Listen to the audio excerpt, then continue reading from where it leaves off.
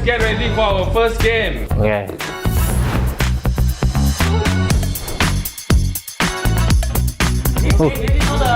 Bit later. Stand by, 3, 2, 1. Okay, team A. Okay, Tak apa. team A. Salah kita jawab. Bagi. I trust you, bro. I trust you. Yeah, what's your answer? C. C. It's A. Dah bisa cowok. No Dah jawab point. juga ya. I don't worry. Sorry. I mean, I was sorry. Just guess. Okay. Okay, stand by. 3, 2, 1. Team B. C. Kalau gua main Magic Chess, betul-betul itu Aurora. Yes, man. C. C. Okay, we show the answer. Yeah. Magic Chess. Sia-sia. Ya. Sia-sia ya. Gak sia-sia main Magic Chess. Stand by. Easy. 3, 2, 1. Team A. That's right. A. Yeah. A. Hey. Correct. Easy. Pas. Aduh. Lu main, lu try main. Oke oke. 3, 2, 1. Lu main Magic Chess kan? Lu gua nggak main Magic Chess. Gua nggak main Magic Chess. Okay. Based on Magic Chess, ha? C. Hey, Yuzong Gua Magic nggak Chess. main Magic Magic Chess Yuzong ada. Kalau based on Magic Chess, ha? Tak ada. round 2. Oh, okay. There's no Magic. button, bro. Remember the position. Be ready to click. Weh, Mek, lu tahu harga tu kat Mek? Start counting. Aduh. Okay, stand by, ha. Jom, 3, gua nggak tahu harga. 2, 1. Kalau physical gua tahu. Team A. It's either A or C. Okay, bro. Let's go, man. Yeah, what do you think? Sama. Hey. A. Wrong. Okay, Meng. round 2. Sekarang Mek. Dia jawab second. B. B. B. Correct. Gak sia-sia, Cok. Gua ambil later. Okay, gua tahu. Oke. 3, 2, 1. Team A. Let them. 5. I already know the answer. Yeah, I think so. 5. The answer B. 5. The answer B. B. D. B. 5. 5. Boy. Boy. But you say 5. So they have different answer. Oh, not good. This It's team. 3. Okay. We confuse the enemies. Okay. So the answer is B. I know. The answer is B. Yeah. Right. Nice, bro. It's Yeah. so good. If it was wrong, they would go with 5, bro. Okay, so the next one. Gua nggak faham itu 5-4. Gua bentir. 3, Lu ini ya. 2, Gua nggak tahu 1. jawabannya. Team B. Si. Nggak tahu betul ke tak? 5, 4, C. So the answer is C, right? Ever and Pangu. Let's go with D. Okay. Correct. Nice, bro. I'm a wrong player. Yeah. 3, 2, 1. Oh, what do you I think? don't know. I don't know. Lu selalu monteng kan? Gua nggak tahu. Fun this time again normally, but A or B? 3. okay. Let's try your time. A. Wrong. Wrong. Lu Mek. B ya. Gua Mek. B. Correct. I got pressured by them.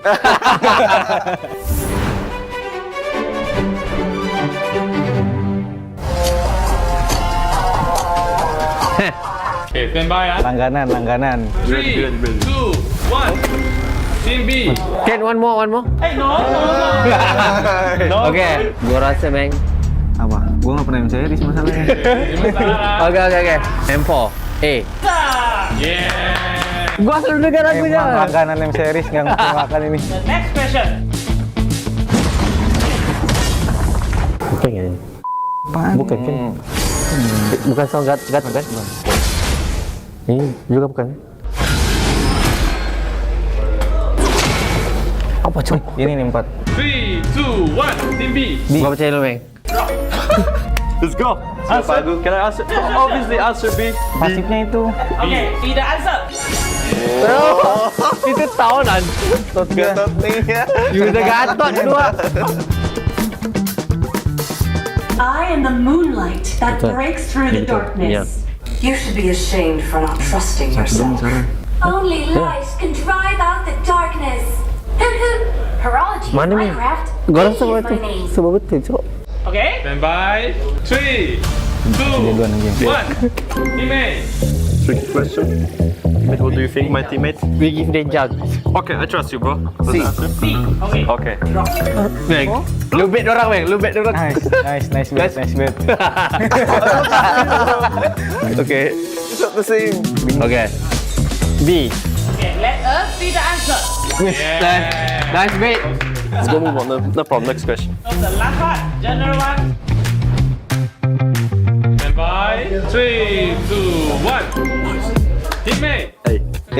Yeah, we're going with answer A.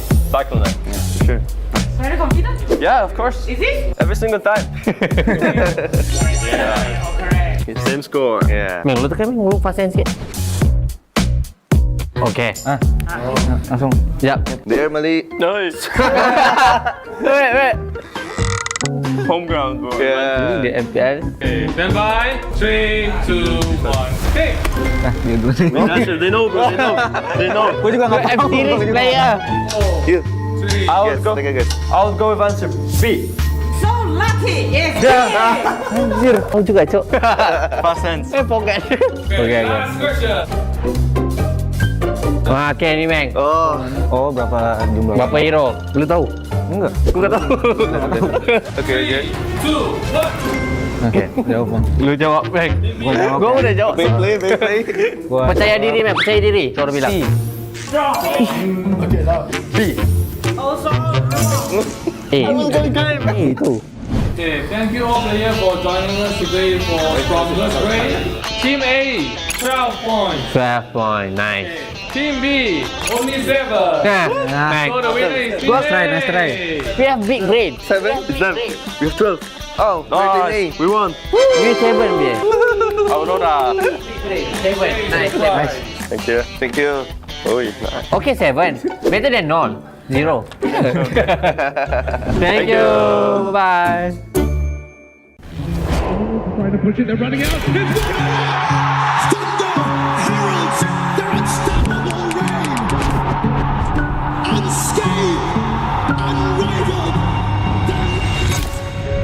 A trophy, a symbol, a legacy, a champion. We begin our story with the pioneers, forged in gold, Fairy's champion ring and medal, relics to be worn with pride. Among champions, one legend outshines all. We play, we carry. Realme M7 official gaming phone, forged for those who create miracles, the ultimate artifact of mastery. Every cheer from an army of believers shapes the determination of a champion. The Visa Champion journey is reserved for those who never stop believing. When united, they become something greater. The legacy of the M Series, a home for every champion to stand eternal. This is the Hall of Champions.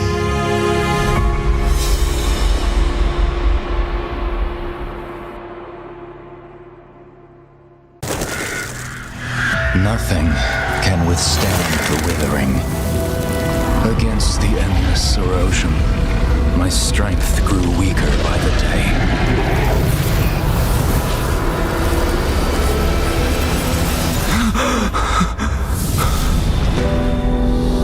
True power dwells within the spirit. Try to embrace all that you are.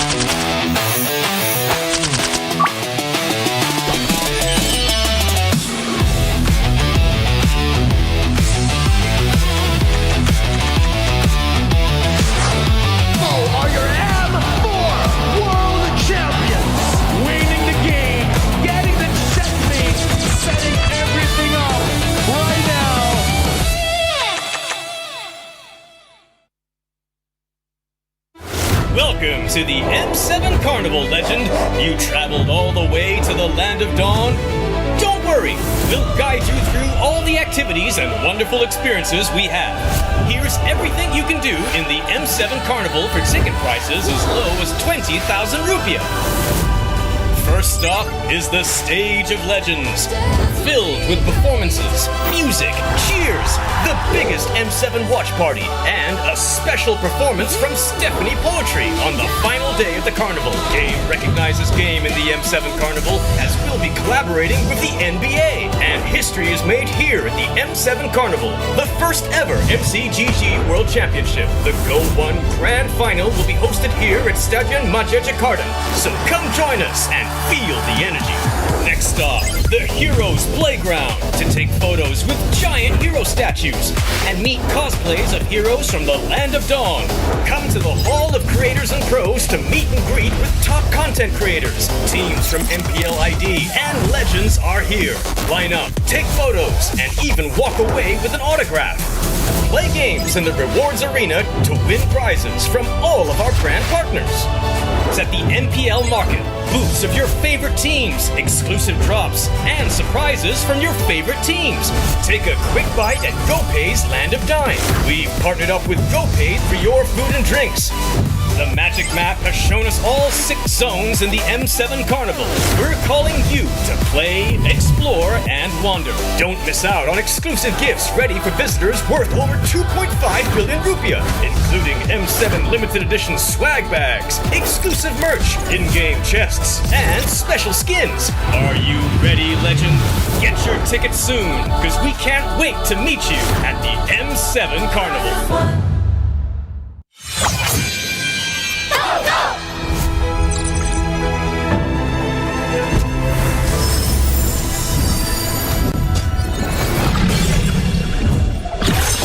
Rise beyond greatness and reignite your star.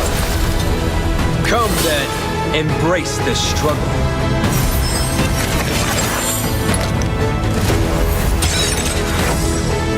Hold on. Let it become your strength.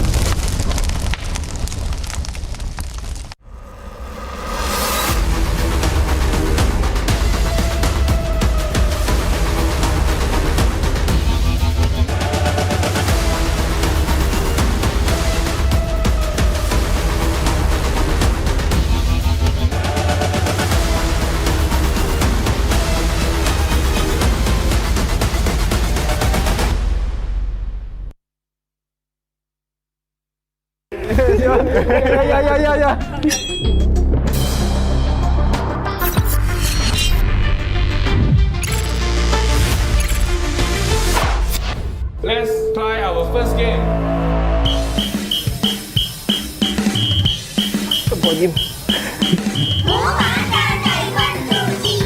Yin yin sun sun yun sun yin yin. San san yin yin yin yin san san.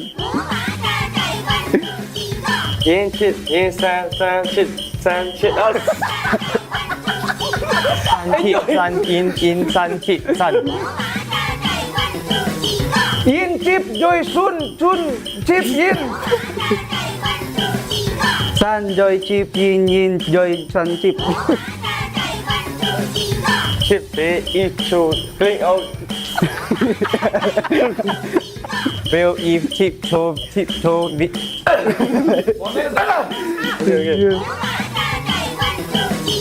Gatot Esme, Gatot. Valen. Gatot Esme Haya Valen Gatot Haya. Uy, gokil. So good you. So good.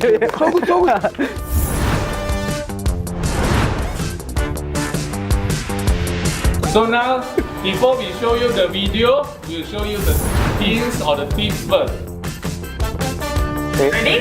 Ready for the video? Well, pushing those lanes, cutting those lanes the best he can. It's easy on the hunt though. Not gonna let him invade any longer. Wait, he's falling out of the water jet. Go! The jukes coming out, the retribution though, they're gonna be looking for him. The shadow kill comes out, he's got no backup just yet. Kyrie the bomb, the weave! How does he escape? The divine judgment comes out, but Yahweh with a set, and Kyrie goes back. Give the grab a kill, everybody's left. Massive play from Kyrie. Sonic Esports, how is he doing it? Kyrie! Nói lười tay action.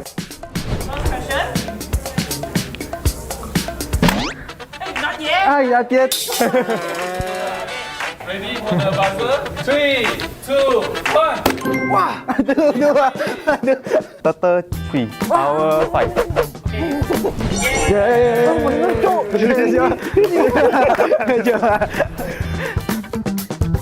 Between this time? Okay. Or like this? I'm not sure. 3, 2, 1.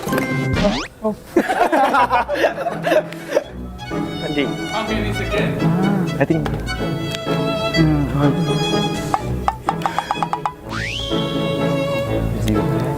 20 still zero. Yeah. Answer is wrong. We open the choice and by 3, 2, 1. B. B. It's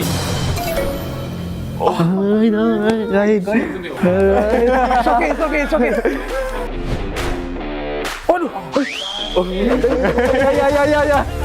3, 2, 1. Kill, death. Can I just say it or? Yeah, should you I? can write down. Kill, death, assist. Oh, part 2, 14. So close, who's the 14? Ah. I have a small question. Dấu. 3, 2, 1. Spoil. 1-0 to 0. What? Answer is wrong.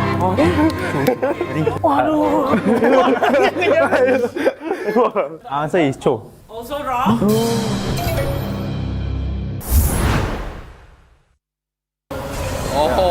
Wait, he's falling out of the water jet. Go! The jukes coming out, the retribution though, they're gonna be looking for him. The shadow kill comes out, he's got no backup just yet. Kyrie the bomb, the weave! How does he escape? The divine judgment comes out, but Yahweh with a set, and Kyrie goes back. Give the grab a kill, everybody's left. Massive play from Kyrie. I think this. Yeah. And by 3, 2, 1. Yeah, it's not like. The answer is correct. Thank you all players. One team get 15 marks, one team get 30 marks. The reflex king is Team B. Bye.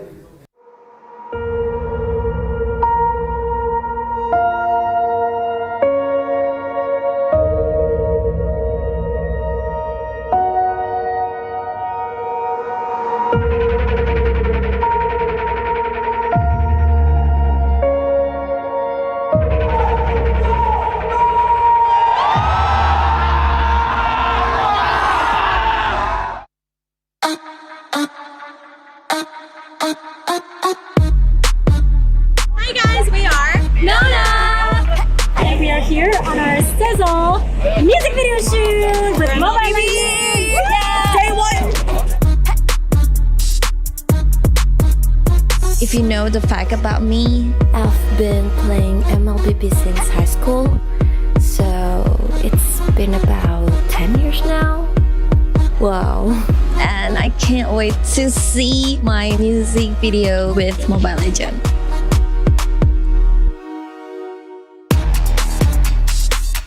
I feel like as Nona, as a group, we've never done a song like this before, and we've never done a collaboration with a game like this before, so it's definitely a first time for everything, but it's opening up a new side of Nona that we've never tried to venture in, so it's really fun, it's exciting, and it's just something new for all of us in the team.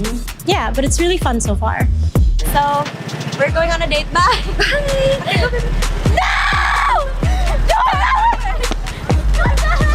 Oh my god!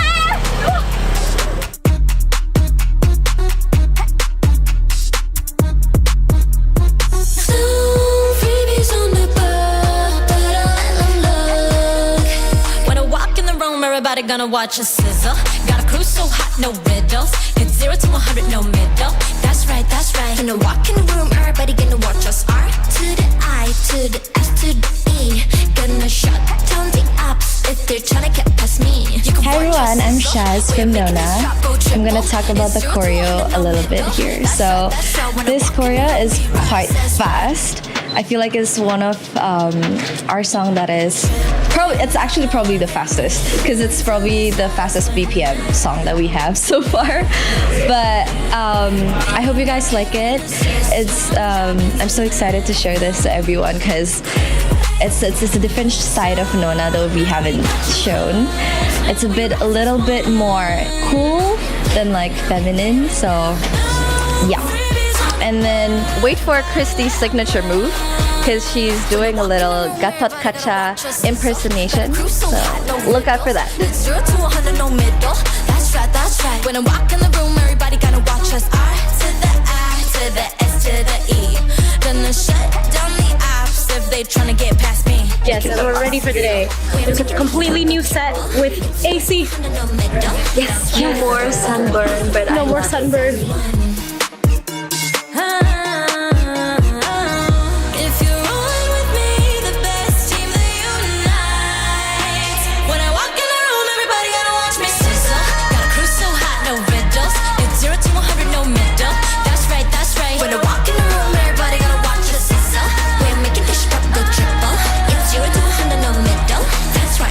When I walk in the room, we rise as one.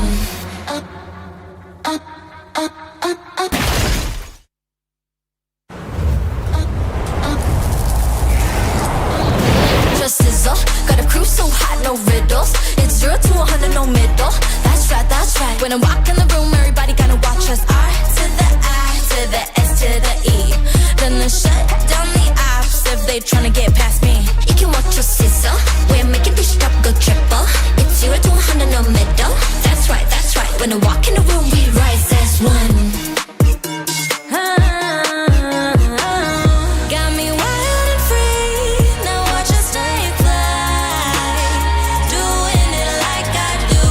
If you're rolling with me, the best team that unites. When I walk in the room, everybody gotta watch me sizzle. Got a crew so hot, no riddles. It's 0 to 100, no middle. That's right, that's right. When I walk in the room, everybody gonna watch us. R to the I, to the S, to the E. Gonna shut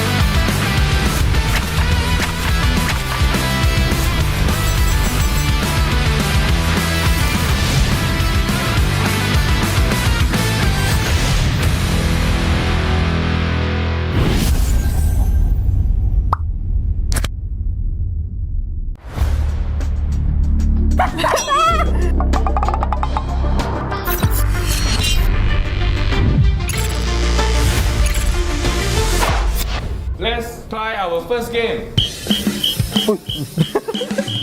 Ay, apa tu? Okay. Oh. Zasling, zasling, zasling, ling. Ling, zasling, ling, zasling, zas. Ling, chow, ling, bail, chow, bail, ling. Uy.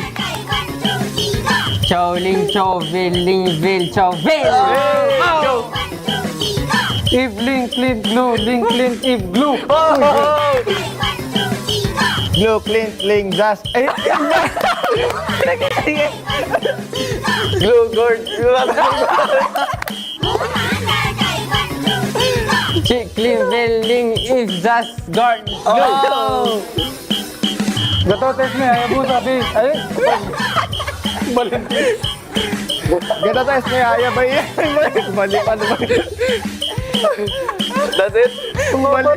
Balik ako yan.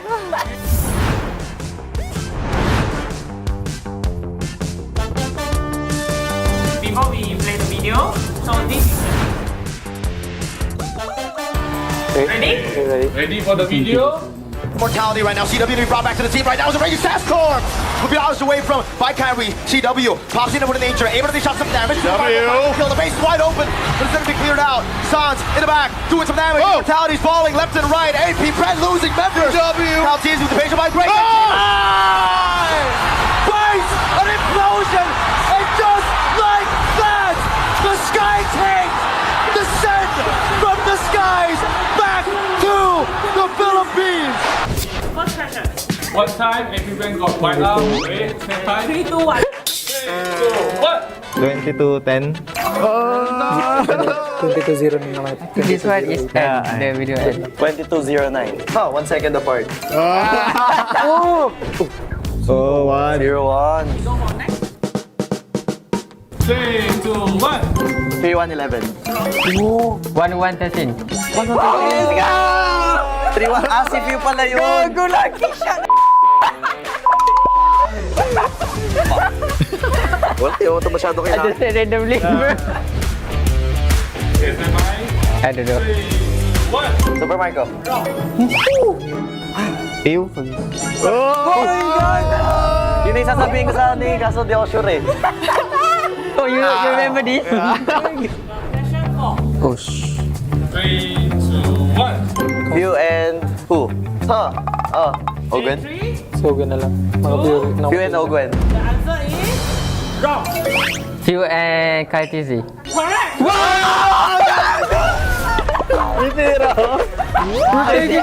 I see the Kaltizi. So, no die, 3-0. Doing some damage. Mortality's falling left and right. AP Brett losing members. Caltese with the patient by break. Base an implosion, and just like that, the sky tank. Ay, yeah, Phil. Ano ba naman si Marco ito?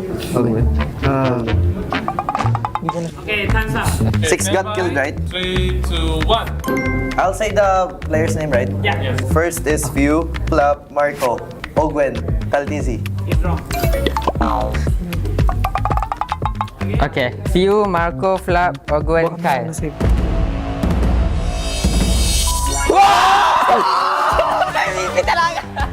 Nice, bro. Tama sila. Hey, Pocket! Use your brain, right? Yung Marco Flap? You didn't have Thank you all players for today. Teammates, nice to see you. 23, easy win. 38. Bye!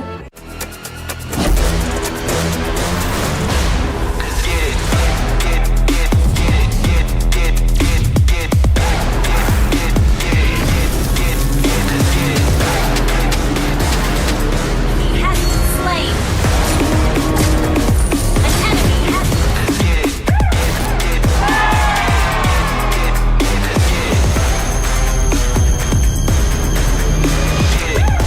Realme 15 Pro M7 official gaming foam.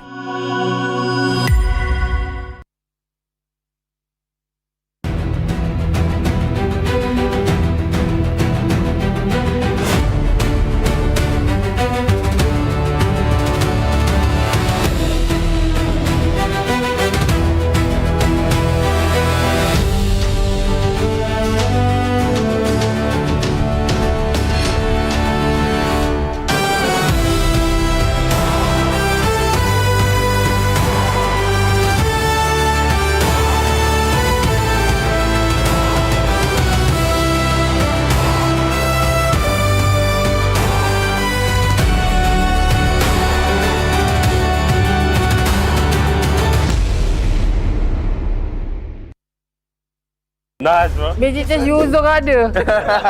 Not good this team. We confuse the enemies.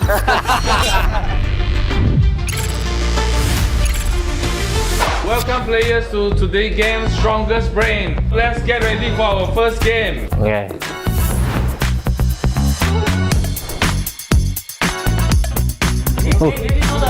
Millionaire. Sampai 3, 2, 1. Okay, team A. Okay, Tak apa. Salah kita jawab. Bagi. I trust you, bro. I trust you. Yeah, what's your answer? C. C. It's A. Tak bisa cowok. No Kita jawab point. juga ya. I don't worry. Sorry. I mean, I was sorry. Just guess. Okay. Okay, stand by. 3, 2, 1. Team B. C. Kalau gua main Magic chest, udah terbit itu Aurora. Yes, man. C. C. Okay, we show the answer. Yeah. Magic chest. Sia-sia. Ya. Sia-sia ya. Gak sia-sia main Magic chest. Stand by. Easy. 3, 2, 1. Team A. Answer. A. Yeah. Hey. Hey. Correct. Easy. Aduh. Lu main, lu try main. Oke. 3, 2, 1. Lu main Magic chest kan? Lu gua enggak main Magic chest. Okay. Based on Magic chest ha, C. Hey, User Gua Magic nggak chest. main Magic Magic chest user ada. Kalau based on Magic chest ha, tak ada. round 2. Oh, okay. Main Magic. Remember the position, be ready to click. Weh, Meng, lu tahu harga tu kat baik. Start counting. Aduh. Okay, stand by ha. Sekejap, 3, gua enggak tahu harga. 2, 1. Kalau physical gua tahu. Team A. It's either A or C. Okay, bro. Let's go, man. Yeah, what do you think? Sama. Hey. A. Wrong. Okay. Meng. Round 2. Sekarang Meng. Dia jawab second. B. Dia ni. B. Correct. Gak sia-sia cok, gua ambil leader. Okay, gua tahu. Okay. 3, 2, 1. Team A. Let them. 5. I already know the answer. Yeah, I think so. 5. The answer B. 5. The answer B. B. D. B. 5. 5. Boy. Boy. Wait, is it 5? No, they have different answer. Oh, not good. This team. It's 3. Okay. We confuse the enemies. Okay. So the answer is B. I know. The answer is B. Yeah. Right. Nice, bro. Yeah. So good. If it was wrong, they would go with 5, bro. Okay, so the next one. Gua nggak faham itu 5-4. Gua bentuk. 3, 2, Gua nggak tahu 1. jawabannya. Team B. C. Nggak tahu betul ke tak? 5, 4, C. So the answer is C, right? Ever Okay, and Pangu. go with D. Okay. Correct. Nice, bro. I'm a wrong player. Yeah. 3, 2, 1. What do you I don't know. I don't know. Lu selalu monteng kan? Gua nggak tahu. Let's try again normally, but A or B? 3. okay. Let's try. Your time. A. Wrong. Wrong. Lu baik. B ya. Go back. B. Correct. I got pressured by them.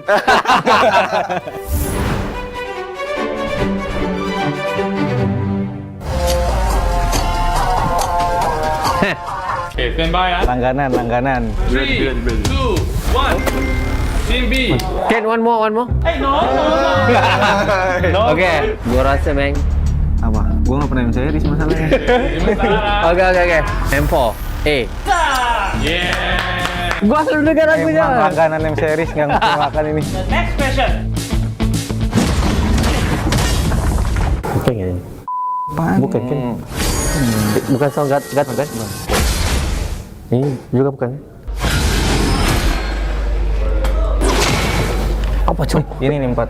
3, 2, 1. Team B. Gua percaya lu Meng. Let's go. Answer. Can I answer? Obviously, answer B. Pasifnya itu. Okay, see the answer. Itu tahunan. Gatot nih ya. User gatot dua. I am the moonlight that breaks through the darkness. You should be ashamed for not trusting yourself. Only light can drive out the darkness. Horology, Mana ni? Minecraft, Gua Lee rasa is my betul. name. Sebab betul cok. Okay. Stand by. 3, 2, 1. Team A. Tricky question. What do you think, my teammates? We give them jug. Okay, I trust you, bro. What's the answer? Okay. Bang. Lu bet dorang, Bang. Lu bet dorang. Nice bet. Okay. It's not the same. Okay. B. Okay, let us see the answer. Nice bet. Let's go move on. No problem. Next question. So the last one, general one. Stand by. 3, 2, 1. Teammate. Hey. Yeah. Yeah, we're going with answer A. Cyclone. Yeah, for sure. Very confident? Yeah, of course. Is it? Every single time. Correct. Same score. Yeah. Bang, lu tekan, Bang. Lu pasen sikit. Okay. Langsung. Yep. There, Mali. Nice. Wait. Home ground, bro. Yeah. Di MPL. Okay, stand by. 3, 2, 1. Pick. Dia dulu ni. Answer. They know, bro. They know. Gua juga nggak tahu. Series player. Here. I would go. Take a guess. I would go with answer B. So lucky. Yes. Anjir. Enggak tahu juga, Cok. Past tense. Forget. Okay, last question. Okay ni, Bang. Oh, berapa jumlah? Berapa hero? Lu tahu? Enggak. Aku enggak tahu. Okay. 2, 1. Oke, jawab, Bang. Lu jawab, Bang. Gua udah jawab. Play. Percaya diri, Bang. Percaya diri. Suara bilang. B. Also Itu. Okay, thank you all players for joining us today for Strongest Grade. Team A, 12 points. 12 point. Nice. Team B, only 7. Bang. So the winner is Team Nice try, A. nice try. We have big brain. 7? It's them. We have 12. Oh, Nice. We won. We 7, Bang. Aurora. 7. Nice. Thank you. Oh, nice. Okay, 7. Better than none. 0. Thank you. Bye-bye. Trying to push it, they're running out. Thunder heralds their unstoppable reign. Unscathed, unrivaled. A trophy, a symbol, a legacy, a champion. We begin our story with the pioneers, forged in gold, Fairy's champion ring and medal, relics to be worn with pride. Among champions, one legend outshines all. We play, we carry. Realme M7 official gaming phone, forged for those who create miracles, the ultimate artifact of mastery. Every cheer from an army of believers shapes the determination of a champion. The Visa Champion journey is reserved for those who never stop believing. When united, they become something greater. The legacy of the M Series, a home for every champion to stand eternal. This is the Hall of Champions.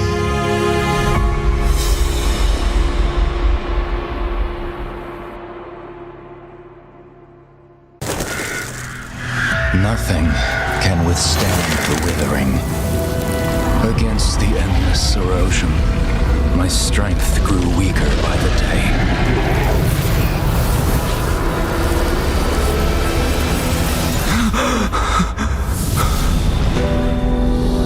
True power dwells within the spirit. Try to embrace all that you are.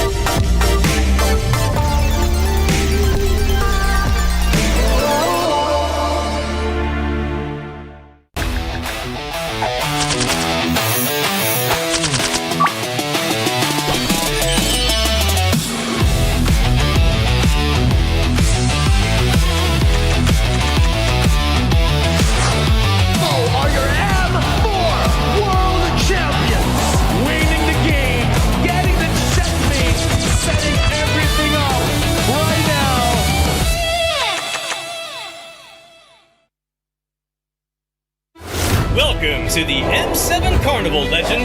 You traveled all the way to the Land of Dawn? Don't worry, we'll guide you through all the activities and wonderful experiences we have. Here's everything you can do in the M7 Carnival for ticket prices as low as 20,000 rupiah.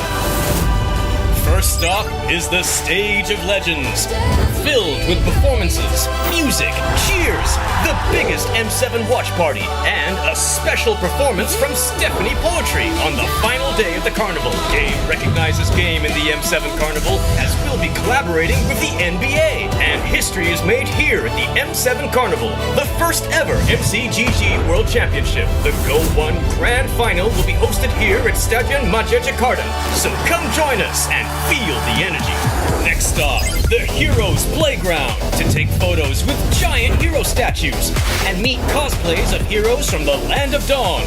Come to the Hall of Creators and Pros to meet and greet with top content creators. Teams from MPL ID and Legends are here. Line up, take photos, and even walk away with an autograph.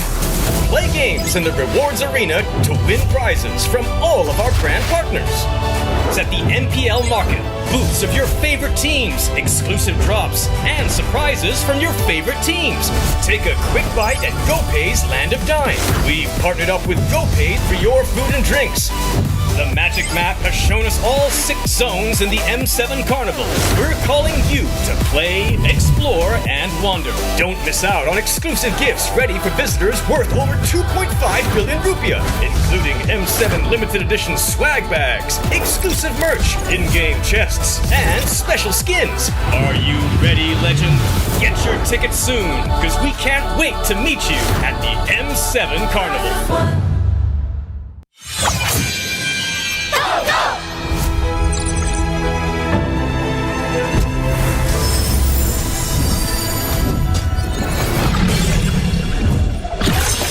Rise beyond greatness and reignite your star. Come then, embrace the struggle.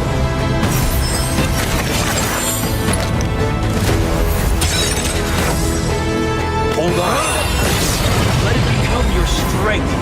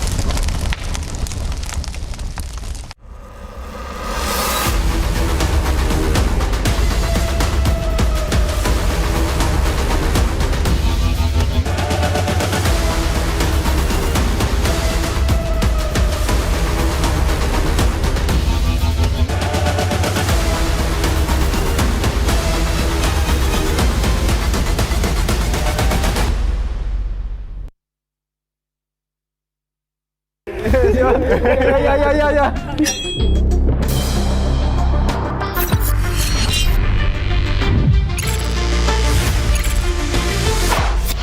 Let's try our first game.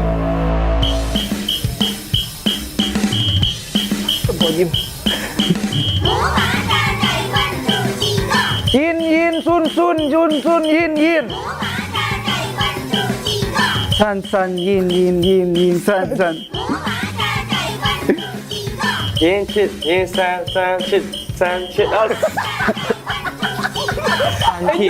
yin, san, chit, san. Yin, chip, joy, sun, chip, yin. San, joy, chip, yin, joy, san, chip. Chip, eat, shoot, click out. Bill, Eve, tiptoe.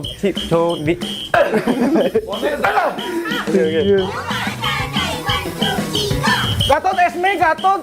Palen. Gatot, Esme, Haya, Valen, Esme, Valen, Gatot, Haya. Uy! Gogi! So good, you So good.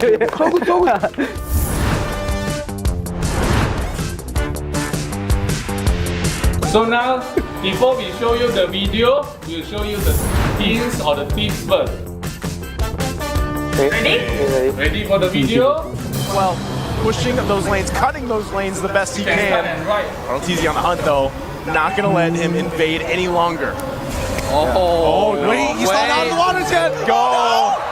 The jukes coming out, the retribution though, they're gonna be looking for him. The shadow kill comes out, he's got no backup just yet. Kyrie, the bomb, the weave.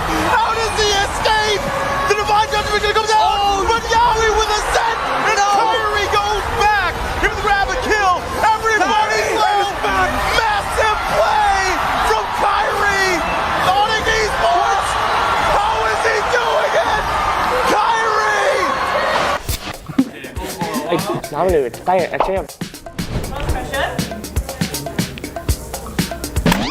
Hey, not yet. Not yet. Ready for the buzzer? 3, 2, 1. Tutor 3. Power 5.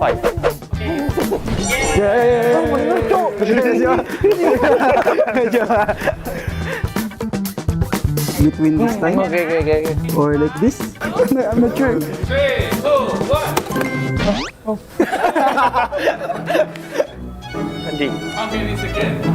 I think.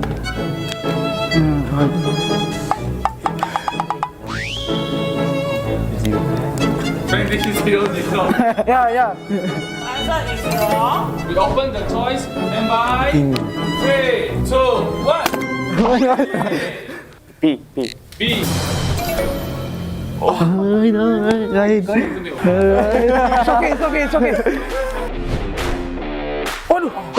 okay. Yeah.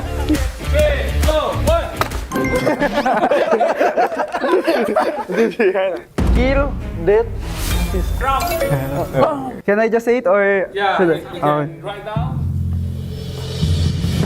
Kill, death, assist. Oh, part 2, 14. So close, who's the 14? Ah. I have a small question. What Angel Kyrie Yo. 3, 2, 1. Spoil. 1-0 2-0 What? Answer is wrong.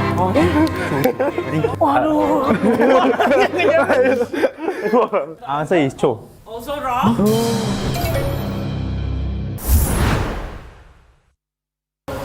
Oh, wait, he's falling out of the water jet. Go. The jukes coming out, the retribution though, they're gonna be looking for him. The shadow kill comes out, he's got no backup just yet. Kyrie, the bomb, the weave. How does he escape? The divine judgment comes out, but Yaoi with a set, and Kyrie goes back. Give him the grab and kill. Everybody's low. Massive play from Kyrie. I think this. Yeah. Stand by. 3, 2, 1. Yeah, it's not like. The answer is correct. 20 all players. One team get 15 marks. One team get 30 marks. The reflex king is Team B. Bye.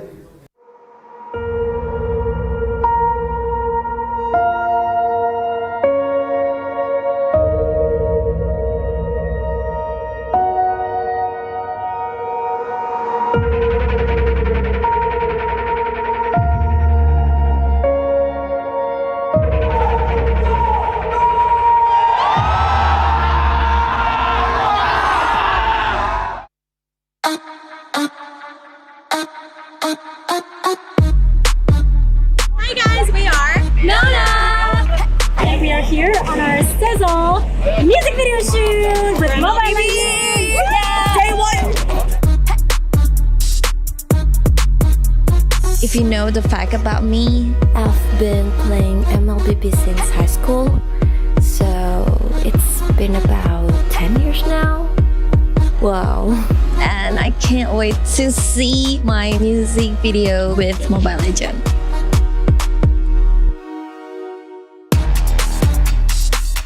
I feel like as Nona, as a group, we've never done a song like this before, and we've never done a collaboration with a game like this before, so it's definitely a first time for everything, but it's opening up a new side of Nona that we've never tried to venture in, so it's really fun, it's exciting, and it's just something new for all of us in the team. Yeah, but it's really fun so far. So, we're going on a date. Bye! Bye! No! Oh my god!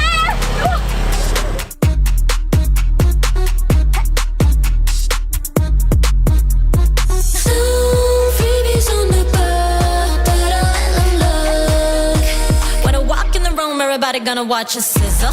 Got a crew so hot, no riddles. It's 0 to 100, no middle. That's right, that's right. When I walk in the room, everybody gonna watch us. R to the I, to the S, to the E. Gonna shut down the apps if they're trying to get past me. Hi everyone, I'm Shaz from Nona. I'm gonna talk about the choreo a little bit here. So this choreo is quite fast. I feel like it's one of our song that is it's actually probably the fastest, because it's probably the fastest BPM song that we have so far. But I hope you guys like it. I'm so excited to share this to everyone, because it's a different side of Nona that we haven't shown. It's a little bit more cool than like feminine, so yeah. And then wait for Christy's signature move, because she's doing a little Gatot Kacha impersonation, so look out for that. 0 to 100, no middle. That's right, that's right. When I walk in the room, everybody gonna watch us. R to the I, to the S, to the E. Gonna shut down the apps if they tryna get past me. Yes, and we're ready for the day. It's a completely new set with AC. Yes, no more sunburn, but no more sunburn.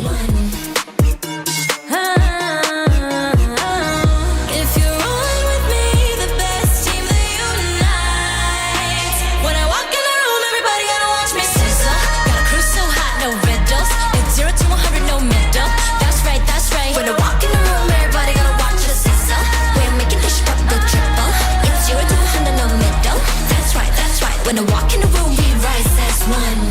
Up, up, up, up, up.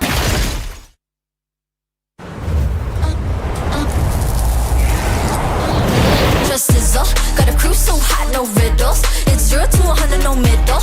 That's right, that's right. When I walk in the room, everybody gonna watch us. R to the I, to the S, to the E. Gonna shut down the apps if they tryna get past me. You can watch us sizzle. We're making this drop go triple. 0 to 100, no middle. That's right, that's right. When I walk in the room, we rise as one. Got me wild and free. Now watch us stay fly. Doing it like I do. If you're rolling with me,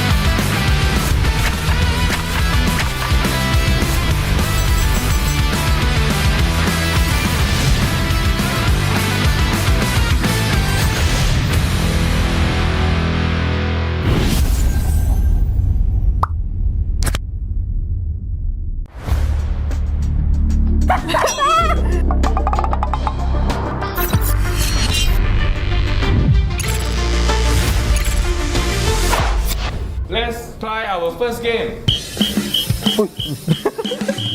Ay, ako daw. Okay. Oo. Zasling, zasling, zasling, ling. Ling, zas, ling, zas, zas.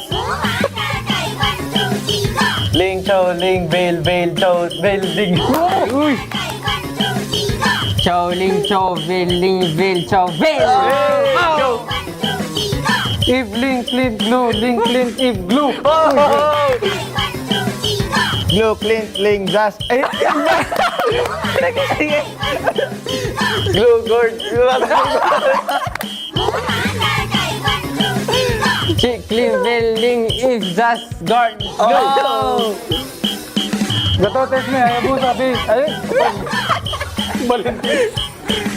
Ganda tayo sa kaya ba yan? Bali pa naman. Bali ako yan.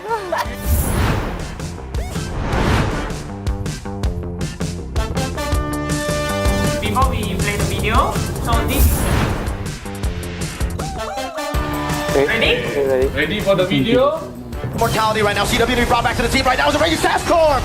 Moving hours away from by Kyrie. CW pops in with a nature. Able to shot some damage. Kill. The base is wide open. But it's going to be cleared out. Sans in the back doing some damage. Mortality's falling left and right. AP Brett losing members. Caltese with the patient by break. Base an implosion. And just like that, the Sky Tanks descend from the skies back to the Philippines. First question. What time everyone got wiped out? Wait, same time. 3, 2, 1. 22-10. 22-0 na naman. This one is end. The video end. 2209. Oh, 1 second apart. Oh, 1. 0-1. Go for next. 3, 2, 1. 3-1-11. 1-1-13. 3-1. Ah, si View pala yun. Gago lagi siya.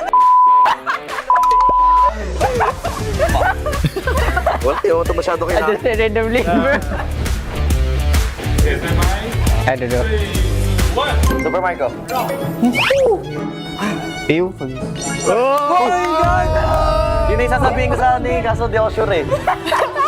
Oh, you remember this? Question 4. Oh, shh. 3, 2, 1. View and who? Huh? Oh, Ogwen? 3. So, na lang. Mga theory. View and Ogwen. The answer is wrong. Few and Kaltizi. Correct. I see the Kaltizi. So, no die to 3-0 to. Doing some damage. Mortality's falling left and right. AP Brett losing members. Caltese with the patient by break. Base an implosion. And just like that, the Sky Tanks. Ay, yeah, View. Ogwen. Okay, time's up.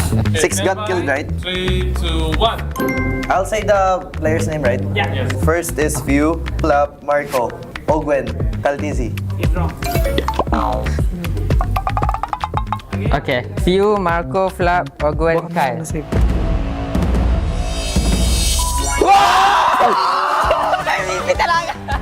What, bro? Tama sila. Hey, bakit? Use your brain, right? Yung Marco Flap. You didn't have... Wow, ko pala.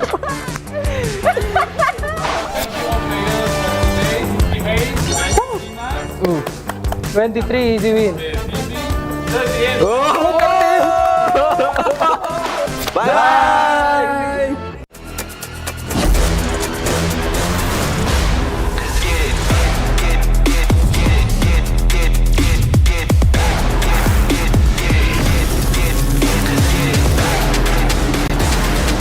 He has been slain.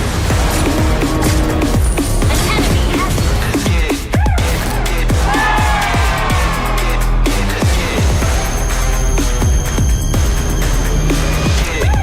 Realme 15 Pro M7 official gaming foam.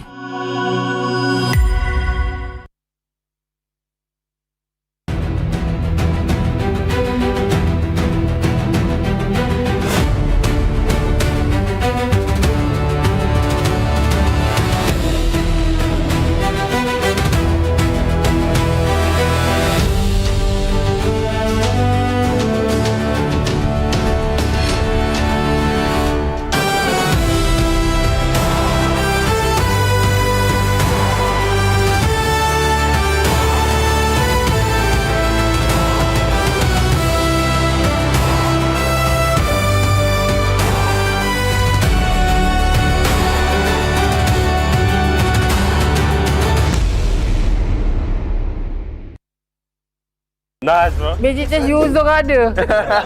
Not good this team. We confuse enemies.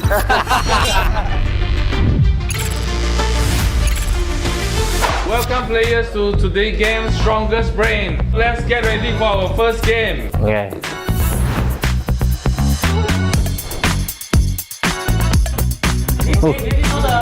Mid laner. Sampai ya. 3, 2, 1. Okay, team A. Okay, Tak apa. Salah kita jawab. Bagi. I trust you, bro. I trust you. Yeah, what's your answer? C. C. It's A. Dah bisa tau. No Dah jawab point. juga. Don't worry. Sorry. I mean, I was sorry. Just guess. Okay. Okay, stand by. 3, 2, 1. Team B. C. Kalau gua main Magic chest, udah terbit itu Aurora. Yes. C. B. Okay, we show the answer. Yeah. Magic chest. Sia-sia. Ya. Sia-sia ya. Gak sia-sia main Magic chest. Stand by. Easy. 3, 2, 1. Team A. Hey. Yeah. Hey. Hey. Correct. Easy. Aduh. Lu main, lu try main. Oke. 3, 2, 1. Lu main Magic chest kan? Lu gua enggak main Magic chest. Okay. Based on Magic chest ha, C. Hey, Yuzo Gua Magic nggak chest. main Magic Magic chest Yuzo ada. Kalau based on Magic chest ha, tak ada. round 2. Oh, okay. Just Magic. one more. Remember the position. Be ready to click. Wih, Mek, lu tahu harga tu kat Mek? Start counting. Aduh. Okay, stand by ha. Dia jawab, 3, gua enggak tahu harga. 2, 1. Kalau physical gua tahu. Team A. It's either A or C. Okay, bro. Let's go, man. Yeah, what do you think? Sama. Hey. A. Wrong. Okay. Mek, Round 2. suka Mek. Dia jawab second. B. B. B. Correct. Gak sia-sia, Cok. Gua ambil later. Okay, gua tahu. Okay. 3, 2, 1. Team A. Let them. 5. I already know the answer. Yeah, I think so. 5. The answer B. 5. The answer B. B. D. B. 5. 5. Boy. Boy. Wait, you say 5? So they have different answer. Oh, not good. This team. 3. Okay. We confuse enemies. Okay. So the answer is B. I know. The answer is B. Yeah. Right. Nice, bro. Yeah. So good.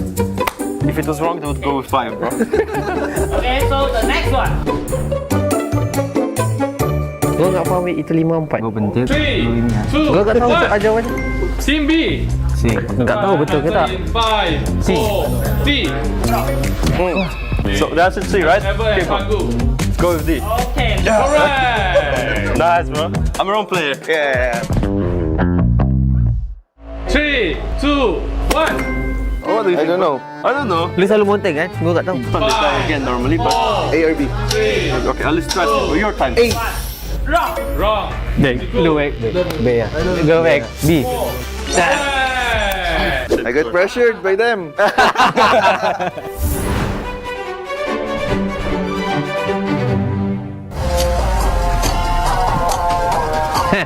Okay, stand by ah. Langganan. 3, 2, 1. Team B.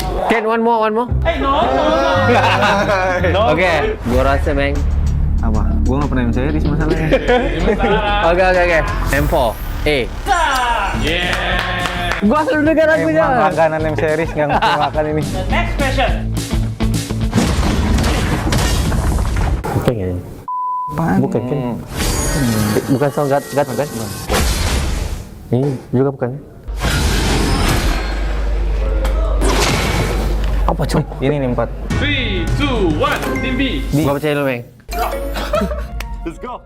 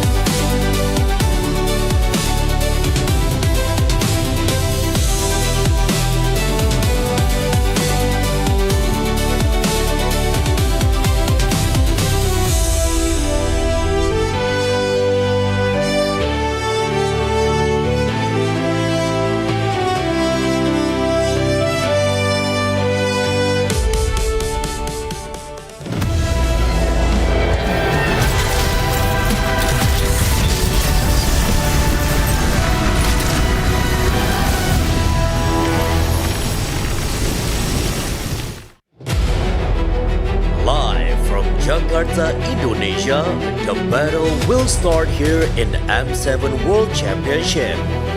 Let the world see us.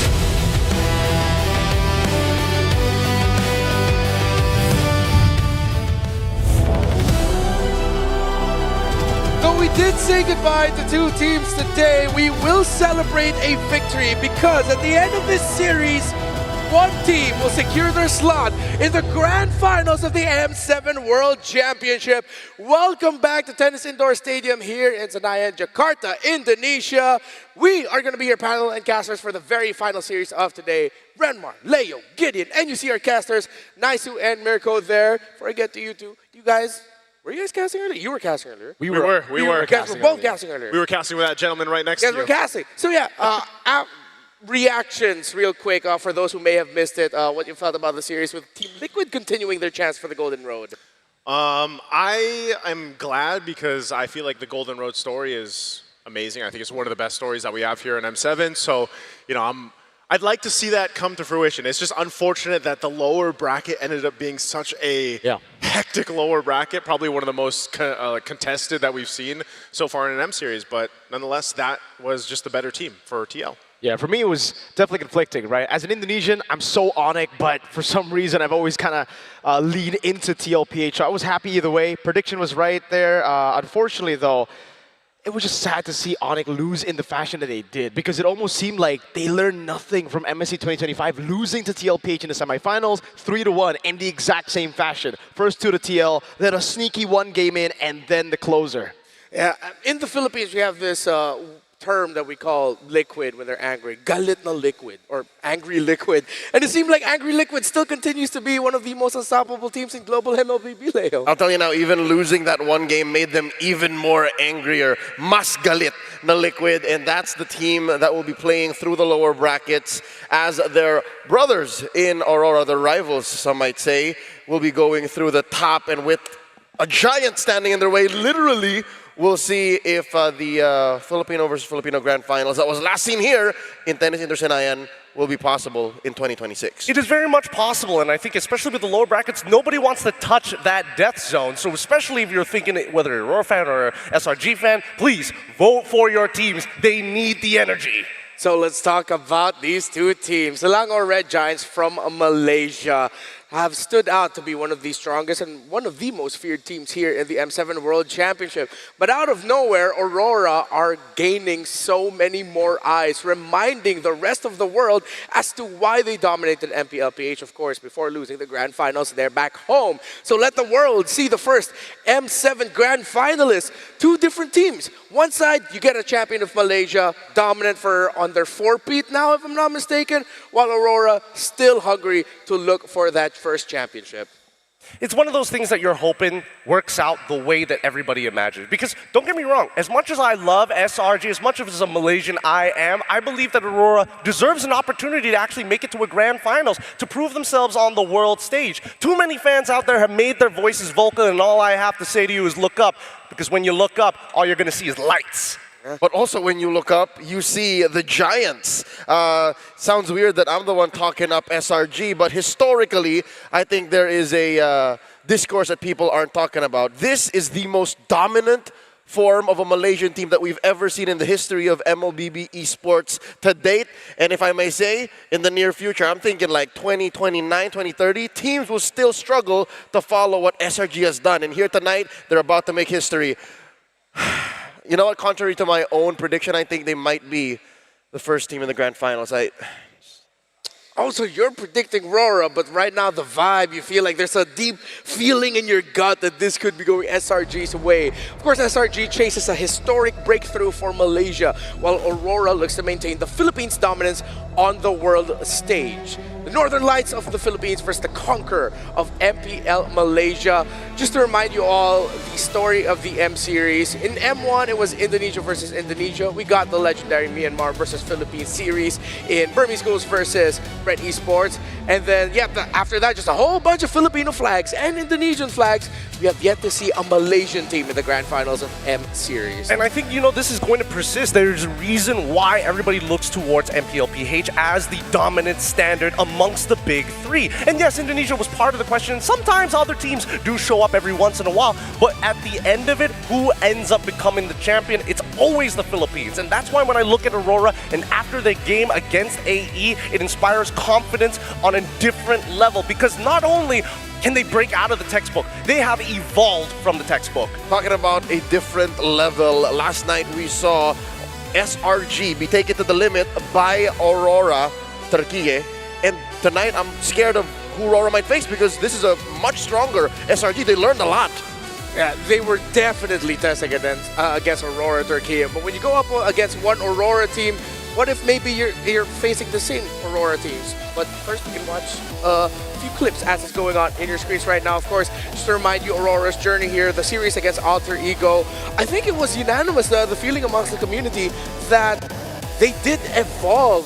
Trex put it together the best, I feel like. It's the butterfly coming out of the cocoon, finally realizing your new limits, the forms of what you can bring.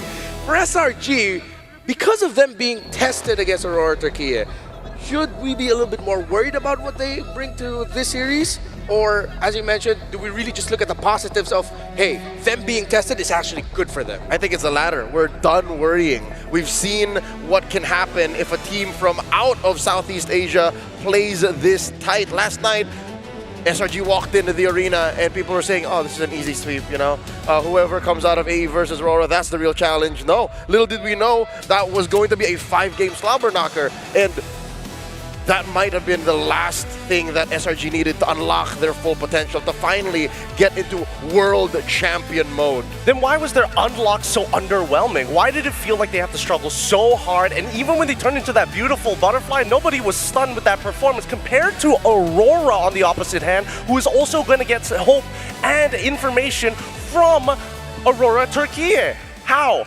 Well, they're part of the same organization, they share information. Clearly, there has to be a strategic advantage when you're this close. Well, when we saw that M Series Grand Finals list previously, it's a lot of Philippines and Indonesia, Philippines. But this adds another chapter of Philippines versus Malaysia, the rivalry that began in MSC 2024 when SRG defeated AP Bren and carried over by the SRG versus Team Liquid Philippines Grand Finals in MSC 2025.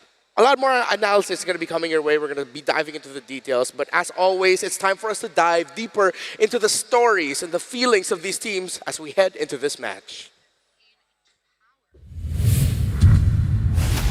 It's fate at this point. SRG took down Team Liquid, took down Aurora Gaming, and now they're up against Aurora Gaming PH. Another Filipino team, another Aurora. Gusto ko namin makalaban sila kasi di pa namin sila nakakalaban sa... Ngayon pa lang di kami magkakalaban. SRG has a history of winning Filipino teams. Falcons AP Bren in MSC 2024 and Onyx PH in MSC 2025. But they won't beat Aurora in M7. Against Aurora Turquie, it reminded me of our first MSC, right? Where we actually had the same tough situation against the very same team. And at the time we went 3-2, and then we learned a lot from the game. After defeating one Aurora, we're gonna face against another Aurora, but we will make sure to turn off their light. In the past, I would have said Aurora Gaming, a Philippines team, would have been able to take it. But SRG has been the most dominant thing we've seen this coming M7. So for me, they have to be the favorite here. Yes, I would like to get revenge on SRG because they beat Aurora and Liquid. In PH, I was in RST, not in Aurora. We were called like King Slayers, you know. So we took down some champions and also someone who has winning streaks in MPLs. So it's normal for me to be called a favorite Slayer. I think being able to go to the Grand Final is going to mean a lot to me and my team, because last year we did not manage to achieve it. We broke down in our hometown, but this time we want to make sure that we are in the Grand Final and we want to win it all. For the Makai, I hope you don't play jungler tank. Better we just play assassin so we can have a good match and have some fun. This is the first time that we meet each other in international tournaments, so good luck and maybe pick more YSS and your chance will even be higher. Everything comes down to this. Our first M7 Grand Finalist will be decided here.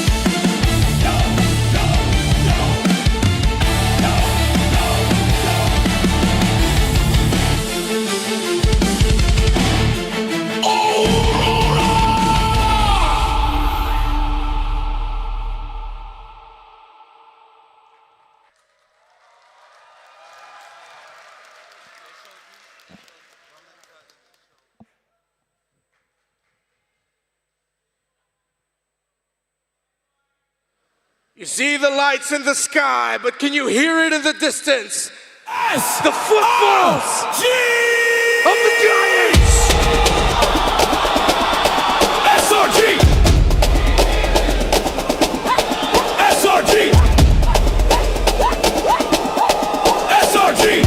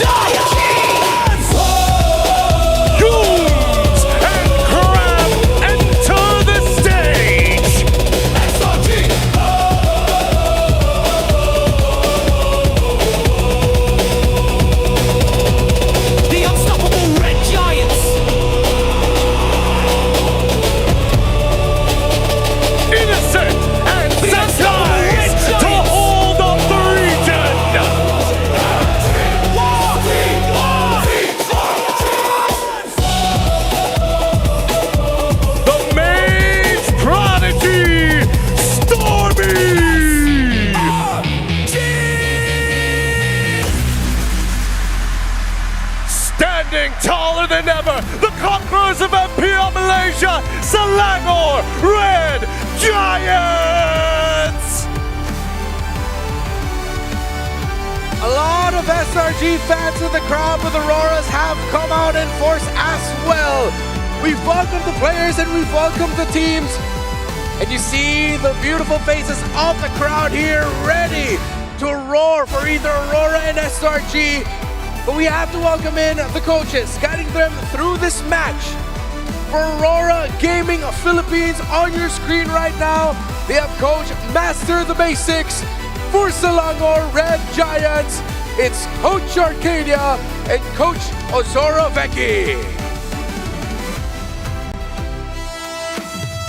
They're going to be guided down by Gary Our Marshall as well. Get a good look, as only one of these two teams will make it to the grand finals first. Philippines versus Malaysia. We don't have the same length of history as Philippines versus Indonesia, but it is a rivalry to watch out for. Tennis indoor, I want to hear you make some noise! Impressive how the Auroras from all around the world, mostly from the Philippines, have come out, flown out to show support for their team because they are but one best of 5 away from making it to the grand finals. A best of 7 to take home the whole damn thing. The pressure continues to rise here in Indoor Stadium Senayan. Family, friends, even the fans feel it. One of these teams will be crowned and making it to the grand finals. Let's look at the lineups again. We have to look at the Kite brothers for Aurora Gaming PH. Domikite and Demon Kite are integral to their play. Now, most people are going to be looking at these guys and saying, hey, why are these names so similar? What are they, Shotokons? No, absolute monsters in their own roles. With Edward Demon Kai, Yue Light, and Domenkai, the Turtle Demon Kai, the Turtle Slayer, #1 with a total of 21 among all players in M7, tied with TNZ. Got a very strict diet. He only wants neutrals. That's what he's gonna get. That's where the protein's coming from, and that's what that's the kind of jungler you need in the jungle to be able to take care of the whole map. And that's one of Aurora's main strengths, the fact that they take care of all the lanes and they play such a foundationally good game of MLBB. It's hard to take them down. #2 in all total assists in M7. That's Light. On the other side, Light will have to go up against Yums in the Roam, who has been stellar so far in the M series. Keep in mind that Yums is literally just behind Light in those stats, and that's not all. Even Innocent and Sakai's are putting themselves up on the leaderboards. That's right, Innocent is #2 in total kills, next to Sakai's and Demon Kite. They're all tied, but #1 is Sakai's. 57 among all players in M7, not just in their role. I'm looking at Sakai's, I'm putting a spotlight on him, also known as the Sky Prince. His breakout performance in MSC 2024, his first time in Saudi Arabia. I want to see this young man shine, because last night it was all about Yums, it was all about Innocent, it was all about Cram. Tonight, I want to see the Sky Prince fly. I don't see that happening here, not when you have the statistics to back it up. The fact is, Demon Kite is going to be securing a lot of these neutral objectives with the rest of his team. With an early game-centric play, this is what the meta demands of us now here at the tournament of M7. So now that's the major question, potentially heading into this matchup for SRG. Can Sakai's shine and rise above expectations? The rest of the 4 members of SRG have had their fair share of stellar performances. Yes, Sakai's has had MVP performances, even pointed out by Demon Kite in the introduction with YSS. We don't really see him carry the team. It's the rest of the team making sure that Sakai's is comfortable enough to farm, and he'll be there. I'll give that to Sakai's. He is very dependable. Well, I mean, dependable is one thing, but how many games had he thrown? How many games had he bought 6 minutes given over to the opposing team? I'll tell you now, 2 last night, 2. And you know what they say about second chances, right? He had a 3rd chance. And fortunately, that's all it took last night to unlock another level of play for his team. And in the meta game. I don't know if it took this long, but last night, my eyes were opened. Finally, I am a Leomord believer. I want to see this hero come in. And I think, you know what, that was a little bit of a smoke and mirrors, what Demon Kite said in that interview. Yeah. Like, yo, pick Yoosung Shinmore, you might win. Did he watch that performance last night? I'll be the first to say, hey, yo, real talk, maybe avoid the Yoosung Shin, takes a little too slow to come up. Yeah. Play the Leomord. Exactly. But that's the thing, Aurora Gaming Philippines has also shown off that their Leomord can be an option for them. Yes, we did not get to see it as that early to mid-game snowball dominant hero, but the fact that they were able to play a Leomord in the lineup that also had a Claude with it, held on despite Demon Kite losing the jungle, losing all of his farm, yet still got to turn it around after as much as an 8,000 gold lead by Alter Ego. That just shows how much Aurora has grown. I think better yet, Aurora is really well positioned against SRG. They saw the composition that they played against Aurora Turkey, and I think they're going to take full advantage of the information that they got, on top of the fact that I think that Demon Kite right now, while he is not only flexible, he's pretty good at these fighters. Innocent ain't gonna have an easy time. Hey, Innocent was first to the front line. Innocent was who invited everyone to go, hey, yo, look, jump on the Sora bandwagon. It's real. So with that said, I think we have to look at elsewhere on the map. Have we talked enough about the mid lane? Yes, we know Stormy's Farce is scary. Will Aurora play with the fact that they might trade for that? Trade for the Eve, trade for the Zoo shit? Because we know that this trinity of heroes in mid are still what dictate the pace. Here's my counter argument. If we're not looking towards the mid laners, you gotta look at the supports, because again, Yums was a very big detriment in the first 2 games of their previous match. I don't know whether his performance is going to maintain, considering that Light has been able to bait out battle spells with just his presence. That he was, I'll admit. Just like Yoosung Shin on Sakai's, Cho on Yums needed a little bit of a cooldown. So, if I may, Yums, focus on vision. Early in the series, if you can make sure that your team gets into the groove, your 4 younger brothers find their spots on the map easier, then you can go that route. With what kind of hero? I'd say something like, I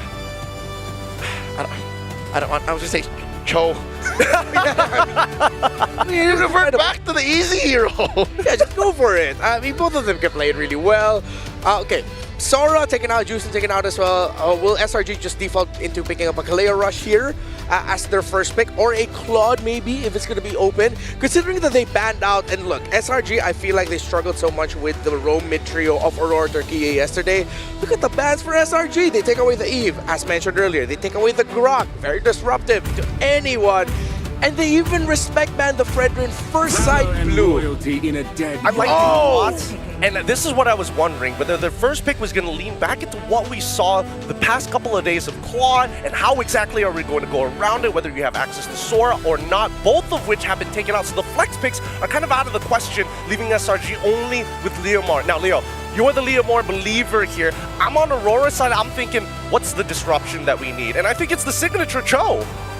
That's right. Again, just as important as it is for Yums to get the Cho, it's important for Light to take it. And again, you use the D word, disrupt what this Leomord does. That's the worst thing in my 18-hour study of Leomord. Hands-on, I'm a new convert, folks. I suggest you pick heroes that kind of stop him from just rampaging through the front lines. And this is a good alternative. Instead of the Cho, the Kalia. How about you hug? Wait. Yeah, no, you hug that Leomord even before he gets on that horse, and you take him out. So, Leymord getting rush picked here. The control of the Kalea. SRG, will they double down on picking up their mid laner? Because I feel like the mid laner trade is going to be getting smaller. The Lunox Farsa are still going to be open, but then after that, you're going to have to go into the niche picks like Lo Yi. If I really think about it, I'm sure Aurora is even thinking about the Lo Yi right now, considering that they have the Claude with them. A pick that combination that opens up the map well.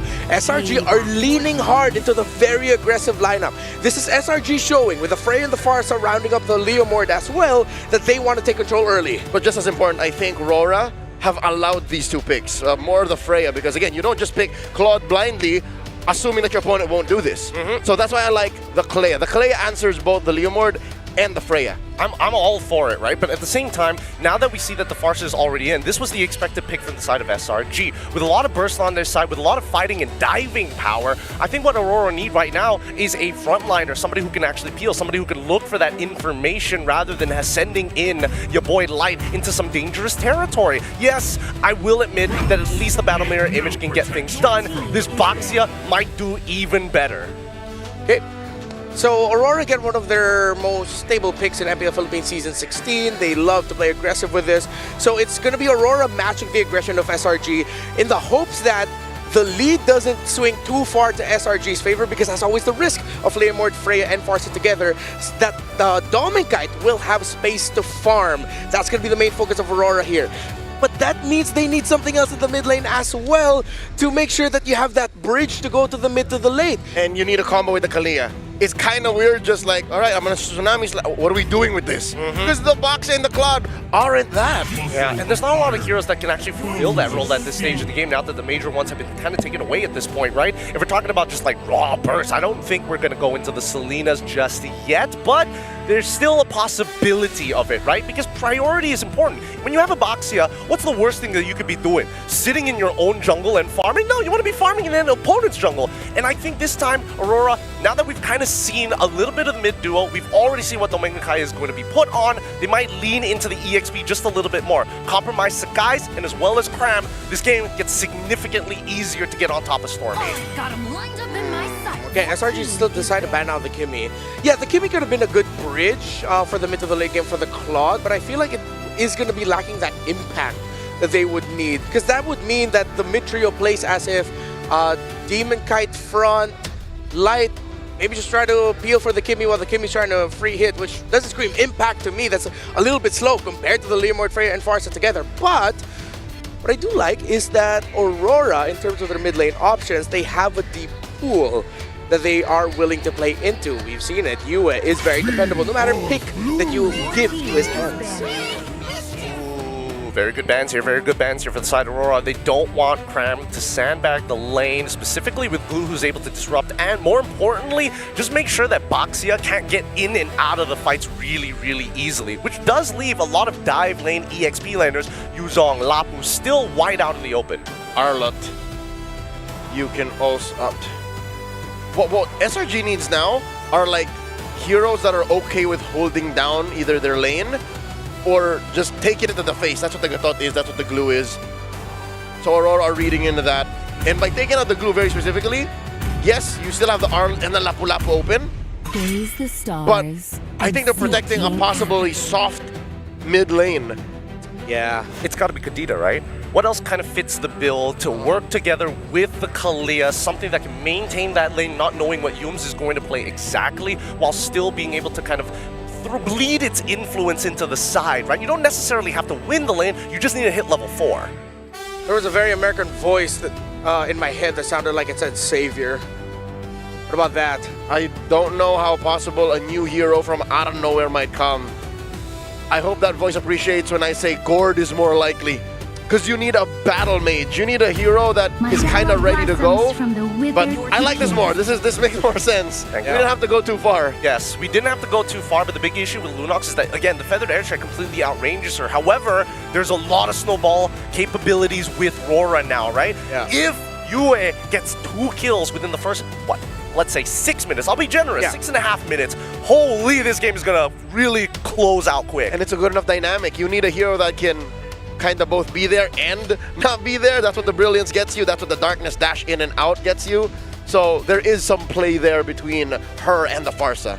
Yeah, and the Galea and the Lunox together are quite difficult to kill in the center of the map, especially when the minions are there. Both of them just have so much regen together. As expected, the aggression through SRG.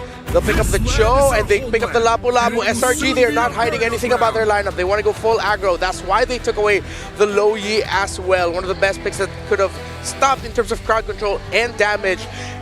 Edward's pick here needs crowd control. This is what's severely lacking right now from the side of Aurora. Did they just go Alice? No.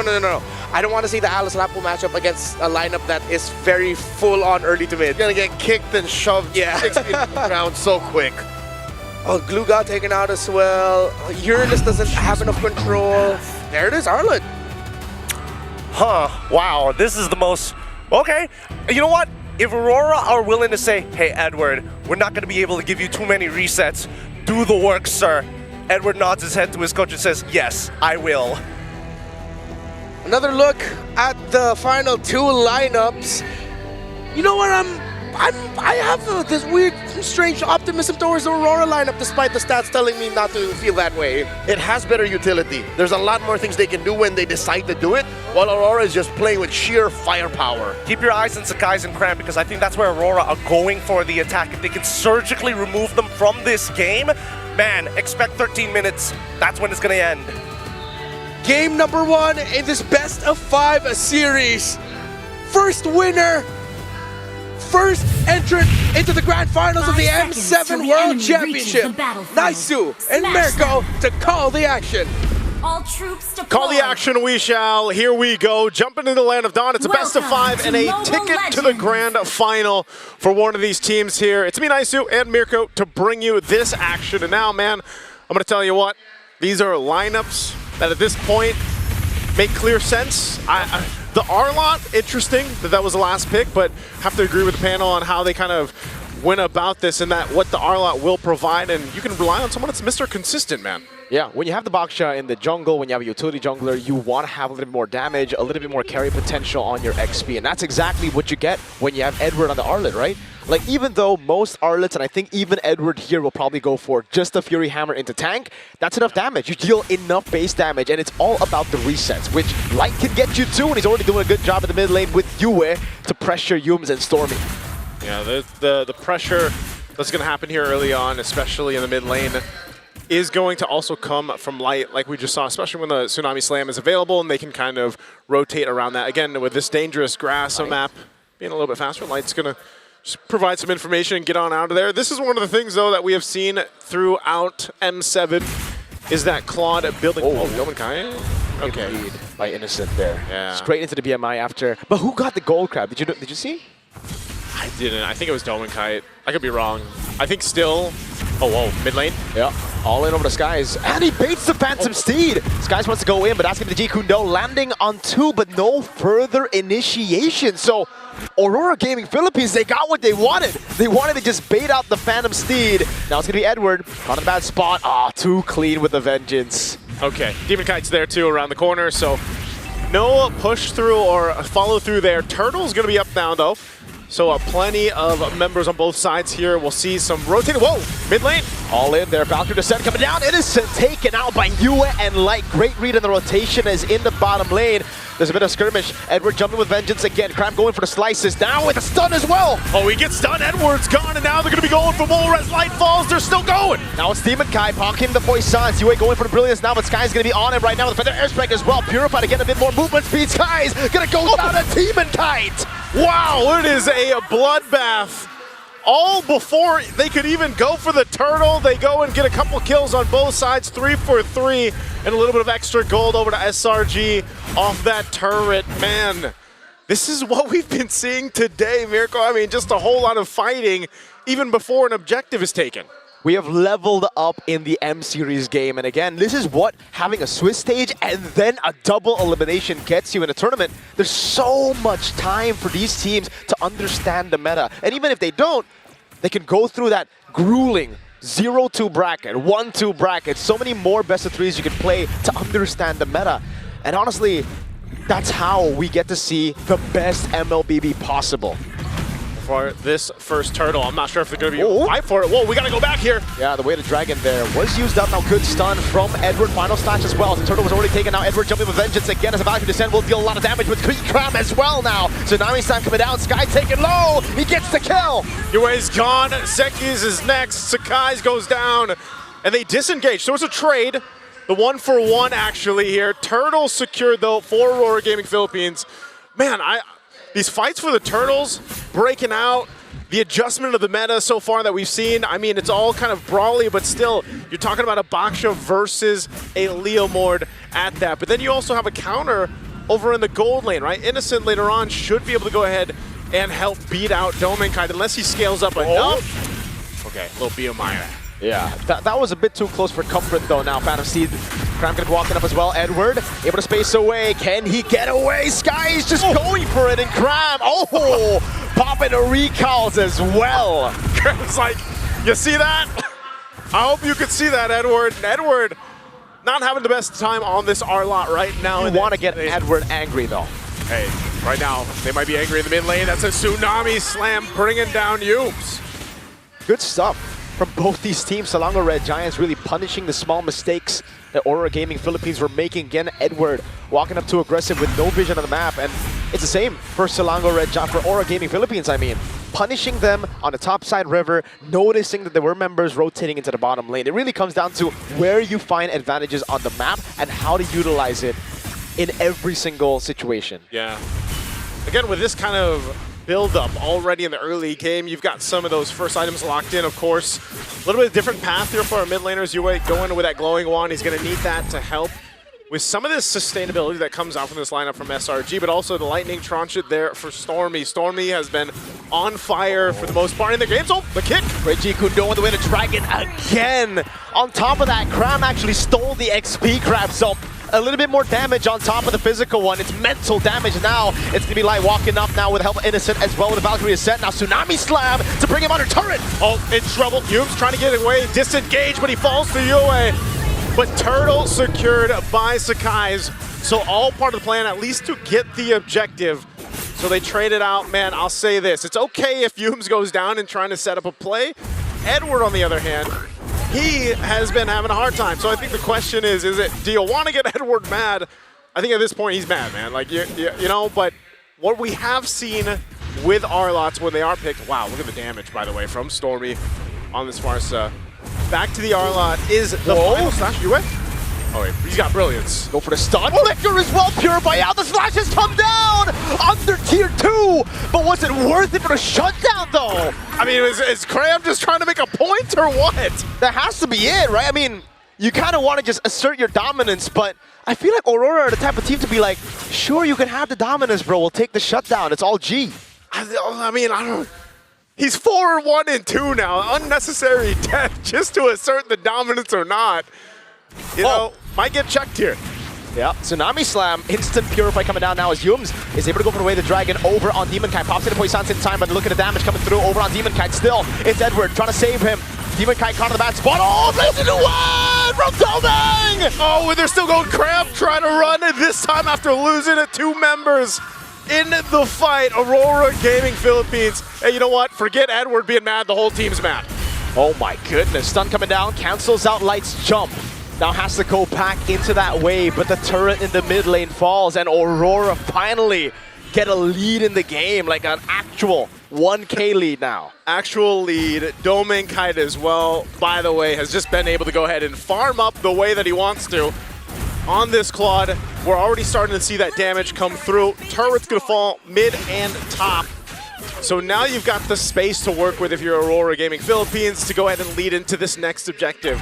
Turtle comes up, last one of the game, and they'll get in position. Once again, Yumes has continuously done this, setting up with the Cho, but this time it might be a little bit tougher. Domeng rotating it down too. He's gonna go ahead and clear out these minions in the mid. But look at the Light, trying to set things up potentially here before this Turtle even breaks out. They really want to shut down Innocent, dude, and they've done a good job at that. In this game so far, Edward can be caught for the airstrike coming down as well. Edward, oh! Pops into Vengeance right as the Winter Dragon came through, so it got cancelled. Now Edward in the back line, finds the final stock one again. It's Innocent who goes in, blazing duet coming in from Domeng. Innocent barely spacing out to position. It's Crab going through, CC immune. He's got, gets the stun on 3! Skies walks up, not enough damage. Oh, Domeng chasing down Sakai, he can't escape the guns. And now another to fall as Stormy goes down on top of it. The instant burst goes to Selangor Red Giants, but the long team fights go to Aurora Gaming Philippines. Domeng Kite again. The guy who we've been talking about, I think, for the most part, right? Yep. When can he step up? He's stepping up now, finally. Hey, that's what you do here. Now he's going to get another turret. He's got the Trinity locked in under the 10-minute mark, too. Taking a look at the replay here. Again, this fight was started up. Beautiful. And you'll notice Innocent jumping in too. Cram goes in, doing what he does best on this Lapu Lapu, but the fight gets separated here. And it's all about the little things in the fight because, again, they were able to bait so much time, bait so many resources because of Edward. Yes, he's 0-4-4, but that Vengeance to cancel away the Dragon, him just staying alive for a bit more, really baited out more resources than Selangor Red Giants were comfortable to actually use in that team fight. On top of that, a little bit more damage here for UA, picking up the Divine Glaive, and that's crazy that Edward's able to do that, man. Even after going down multiple times. He's got an Oracles, he's got the Fury Hammer like you mentioned, some tough boots, and then he's got the Ice Shield pretty much, right? Like, and that's just how the R-Lot works, especially with the Brave Smite emblem and that Festival of Blood. So it's a little finicky to try to kind of kill him. Oh no. Stormy pops into Purify. But Demon Kite goes for the chase. That's a stun out. Poison's coming down, and Stormy will be taken down under turret. Cram and Skies going at it, but it's only onto the Baksha as Yums will lose his life. That's a stun onto Demon Kite, but he's still alive. Now Light coming in with a healing tsunami slam. Domeng! Oh, and again, they're trying to get away. Cram under the turret. Demon Kite chasing down. There's the follow through as they pick up 4 kills for Aurora Gaming. Aurora Gaming Philippines are striving in the chaos. You wouldn't expect to hear that before you watch today's match. Ooh, that's the adaptations that we have seen throughout the Swiss stage until now. They're playing a different game, and it's funny because it's a utility jungler, right? Oh, okay. Well, Lord secured. Selangor Red Giants are going to have to wait on this defense.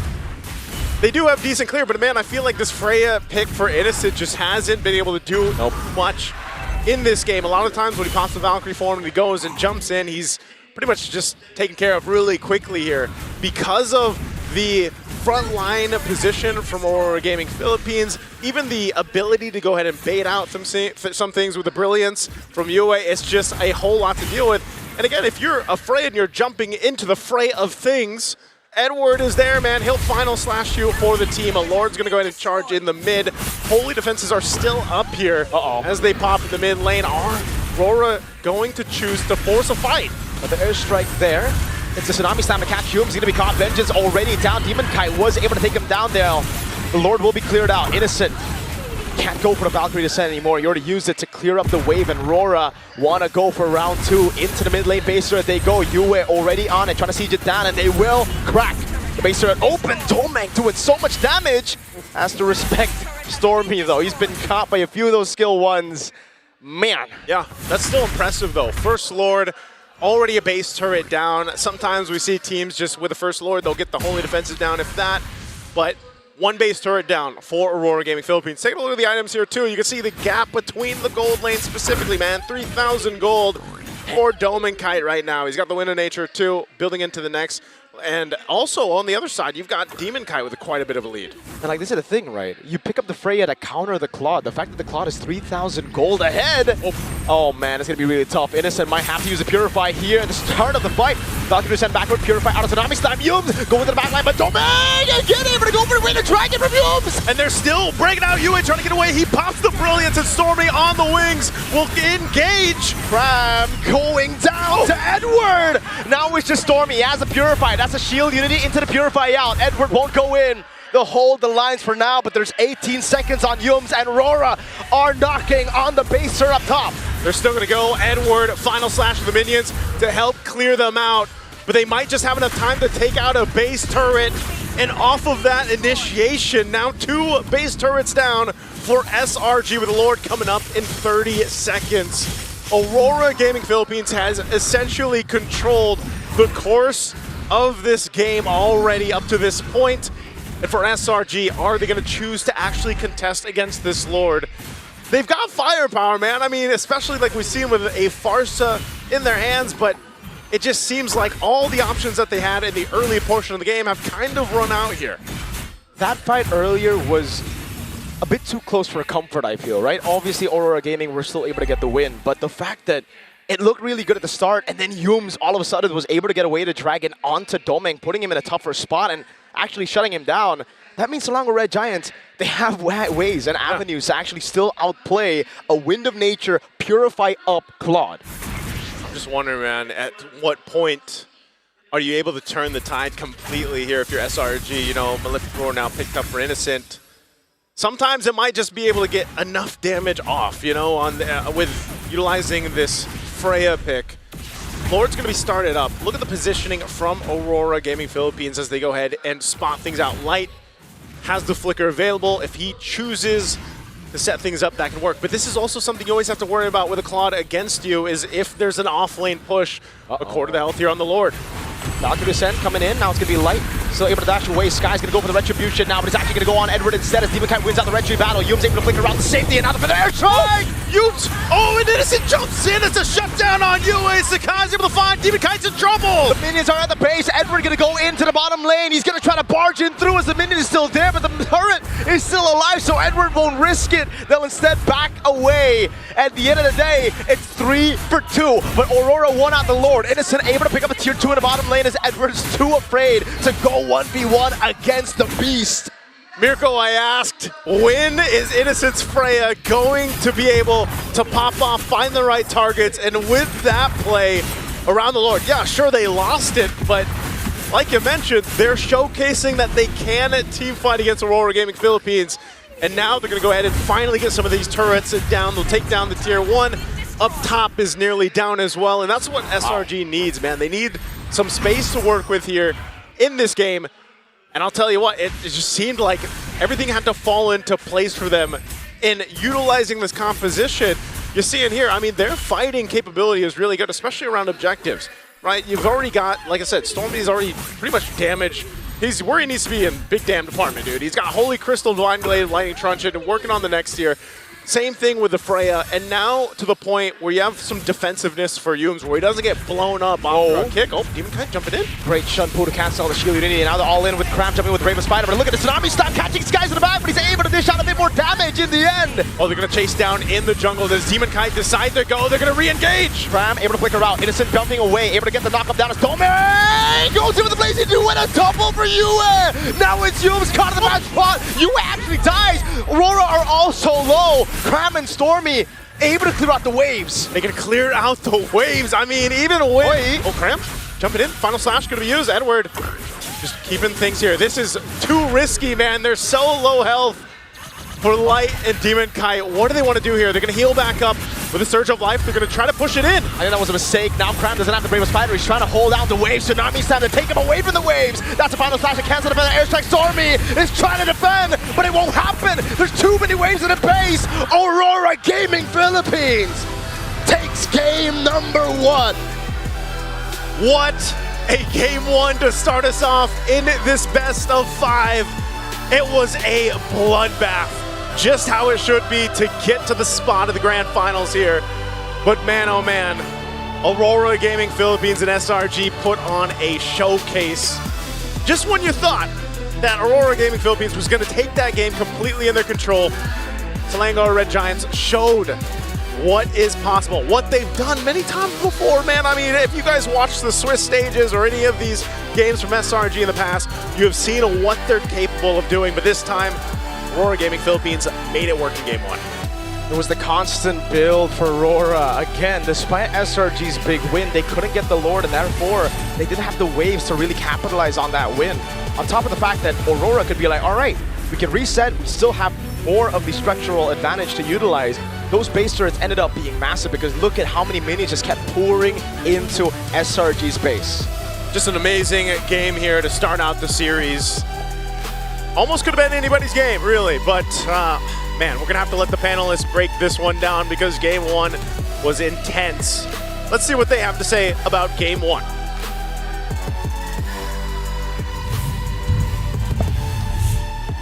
Oh no, TP pa! It is probably what Edward was thinking there in the end. Reminded of the little duels that he had with Crab all throughout. I will admit for a second there, I forgot that I was on the English broadcast. There's two Filipinos close to this setup here. You're sandwiched. Yeah, I'm sandwiched. Oh, what a victory by Rora, but damn, what we expected. The aggression of SRG really tested Rora early on, but they had the right heroes to deal with it. I think better than that. I will admit there were some things that I did get wrong. I unfortunately it wasn't 13 minutes. It was a little bit longer than that. And more importantly, the heroes that they were targeting, the roles that they were targeting, not exactly what I thought it was going to be as well, right? Because this time, SRG starts attacking on the opposite side of the map, and it's clear that Aurora was making sure that Innocent couldn't play the game, on top of bleeding that lead even further by neutralizing Neumes in the mid-game. And I think that was a very good decision coming in from Light. I hate to dogpile on the already precarious situation SRG is in, but you're right. Where they decided to attack and the pitfalls that I wish they would dodge in the draft, they kind of walked into. Number one is they decided to play on the utility spectrum. You know what I mean? They let through the Boxia, but they banned the Fredrin. They played the Leomord, and again, between a Leomord and a Boxia, like who's really going to do good when it comes to trench fighting and major objectives? It's the latter. And not just good in taking objectives, but also getting a lot of kills. I can't believe Demon Kite was close to getting double digits in that game. Second is, you mentioned Edward. Yep. And we're looking at Cram as an anchor for the game. I think it took so quick for him to forget that he needs to hold down the lane and to do more than just win duels and these little ganks. And again, even when they were losing, he kept on picking fights. Yeah, we could call back to the mid lane where Cram, yes, he went after Yue and it tempered the farm a little bit, but eventually Yue got to quickly get kills and eventually caught up. But Cram ended up giving up Shutdown, which gave Aurora just a little bit more gold to catch up to SRG. Just a little bit. It wasn't a major swing, but at this point, with the caliber of these two teams, every little detail matters. Yeah, no, I think people can debate about it, right? I personally think that actually it was cash money, right? Giving over a shutdown over to UA, sure, it's probably not the worst thing in the world, but at the same time, what did he get rid of it? What did he get rid of? Number one, he got rid of both ults. Number two, he also got rid of the Purify, which could have potentially set up for a later play for Yumes. We got to be thinking long-term here, because even when we look at the draft, right, the Arlet felt very independent, and it felt like Coach Dexter and Master of the Basics looked at him and was like, I'm sorry, you got to take your licks. Yeah. And after he took those licks, neutralizing the Freya became so much easier when you have a Boxer on your side who not only mitigates her damage, but at the same time reduces her most important ability, which is to sustain through it with her auto attacks. Not to mention, Arlet, consistent CCs. I'm not going to let you auto attack for free. Yeah, I'm going to even swipe you away when you get in range, and I think that's one of the keys here. You stop the half-man, half-beast from just becoming a beast. He's just, what's up, man? Yeah. I mean, we were looking for a little bit more crowd control from Edward's Arlot, and yeah, eventually down the line, it was utilized really well. But with Light and Yue together with the Kalea and the Lunox, I think that is one of the biggest reasons why a lot of these trades happen in the early game. We talk about the healing provided by Kalea and, of course, the self-sustained healing of the Lunox. When it came to the big fights, I think Yue saving the Brilliance, saving the first ability to be able to heal himself, and then maximizing every Darkening so that Chaos Assaults are extra hard for the counter punch. That's why for majority of the early game, it was like 2 for 2, 3 for 3, and Yue was standing, or if he goes down, he takes a bunch of bodies with him. And that should be the game plan every single time. Because again, it's a very precarious situation when you're trying to play at the edge of the Feathered Airstrike while still mitigating the overall damage. I think that Yue played one hell of a game here, and not to mention, Light as well. Great peeler and great eye. Really small details he was picking up. Oh, you shouldn't put a little too early. Tsunami slam instantly. But at the end of the day, it's still Doming Kite as our MVP. There's two kinds of MVPs, ladies and gentlemen. Setup and payoff. Doming Kite was the ultimate payoff MVP. He literally picked up everything that everyone set up for. We already mentioned Demon Kite, Yue, Edward, Light. in what, 7-8 minutes? Like, before the last turtle, he was already coming in with lethal blazing duets. Yeah. I mean, this is what the condition we laid down for Aurora. As long as you can keep it close so that Domikite has space to farm, that's your dream scenario. And that's exactly what happened. With all the trades that they kept forcing, that they were somehow able to get wins. Once that first big blazing duet came in, it became like a harsh wake-up call for SRG of, wait, we did not disrupt this Claude enough. Where's this damage coming from? This early to mid-late game is gone for us. We now have to just keep duking out and try to hope that we win team fights. Well, but that's the thing, right? As much as Doming was able to get a free lane, he was playing a strong laning phase. He was making mega impact in the backline, making sure that Stormy is always feathered airstriking at the maximum possible distance. All of this was enabled by Demon Kite. Where's he going? Looking to initiate, not only to get on top of this Farsa, but poses the question to specifically Sakai's. Hey, I will pose the question. If you do not initiate, we will get an answer very quickly. And the initiation from SRG is, how do I say, fragile at best. If you don't get a perfect kick from Yumes, they have to find another way to get at you. They have to find another way to find an initiative and to go into proactive position.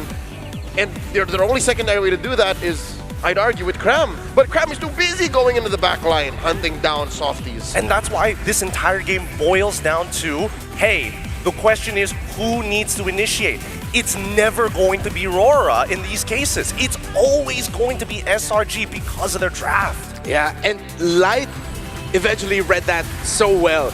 As much as you'd want to be the one setting the tempo with the Kalea, Tsunami Slam after Tsunami Slam, the surprise initiations with the Tidal Strike, a lot of value from the ultimate of the Kalea in this game came from the fact that if someone decided to reach the back line of Aurora, whether it be Cram, whether it be Yumes, you've just wasted your dash trying to entry while I Tsunami Slam you and you have no way out. And that's why in that moment, about 2 or 3 frames back, in the Lord Dance, Light was so willing to just show himself. It's because he knows that it's never on me. I just have to wait for y'all to make the mistake of crossing this threshold.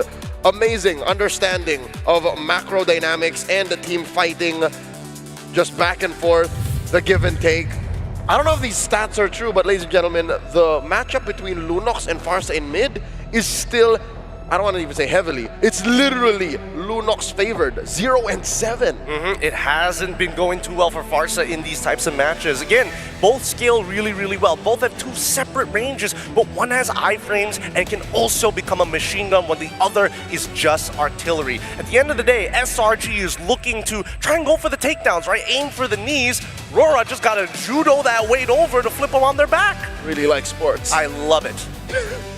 Well, I couldn't think of a sports analogy. I'm gonna get you guys that later. Was too quick. Yeah, that was a bit too quick. I was thinking of like, okay, what am I gonna dish out for the next analysis? Sports references. All right, let me write this. Nope, I was way too invested into the analytical point, and now I've completely lost it. No, I think that's exactly what happened to SRG. Is they were too committed to team fighting because that's again at the heart of it all. Yeah. Sure, Malaysian MLB has been influenced by heavy macro, but y'all still like to fight. We like to fight. We're the in-betweeners between the two, well, I mean, the 2 big regions of Indonesia who love fighting. They love fighting. And PH who likes to take it cool, calm, collected, but there is purpose. Finding a good balance in between the two is why I thought initially maybe SRG was posed very well for the meta, but it seems like Aurora, they've broken the ceiling.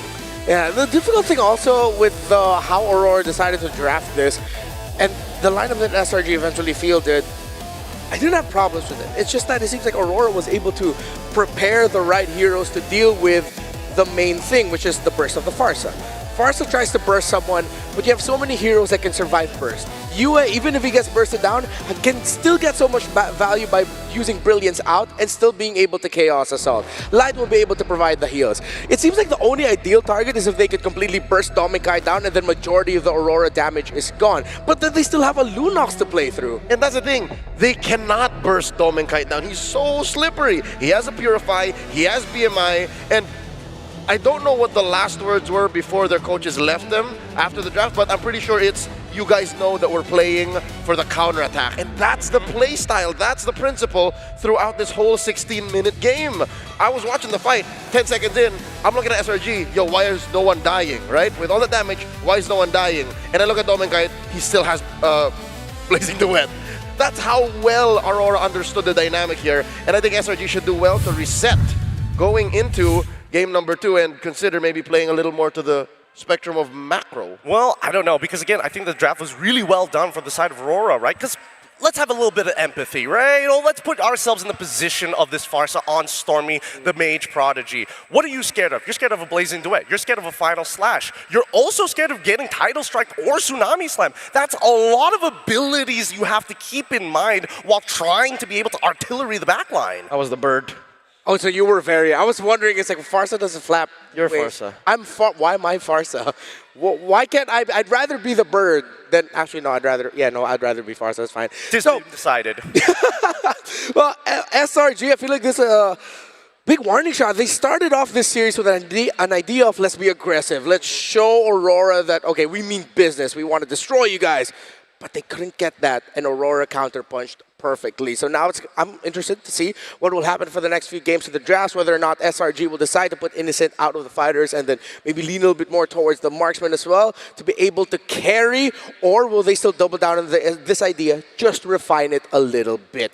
But before we move on with the games, of course, as always, we want to say thank you to some very special friends of ours that we love so much.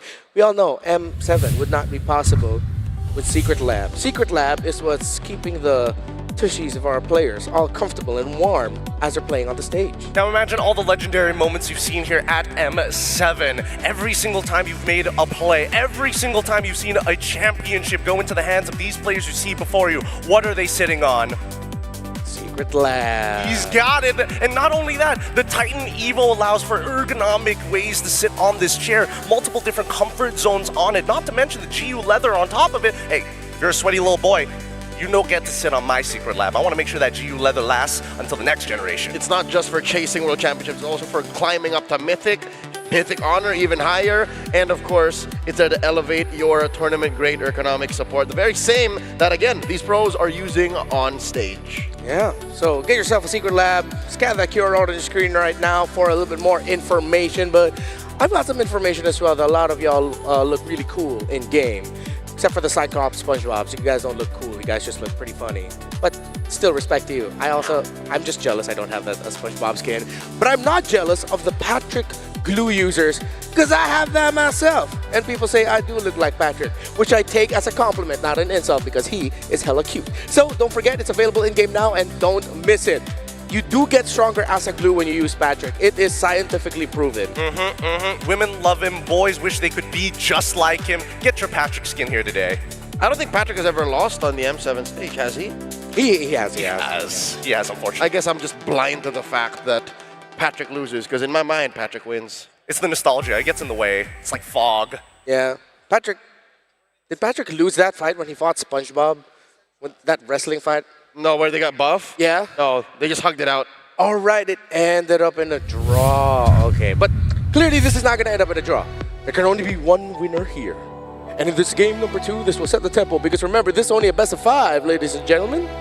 It is best of 5, but I think that the blue side draft right now is kind of getting a little wonky, right? Because again, these are two teams who have elevated both blue side and as well as red side. SRG initially started off with saying, hey, blue side, Clock, we've solved that problem. And now the elevation from Aurora on the red. In my opinion, it's less about blue side having trouble. It's more of a blue side having flexes that aren't being used. We've seen a lot of teams in blue play weird and decide to change up where they shouldn't have. Here, I think, in game 1, again, hindsight is 2020, SRG may have decided too hard and did not flex in accordance with Aurora. They let Aurora dictate so much from red, which is why now going into game 2, I think it wouldn't hurt if they were in either side.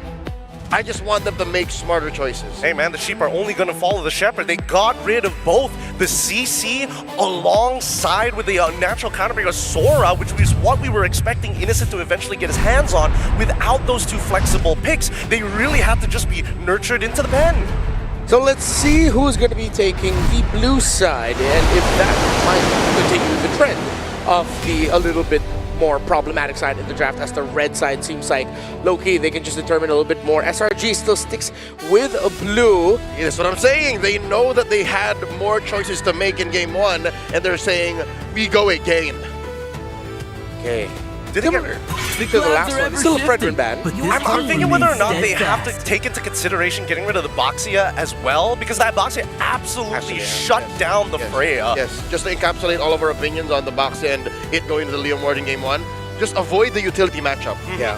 Force Demon Kite to press buttons better against you. Sekais, you're not a much younger player, but you're a younger dude. I think your fingers are faster. I don't know. I feel like Boxia is one of those heroes which require you to have a high APM just because you're just spamming it every half a second. I take that as a compliment. Thank you. And spam those shields. I got hundreds of games on Boxia. If you miss-time that shield unity jump, you're screwed, bro. I feel like I'm 15 again. Yeah, you should add a TZ to your name when you play Boxia. Oh, that's the next Lancelot. That's the only way to play this game. Now, Grok getting banned out on the blue side. This is still following towards the general standard we were expecting from blue side bans. On the opposite end, I wonder if Aurora is going to do something similar to what they did yesterday, right? It's a matter of escalation, slight adjustments. They don't. If it works, sure, we don't have to fix it, but let's make it a little more complicated. Let's make SRG think a little bit more. If SRG decides to ban out the Claude here, that could be a big sign that they're going to lean towards the Eve first pick. Or if Aurora don't even ban the Jushin, then SRG will have to think, okay, which one do we get? Do we get the Jushin or the Eve? Yeah, CC, Jushin, or Eve might be open, or we revert back to the Boxia. I'm still going to double down on the opinion of SRG should take away the Boxer, though. So you'd rather have the mid-lane gamble, like just trade that, like, okay, it looks like the gloves are off in mid. Yeah, trade the mid lane. I mean, both of them already showed that they're willing to trade it out, but again, coming from MPL Philippines, Aurora's Boxer just hits diff and they do respect it. There it is. I like it. I like it a lot. Thank God that Sekais is not looking at coaches saying, sir, give me Boxia. Nope, ban it out. So, ban the CC here, go for the Jushin Eve trade. Okay. That's probably their best bet, right? Yeah. It's either you leave both open or you ban both. There's no in-betweeners here. Oh, actually, yeah, Aurora might be leaning a bit more towards with backline heavy static and then Assassin in the jungle because they banned out the Hilda as the second ban in red. Probably already projecting to SRG that we're expecting you to ban the Boxia. Oh. So now we're going to go Assassin. That is some I know you know, but what am I?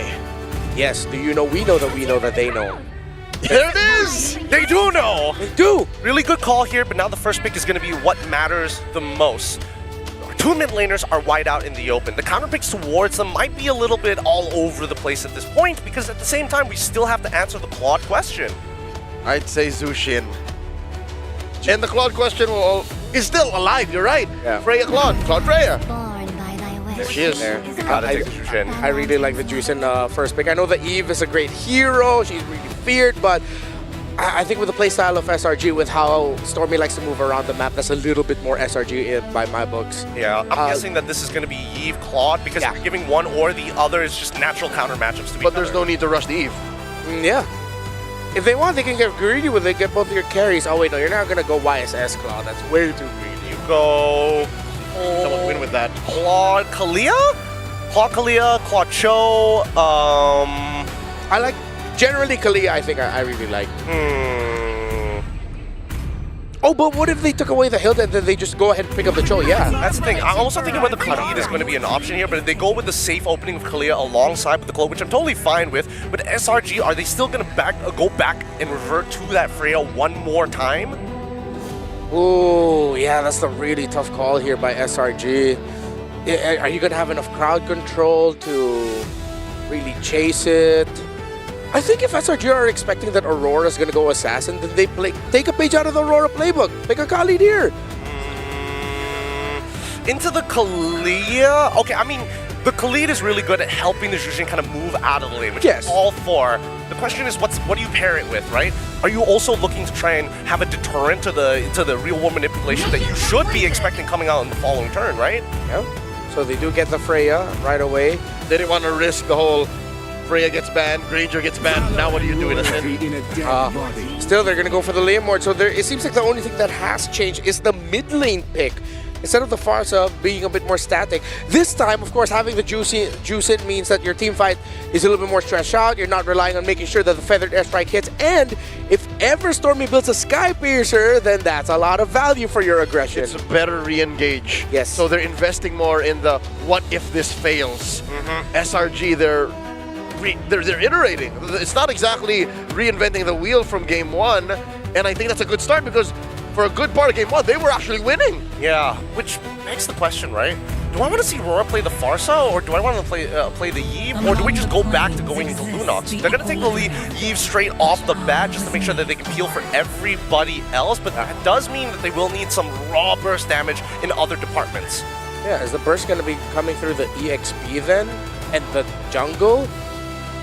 But then a lot of the jungle picks take time. I mean, they can still go for the Lancelot. We've seen the Lancelot.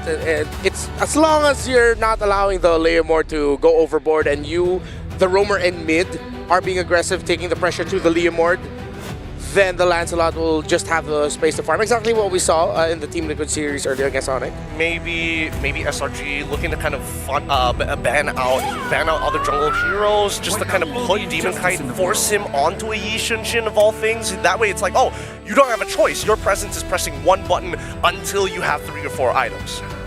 If they go YSS, then that's going to take so much time.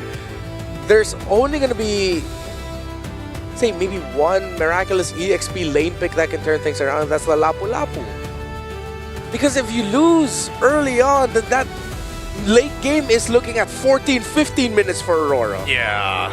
Is there room for another Arlet for Edward? I'm thinking, again, Mr. Consistent is so good on it to the point where I'm like, he can just be independent. He will be fine as an independent player. The Gwyn gets banned out, and this is what I'm expecting from SRG. Get rid of the other junglers. Force him on the Yi Shin. This is one of those picks that overlap between both Auroras that they played with. Last night, Aurora Turquía.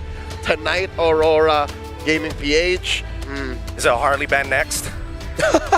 You know what? Yo, what if Demon Guy shows up with a Harley, man? Not too crazy. That is not too crazy. Again, we're talking about if a usage is too slow. How about a hero that literally just needs like 1 item, 1.5 items to start bursting fools down? I don't think it's the worst idea in the world, but I think that Rora is also taking... Right.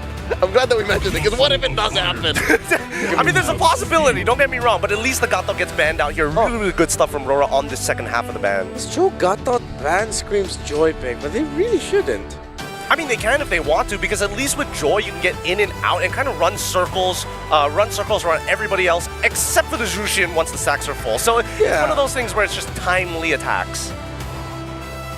Isn't that a little bit more complicated to then handle? I mean, I'm one of the dudes who always look at it as, okay, after analyzing which lineup is simpler. If Aurora go Joy, the SRG lineup is significantly simpler compared to the lineup of Aurora, which means in the big picture, easier to pull off in the team fights and in map control. Oh, good. Dang, this is some tough stuff. As much as we talk about the meta, as soon as we start talking about the big regions, and more importantly, as we get closer to the Grand Finals, the qualification for the Grand Finals, as a matter of fact, it's so targeted towards your opponent. With all the theories thrown, not really throwing away all the theories, it's going back to the key theory of it all when it comes to this genre of video game. Whatever they're most comfortable with, we don't want to go up against. I think this is just going to revert to like a Lapu Lapu. Yeah. You can't Uranus. I don't think there's a room for Uranus here. I would have liked the I don't think it's that bad, because Esme's a lot better here. I think that SRG, because once again, Esme does well into both Lapu alongside with the Uranus. I think it's the most over-encompassing EXP lane. It wins whatever's left out there. Okay. But this also still doesn't close the door on Harley. Or a Lancelot. You know, those are just safer. Oh, man. I think Harley Kite. Is Harley Kite real? I don't believe it. I don't believe it. Not until I see it up on that screen. That's when I'm gonna believe it. Brother, more Filipinos are watching this match. If you play Harley here, we're gonna have to deal with that back in our server. Tonight's RG's ladder is gonna be weird. Okay. Uranus. All right, these two picks almost instantly block out the Harley. Yep. Like, all the more they should not do it, but just the same, I'm here for it if they do, because they can just kind of ignore these two big chunky dudes and burst down the softies. personally feel like it's actually quite worth going for Yushu. Like, what are you supposed to do, right? Oh, Fanny! Of course, Fanny, but at the same time, you're already playing into the high loss, and we saw the last time that Fanny showed up. That 1 second makes the difference. And they did it. It was them who stomped off Fanny. But we also have to consider, this time around, the Fanny isn't against a Claude, it's with a Claude. No, the ego pick. This is This is Kite saying, Coach, bigay mo na. Yeah. This is for the season in Malaysia. And they got it. All right. Coach, give me the Fanny. Is that ego enough for you to say that you're leaning towards Aurora for this draft? I'll give the benefit of the doubt to Aurora, sure. You don't do that when you're not sure. Gideon? I'm gonna say, knowing and witnessing Demon Kite on this Fanny before, I've got high hopes. I'm going Aurora on this one. All right, let's see if it is going to be going towards Aurora to go into match point, leading this 2-0, or will the little adjustments of SRG be enough to turn this into 1-1? Naisu and Mirko, what do you guys think? I'll tell you what I think, guys. I'm going to have to say, I like the adjustments from SRG here with the lineup. Yep. It wasn't too bad from the last one. I feel like the adjustments with the high-lows, bringing the high-lows, for example, was a good switch-up. Now they've got the Uranus as well. What do you feel like, Mirko? I still feel like Cram on the Lapu Lapu would have been a bit better. It's just he needed to take a chill pill a bit, you know? A few of those shutdowns, a few of those deaths just really felt... okay, the recalls were necessary, super necessary, but the deaths weren't, right? You can have Flare, you just can't give the bounty over to the enemy team. But with the CC that they have on Yums and Stormy, I understand why they just put him on the Uranus. And this time, take a look at that, Innocent! Yeah. Vengeance on the Freya. Red Tree win for Skies, obviously on the Leo Mord for the Lethal. Okay, take a look at the... Oh, hold on. Wait a second. Demon Kite. Oh my god. Gonna just take this away? Sneaky, sneaky. No problem. He's gonna take it. There's no way for Solano Red Giants to react in time. Demon Kite steals the purple buff. Oh my goodness. Sakai's knows it too. He's like, that Demon Kite, man. That guy. That guy. What a guy. Hey, when you can cable on around and move like that, you might as well take advantage of it. I'm pretty sure you're faster than a... Well, technically he doesn't have his Phantom Seed yet, so you are faster than him. That's true. At least for now. But yeah, that's... One of the things is it, if I remember right, Fanny's win rate was pretty high. There was a time, I know it's been played a couple more times since this, but when it was picked up 4 or 5 times, it was at 100% win rate. I'm not sure if it still is. I believe it was high in the Swiss stage. Knockout stage, it's been pretty bad. Yeah, because like Han played it in this first match in the Swiss stage and lost. And I believe we saw a few more Fannies losing after that. Even Yuzuke yesterday, against Aurora Gaming Philippines. So Aurora are the ones now on the Fanny. Let's see if they're the ones to make it work. Good stun coming down over on live, but look at Demon Kite. Look at the cables there. Sky's playing with it so well. Heck, I would say Yums preemptive revitalize there. Didn't really need to use it. He didn't need to. Maybe just kind of, you know, making sure that better safe than sorry. Right now, they've got control around this turtle, though, so let's see if Aurora decides to do anything. Demon Kite's not even here, so it looks like they're just going to give it up. He's going to go ahead and prioritize the buff, which he should. Again, the Fanny's definitely needs that. Yep. So turtle secured here for SRG. That's the thing about the Fanny, though, right? You're a good pick if you can get those early kills, then you snowball out of control, and then there's still a possibility that you make a micro mistake, which is very, very believable. Yeah. It's such a difficult hero to pull off in the biggest of stages, and this is it. Skies will not fall for that again. He knows to go for the purple buff before the orange buff. But yeah, I think for Aurora Gaming Philippines, they can take a chill pill. They have a Claude, they have a Eve, and an Esmeralda, so they don't need to be that far ahead. Light's gonna be caught here, and that's a bit more troublesome. Skies bringing you back, forcing to break around. Demon Kite comes in with a cutthroat, but again, Skies on Barbiel, too tanky. I like how you're like, they can take a chill pill, and as soon as they're like full sending it into the mid lane, man. You know? But I think it's still kind of just testing the waters here, at least for Demon Kite, to see if he can get some snowball happening on the Fanny. But you know, again, you've only got the Fury Hammer right now. You definitely need to go ahead and scale up. They're still going to play into the whole game plan of let's let Demon Kite get to where he needs to be with the Trinity on this Claude. But I feel like even so, the fact that Innocent ran it back with a Freya, hold on, top side. Concentration. Yeah, it's a Uranus. It doesn't really matter how much damage you have. In the early game, it's going to be really, really tough if it's a Fanny and an Esme. Though I will say, I think this is a double down by Innocent. Like, he's like, okay, I lost lane, which is pretty unacceptable on a Freya against a Claude, so I'm going to double down and go for vengeance. But, having said that, Doming has gotten all the gold grabs, bro. Yeah. Demon Kite very comfortable on this quad pick right now. Looks like SRG wants to put their own pressure. Wow, Dominkai actually going to be forced out of the jungle on that side. They're going to have to fight for this purple buff. Yeah, the RBM was used earlier. Now Tsunami Slam blocks this guy's down as he pops in a Phantom Steed, but now it goes in! Too much damage for Aurora Gaming Philippines to handle. Wow, you can't blade and cable and cutthroat through that.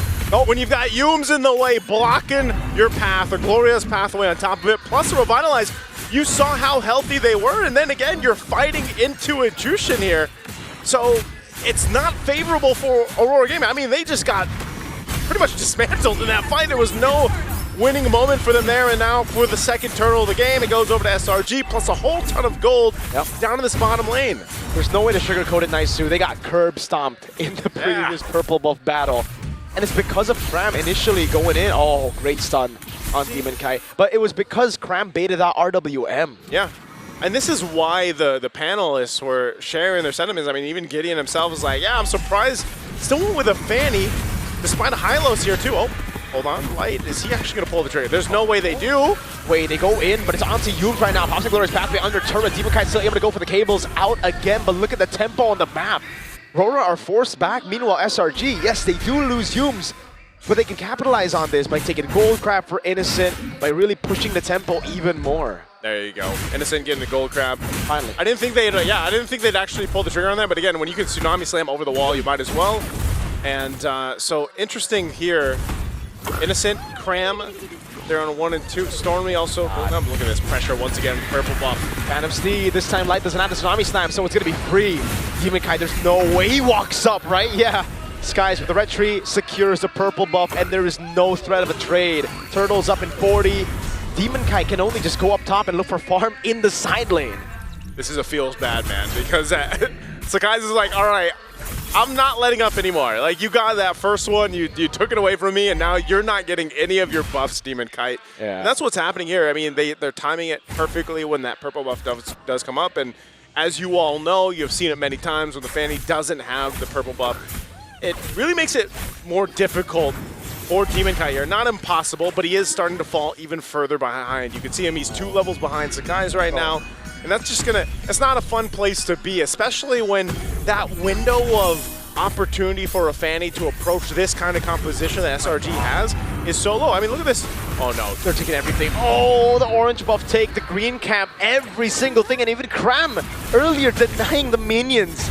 Forcing him back away now. Turtle will probably go to Selangor Red Giants, especially after Cram spots the Fanny going top again. It's a cut from Cram. And Skies is already going onto the turtle right now. Edward getting poked as well. Purple buff will be up, so oh my god, Stormy 2v1! 2v1, Innocent as well, and Thoman Kite just duking it out here with the turtle for the taking. They've got full control over it, and that's going to be 3 for 3 in the turtles for SRG. I thought Demon Kai might try to pressure that purple buff from SRG, but instead he's like, let me at least get mine, but Glorious Pathway. Again, over on Demon Kai, finds a stun, or RWM in the back, but Innocent is able to jump in with Valkyrie Descent. Now on to Domeng, who's able to BMI out. That's going to be the Crimson Beacon from Stormy, now going to be lifting Edward up, throwing him back into the fray. Everybody following it up, but Edward gets a flicker out. There is just nowhere for you to fight if you're Aurora into that composition. Demon Kai finally swung around, he's like, well, I'll at least take this purple buff, man. Yeah, at least.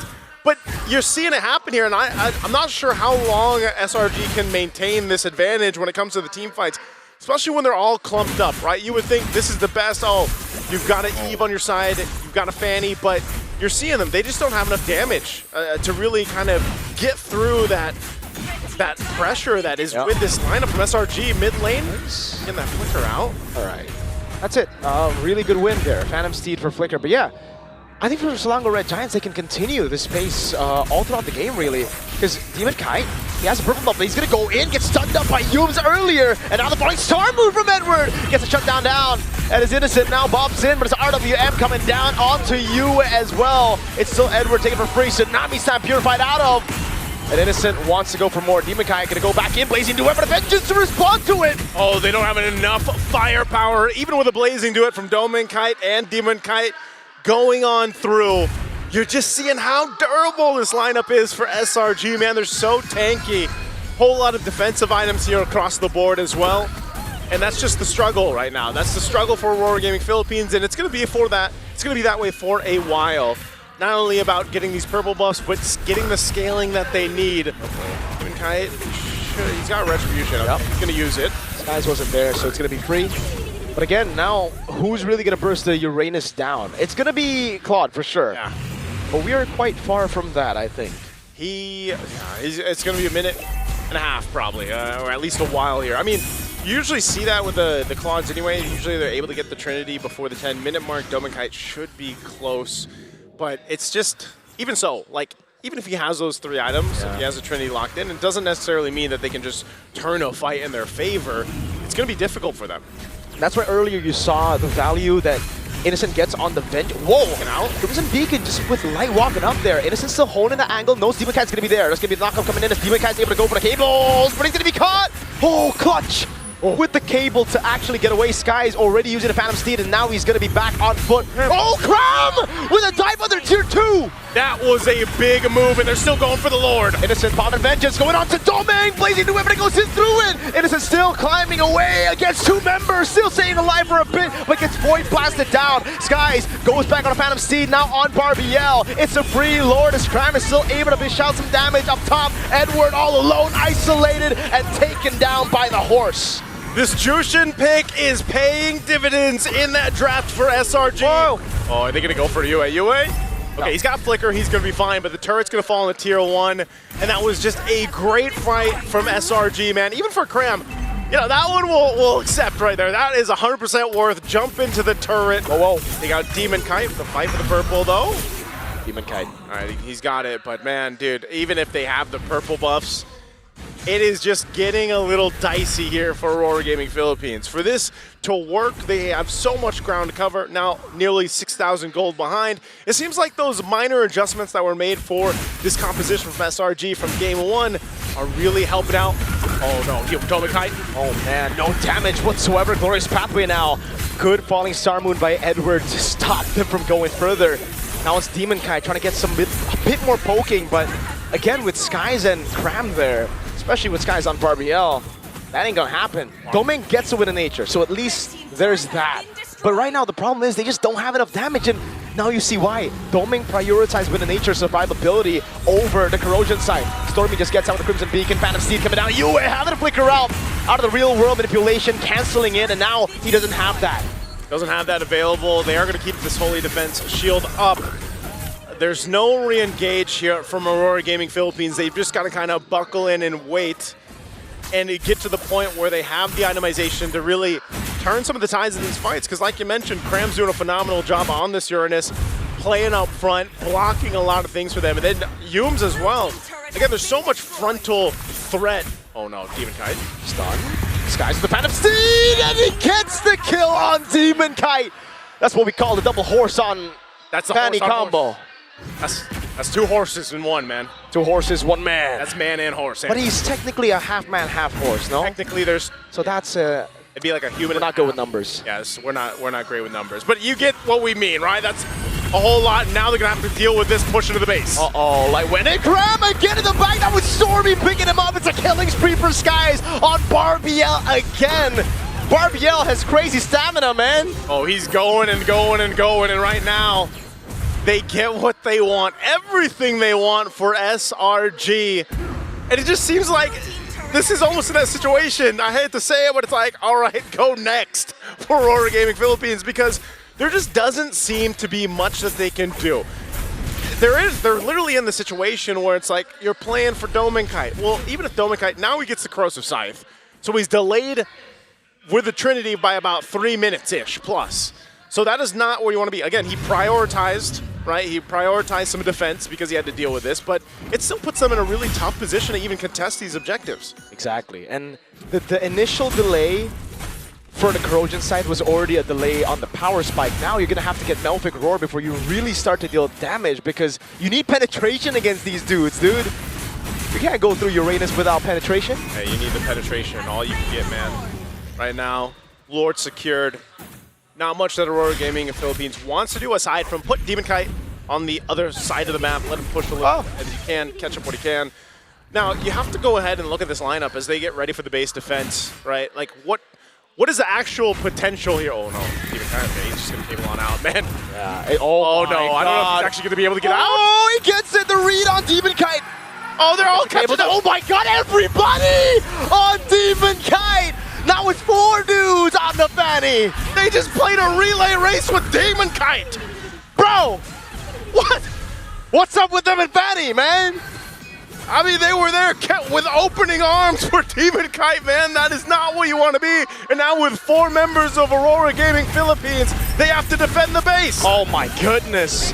Crab dealt that much damage on the Claude. Now it's about to descend over on Edward. A tank. A big knock. The Domain goes in for the blazing duet that does no damage. Blink around as well. That's a Tsunami Slam. Oh, Lord's still going to be worked on. They're still pushing in. They're defending for now, but can they end it? Oh, Sky's going to go down. Edward's still there. Stormy with the pickup now, but it's getting the all in. Stormy bouncing gives a big into it. Flickers in. Stormy going down. Oh my goodness. Now it's Steven coming to walk up again. Innocent against everybody. Innocent. Oh, and they're still jumping. Innocent's going to the full Valkyrie form. What? He's still alive! Oh my goodness, he gets a double Cram now, going in again. That's probably going to be another base turret as Cram is still here alive, and there's no one who can take him down for now but Aurora. How did they defend and get 4 on top of that?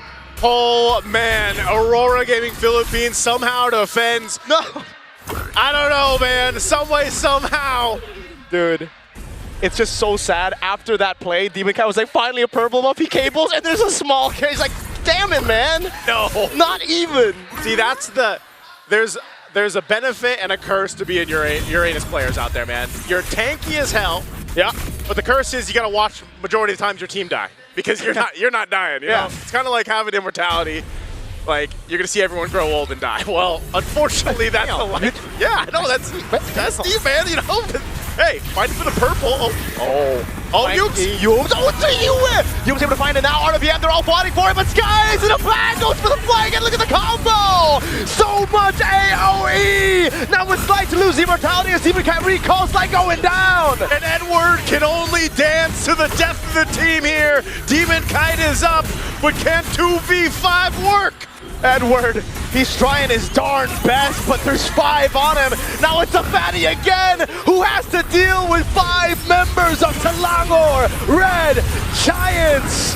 And they wipe Aurora Gaming Philippines out in game number 2. We are level on the board, 1-1. I gotta say, man, SRG games just keep delivering. I don't know what it is, but I like to see it. 1-1 in the series against Aurora Gaming Philippines, and those minor adjustments that came through from the draft just seemed to, I mean, work so well. There was a minor change here and there, but the execution was great. Not only that, but I do have to say, the Fanny picks seemed to just kind of shoot themselves in the foot for Aurora Gaming Philippines. It was almost too easy for Yums to just be like, I'm gonna post up here, I'm gonna stun you, and like we're just gonna go from there. And then they passed around Demon Kite, man. I mean, it was tough to be in. Yums pulled a KSI, bro. He was straight up, I'm on a horse. Dash, dash, take a look at me. In the thick of it. We saw him, man. And he was caught in the thick of it. He was caught in the thick of it, man. When you're trying to get away from 2 horses, it's just too much to deal with. 2 horses, 2 men, or 1.5 men, whatever it is. This was just SRG's game right here. Just well executed, phenomenal draft for them, and overall, just a game that SRG needed. Let's throw it over to the panel to break down our game 2.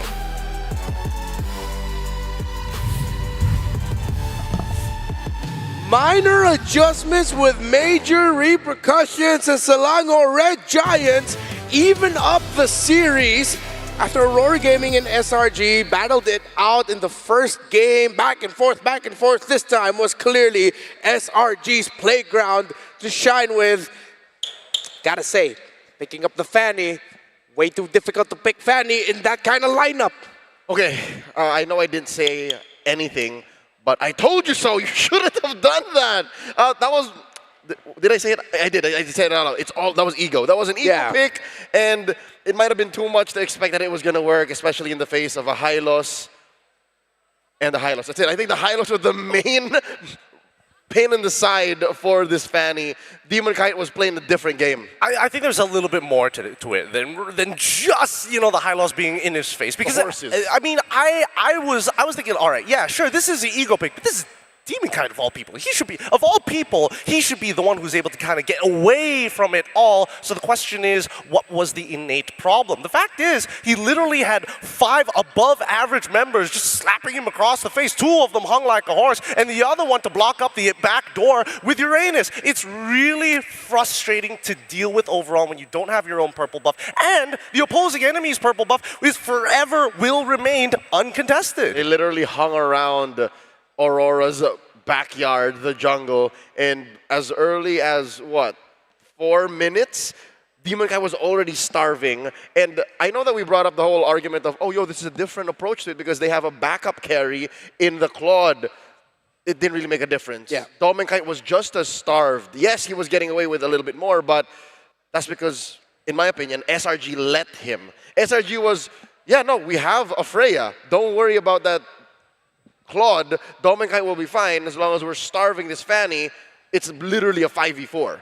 Yeah, and to give Aurora a little bit of credit, it started off with Demon Kite stealing away the purple buff, right? Yes. And I was like, okay, that's a right call. But then it just goes to show how SRG sided the lineup was, that despite that trickery that Demon Kite pulled off early on to make sure, saying, yeah, I get your buff, everything is going our way. Wait, why are you going towards my jungle? Get away. It's like, they have nothing to stop them, man. It's just continuously beating down and bearing down on the jungle of Aurora. SRG gave Aurora 0 breathing room here. A lot of it just comes down to like the way that they lane, and I love the fact that the adjustment coming in from Freya is, hey, give me vengeance and it's all over. What are you going to do? You're going to try and gun me down? We made mistakes in the earlier stages. The vengeance ensures that I live even if I get hit by the tsunami slam, which again, great adjustment. But let's look at our upcoming MVP, because let me tell you about him. SRG has been playing a phenomenal game, but without Cram not only dominating the lane, opening up the map, and just being the plug at the end of that flood. Oh my goodness, how do you get past him? This is his hero. I think more than anyone in recent memory, maybe I'm thinking about Flap, M5 World Champion, Cram is Uranus. This is a hero that's built for what this athlete is really good at, and that is cutting lanes, going deep into your lines, going deep into your base, going deep into your formations, and just being annoying as hell. Yeah. When Uranus can plug all entry points, it's way too difficult for Fanny to find any opening in the map. Even in those little team fights, Cram can just show up in front of close to Yue, and Demon Kite's wondering, is this still worth it to dive, to try and red tree? I don't think so. I gotta stay back. There's nothing I can do here. This is literally one of the best heroes to cram your opponents with. Yeah, no, really, just the penultimate rear end, as some may call it. And I think that, especially when we start looking into the highlights, we just have to keep in mind that shouldn't the heave be the answer to this? I mean, that's the truth, right? Once you have that Wishing Lantern, all of a sudden you lose a lot of that value from that Uranus because you just can't sustain through the poke anymore. Yeah. But it never got to the point where the damage of Yue was terrifying. He got his Divine Glaive 10 minutes in. That was a Divine Glaive rush. But then as we saw, when you have a high loss with you, when you have the Phantom Steed that you can ride on, once the Glorious Pathway is down, they don't care about formation. They don't care about the poke. They'll be able to regain that health anyway through the team fighting that they have.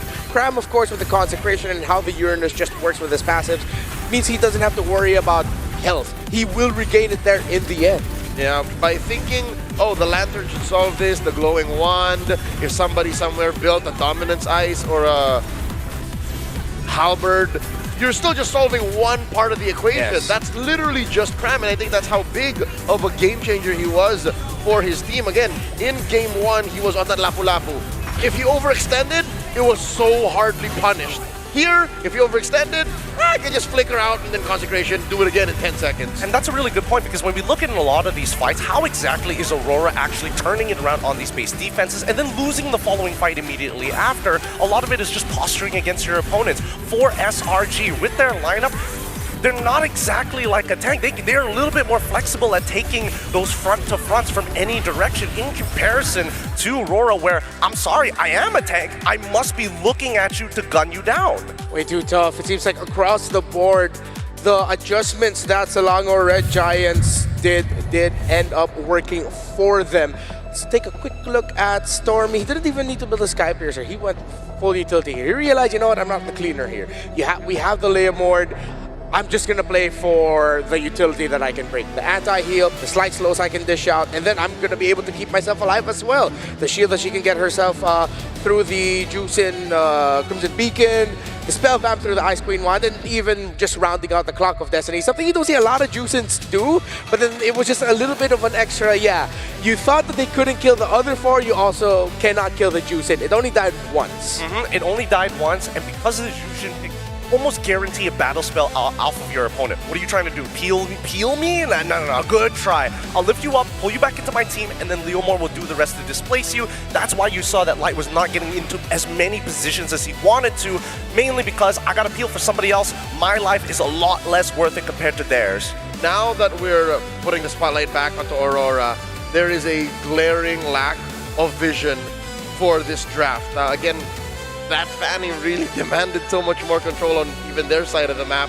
So if they did not snowball, this was inevitably going to happen, right? They were going to lose control of the map, they would lose their resources, and they could not check if it's worth going into certain parts of certain fights. That's literally the story. The only clapback that they found was inside their base, almost literally when they were kicking SRG out on the defense. So going into game number 3 here, if Aurora want to gain back a bit of the momentum, because again, even if they did win game 1, I hope that they should really consider and reconsider getting a little bit more of free vision. Just heroes that really can check bushes, heroes that can kind of make sure that the coast is clear, because here they weren't so sure if they were going to counterattack or be the aggressors. Yeah, I'm always a fan of the free vision, but I'm going to go towards the very simple MLBB math here. Maybe a little bit more damage early on, much quicker, would do really well.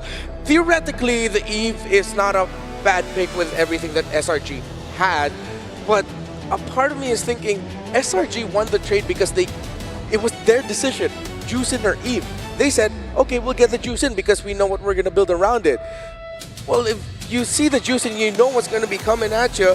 I still wish they had considered the Lunox, or at least went towards the Lunox.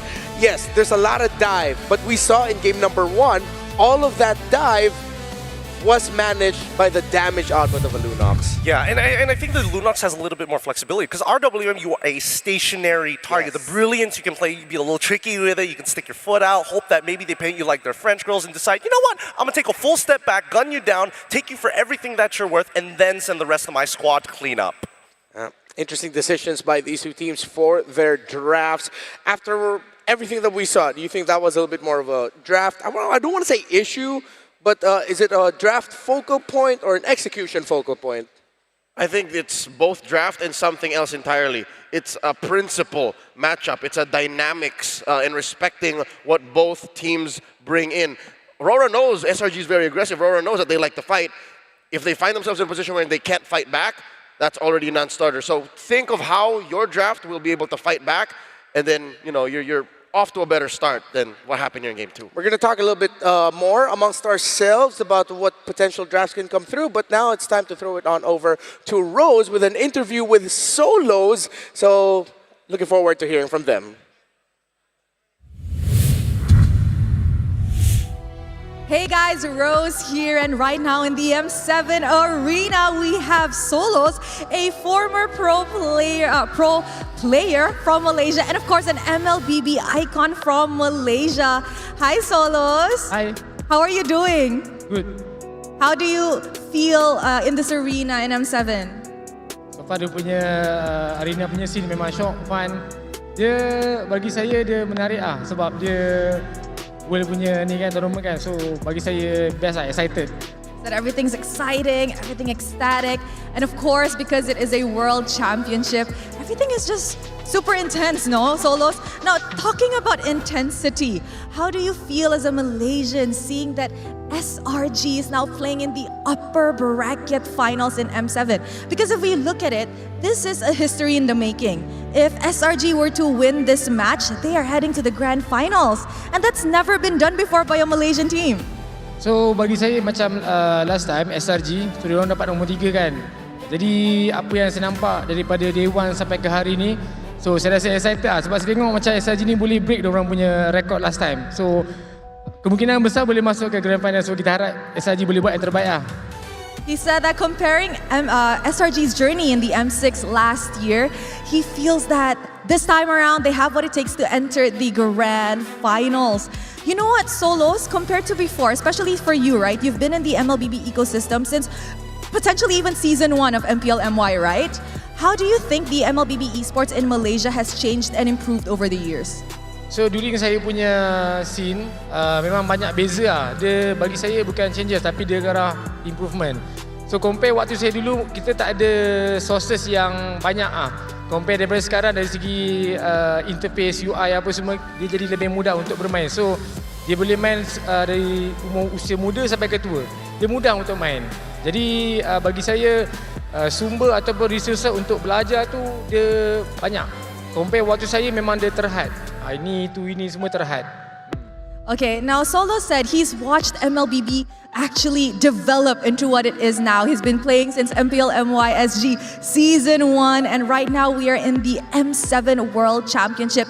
Compared to before, there was not much resources available online, and of course the UI and the graphics, everything has changed. But of course it has changed for the better because now everything is practically available at your fingertips. If you want to watch a tutorial, all you have to do is just search it up, right, Solos? It's so much easier now.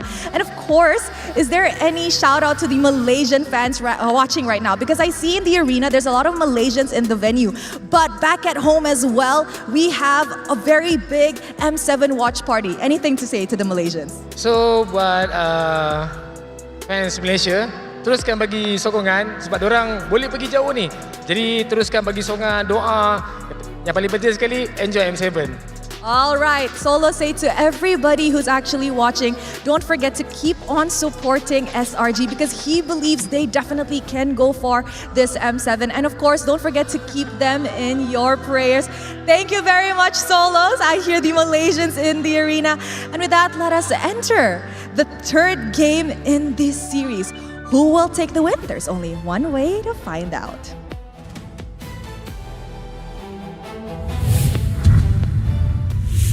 Great to hear from Solos, and of course, there are a lot of our Malaysian fans in the crowd, so thank you to each and every one of you who flew out here to Indonesia to show your love for Selangor Red Giants. Equally also matching the support of the Filipinos in the crowd as well. But the SRG fans definitely excited about the results of the previous game, so let's go back here now to talking about what to expect potentially for the draft. Real quick, game number 3. Should be a shake-up here, because even though the Claude was really good, I have a feeling that maybe SRG have already read into Claude-centered lineups. I think that Vengeance is such a deterrent. Yeah. Because, like, how many times, like, if you really think about it, when can Claude really power through the Vengeance? Little to never, if we're really being honest here. And even with the Trinity build, you could see that Domeng was very hesitant. He noticed his health bar going down a little bit. Because of that Vengeance, he instantly takes the BMI back. Yeah. So, with one piece now to consider for the draft. Mid trio already really good as well for SRG. You know, I feel like we're going to need a little bit more time to think about this. So in just a moment, we're going to be thanking some friends. I got really lucky last night, by the way. Just wanted to share. Really? Because cards.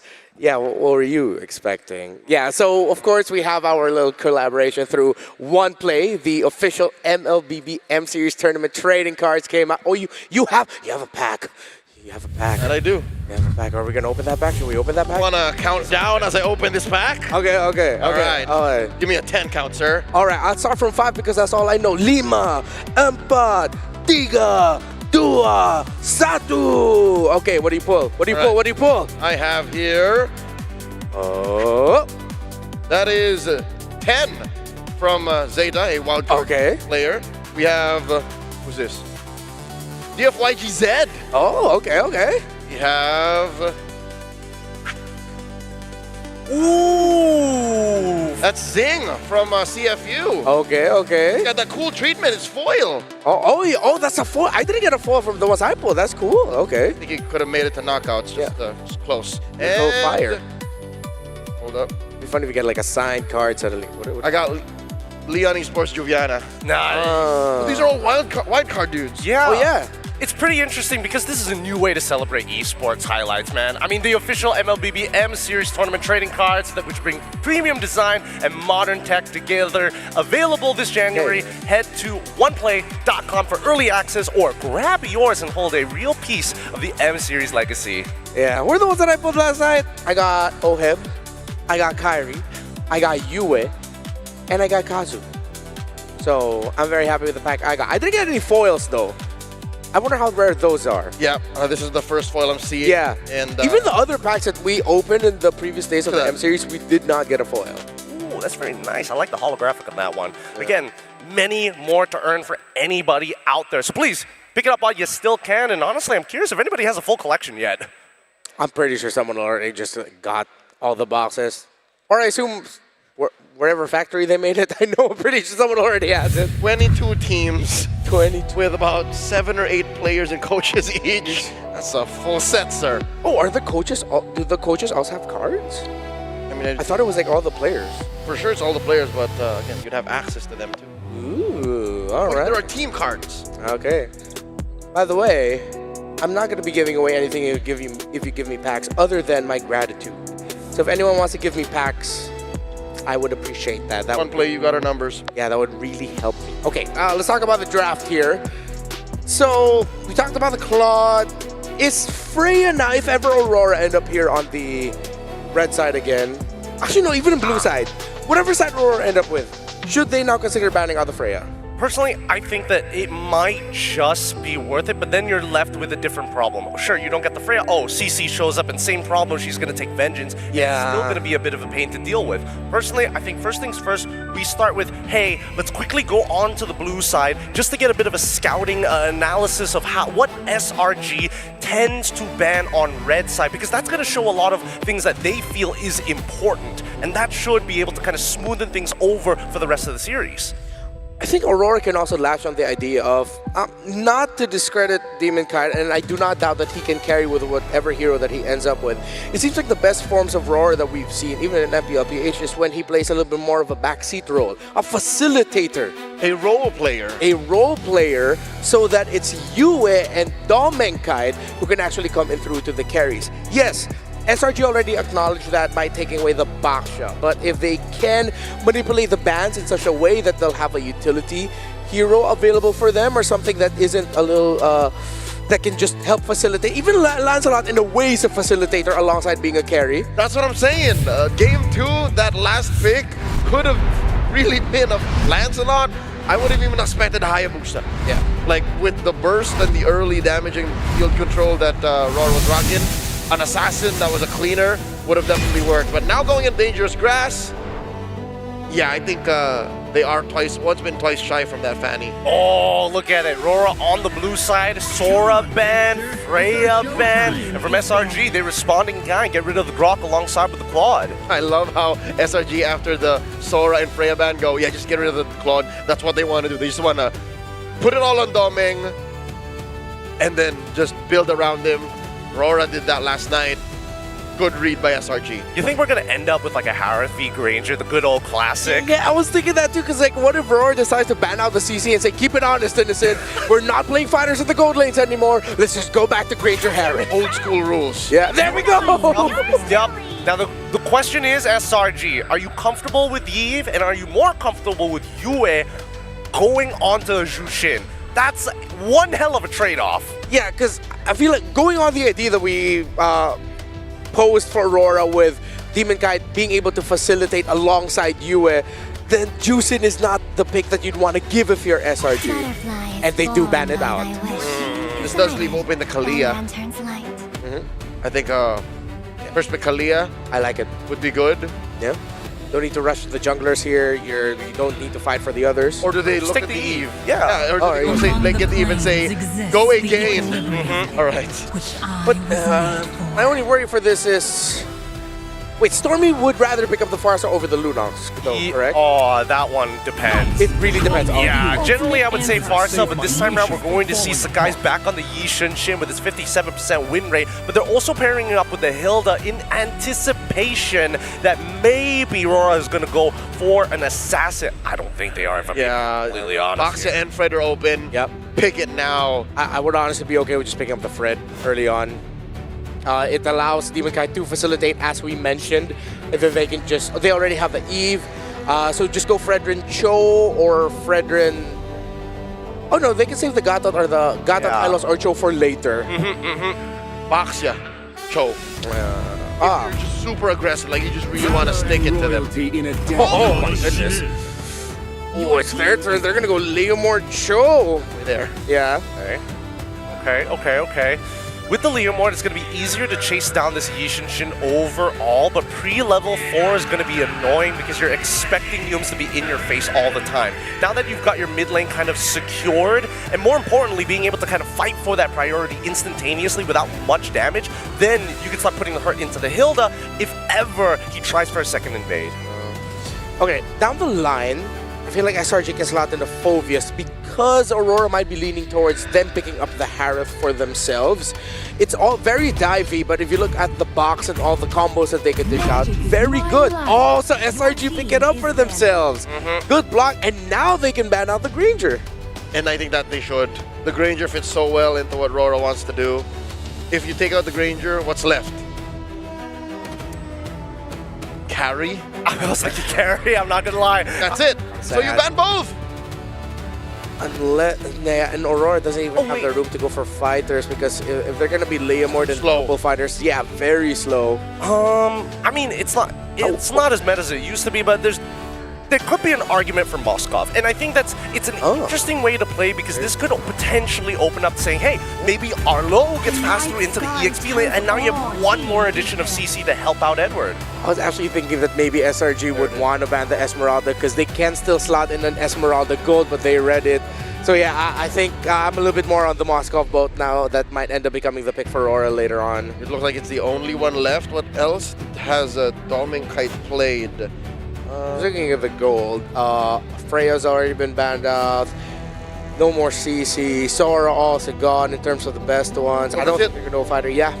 Claude, Granger, Freya, Harith, Carry. That's it. Yeah, and they're gonna need basic attack. I don't want them to even consider something like a Lunox to go to deal with a Harith. You don't need to do that. Just play it safe, play it slow. You already have a Leomord Cho and Eve anyway to bridge you to the late game. I like this a lot from Coach Arcadia because now he's taking advantage for the fact that he gets the ban first in the second phase. So he proposes the question, Esme, instantly getting a response from Aurora saying, we have to get rid of the Uranus.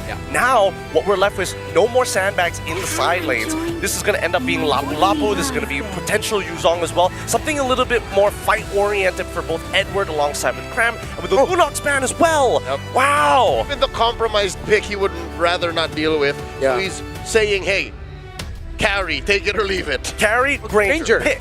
Yeah, the Granger was left open. So Carry, Granger, take it or leave it. Yeah, they decided to play into it. Why are they letting the Granger through? Is this a telegraphed Yuzhong? I'm thinking, yeah, maybe, because what if... I mean, Hilda's already most likely going to the roam. I mean, most Hildas in M7 did go into the roam. The ban of the low Yi. Really good stuff, really good stuff. I thought maybe that might slip through the draft for SRG side, but now I think this is a little bit of a compromise, right? What are they going to do at this stage of the game? With Hilda on your side, and there's not a lot of like mid laners, of course, self-sustaining when you're facing off against Eve Cho, you're going to lose mid priority almost straight away. If Aurora really want to focus on their box team fighting theory and then just play it slow in terms of managing the lanes, they can pick up a glue depending on the matchup. If the XP lane is already shown here, so you'll have a glue and then you round it out with a Granger. I mean, theoretically, with the Eve, you're going up against a Harith. It makes sense, but that's only if you see the matchup. Because if you blind glue, it might be really tough. Zetian. Vision. There's so much vision. I mean, double the vision, double the fun, am I right? But yeah, they see everything. And it's not like SRG is denying Aurora. Aurora's making their picks here with full freedom. Yeah. They're just not investing in it as much as SRG. This is a really interesting draft, right? Because again, you would have imagined that they're looking for multiple win conditions. And right now, the two clear win conditions for SRG is going to be Yishin Shin alongside with the Hara. The Jushin is interesting because her passive, super useful at actually denying light entryways with a third hit of the G Kundo because it knocks him back, so he's not going to find the angle. They do get the Granger and they get the Lapu Lapu, so they get the instant impact right away, and Edward gets one of the iconic heroes for Filipino EXP laners. This is Aurora playing an old meta lineup featuring Leomord. Yeah. It's like if that was a Lancelot, you just said, hey, you mistyped Lancelot, and Leomord eventually became the pick. Or a Fredrin. Yeah, yeah. I like that buff guy. What, the horse guy? Oh yeah, Leomord. Both of which fits. I think here, blue? Probably. I mean, it feels weird if you go into the Yuzhong because now it's like, now we have a potential coin flip that we have to worry about. Alice, even more of a sandbag. It's still looking towards that team fight. Sexier Uranus. Oh, this is gonna be a tough one for Aurora. I give it to them though. The lineup does have the possibility of suddenly spiking up when Domikite gets the stacks on the Skypiercer. But this is the thing you always have to watch out with an Alice though. It might get to the point where you just can't deal with it. Well, just a little bit of, you know, anti-regeneration is gonna go a long way, but I think right now SRG, their composition requires a lot of economy, which is why I'm leaning more towards Aurora. Leo? Damage profile. I like Rora's more. Yep. This is not optimistic. This is actually just brass tacks we're talking. So let's see if Aurora can actually push this to 2-1 for them. Or will SRG be the first one to go to match a point? Welcome to game number 3. The series has been great so far. SRG has delivered bangers, so has Aurora, and I'm sure that we're going to have fun. Nice-u, Miracle, let's go. Welcome to We are Mobile going, Legends. and I'll tell you what, this is dangerous grass. This is a dangerous lineup, man. I would say from SRG. I like what they did. They got the Hilda. They've got a couple of grounds covered. Whoa! That's what I'm. Oh my God! I'm saying. It's dangerous. Yeah, it is. It definitely is dangerous. You walk in, you never know. There's a sneaky Hilda in the bush, but the fact that they also got the regen means Yue will go down to Stormy. You have to respect the 100% win rate. Since Yue's regen was popped, he should have recalled, dude. Dude, that's dangerous range too. That was what I was gonna get. I mean, look at. Oh my goodness. Dude, Light, don't stay. Please, go home. Okay. Yes, Light. That range from Zetian is pretty crazy. This is what we all experience now, especially on the buff. That technically. What do you do? Like, how do you lane?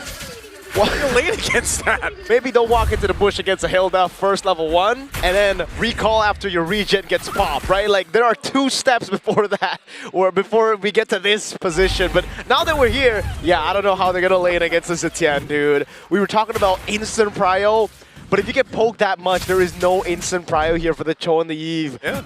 Oh my goodness, dude. I mean, on top of it, like Gideon mentioned, you know, during the draft, one of the great things about the Zetian is you have that passive built in to kind of, oh man, it just looks like they're playing range everywhere. Oh, okay. For a second, I thought he had flicker because damn, he's going in aggressive. That's why I was saying this lineup is dangerous in itself because SRG is able to go ahead and capitalize on a lot of that. And not to mention the amount of vision that this lineup gives them too. So what this means for Aurora Gaming Philippines is that they have to choose their windows of opportunity very crucial, and they got to be on point with it. They've got to be able to make it work, but because this early game pressure was already put onto them, they're not going to be able to contest this first turtle as it's already secured up by SRG. And here comes the pressure in the jungle. Edward? Stole away the purple buff. Light goes in for Zikudo, but Stormy's able to flick around, and he gets the kill too. Now throwing a ruin onto nothing but they won already. Nothing but air right now, Cram, though. He's going to wait for the Gleam to come up.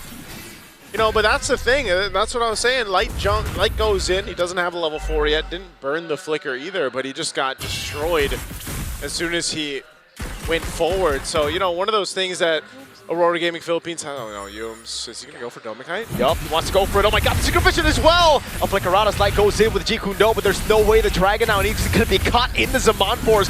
He become the Steed. Yums able to Flickerada safety, but Innocent's now going to be caught all alone. Pops in a Purify, and now gets shredded back.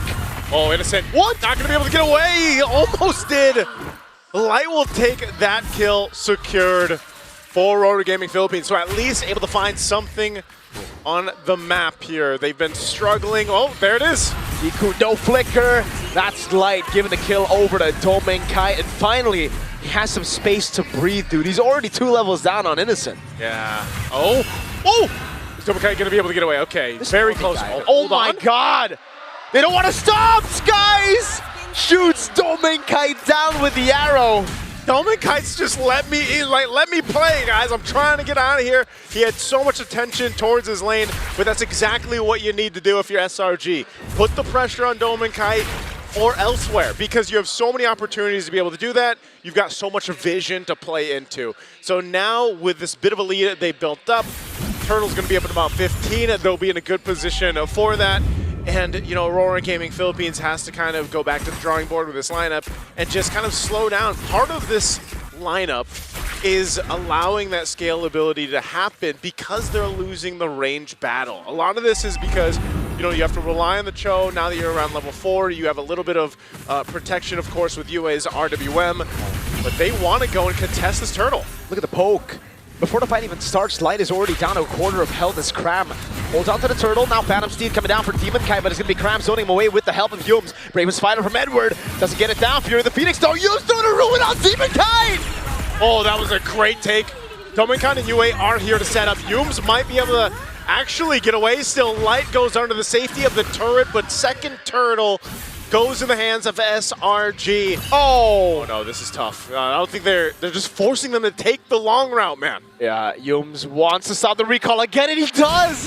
Light has to move. That was a feint from Yums. He didn't even know. It's a dangerous Hilda, man. I'm telling you. Like, it's the most annoying Hilda I've ever seen. It's the way it's meant to be played. Yums is doing great work here, being a threat, especially on those, you know, those spaces around the jungle where Demon Kite is trying to go ahead and try to get some vision or contest these objectives, but Yums providing so much information to SRG's lineup just kind of gives them an easy time to take objectives, and honestly, that's probably how the next Turtle's going to go as well. Aurora Gaming Philippines, in the meantime, have to go ahead and play in to pick off potential. The problem with that is, like I said, who are you going to pick off? Well, most of the time, you're going to have to try to make a play either in the gold lane, because trying to find out either Yums or Stormy and get through that passive is hard enough. So that's why Light has to just kind of protect Domeng Kai and pick off Innocent if you can, but then you also have a Purify there. So that's the rapid boots for Domeng Kai, and he actually went Hunter Strike. So no Sky Piercer yet, and it makes sense. Demon, oh my lord, that is a tilter. Phantom Steed used after, what, 2 shots on a Mountain Shocker. Innocent in the bottom lane winning hard in this matchup as well. This ain't looking good for the Northern Lights. Yeah, this is what I'm saying, man. You're losing on all fronts right now if you're Aurora Gaming Philippines, and you know, you can kind of see it in the way that they're moving around the map, some of the decisions that they're making, and SRG knows to continue to put the pressure where they can. Demon Kai isn't falling too far behind in terms of levels or anything, but it's more so of, you know, what can this lineup actually do at this portion of the game, and it's just not too much yet.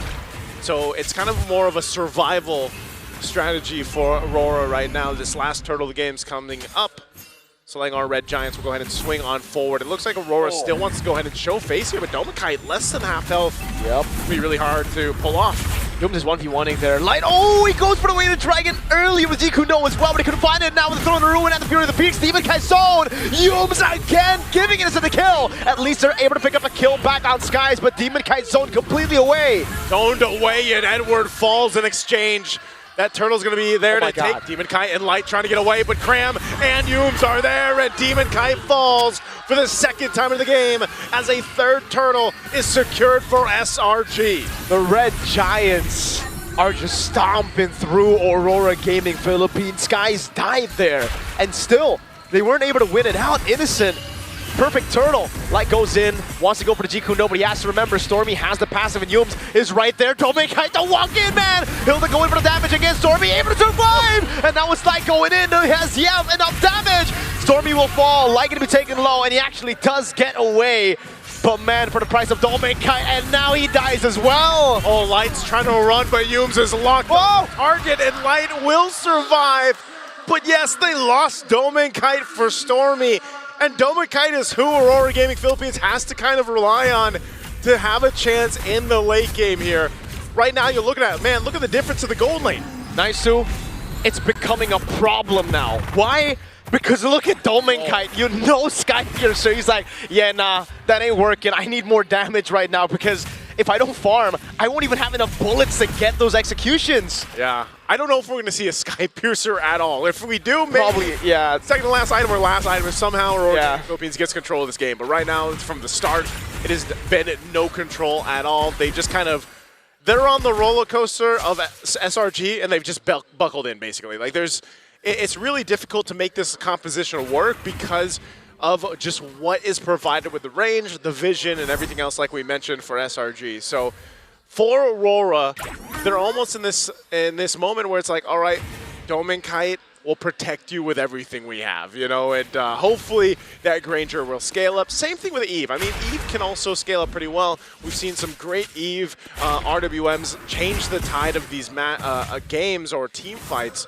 But so far, there's been no chance around objectives, and this Lord's coming up in 10. They have no turrets on the map. They're absolutely... Hellcurt, what? Whoa!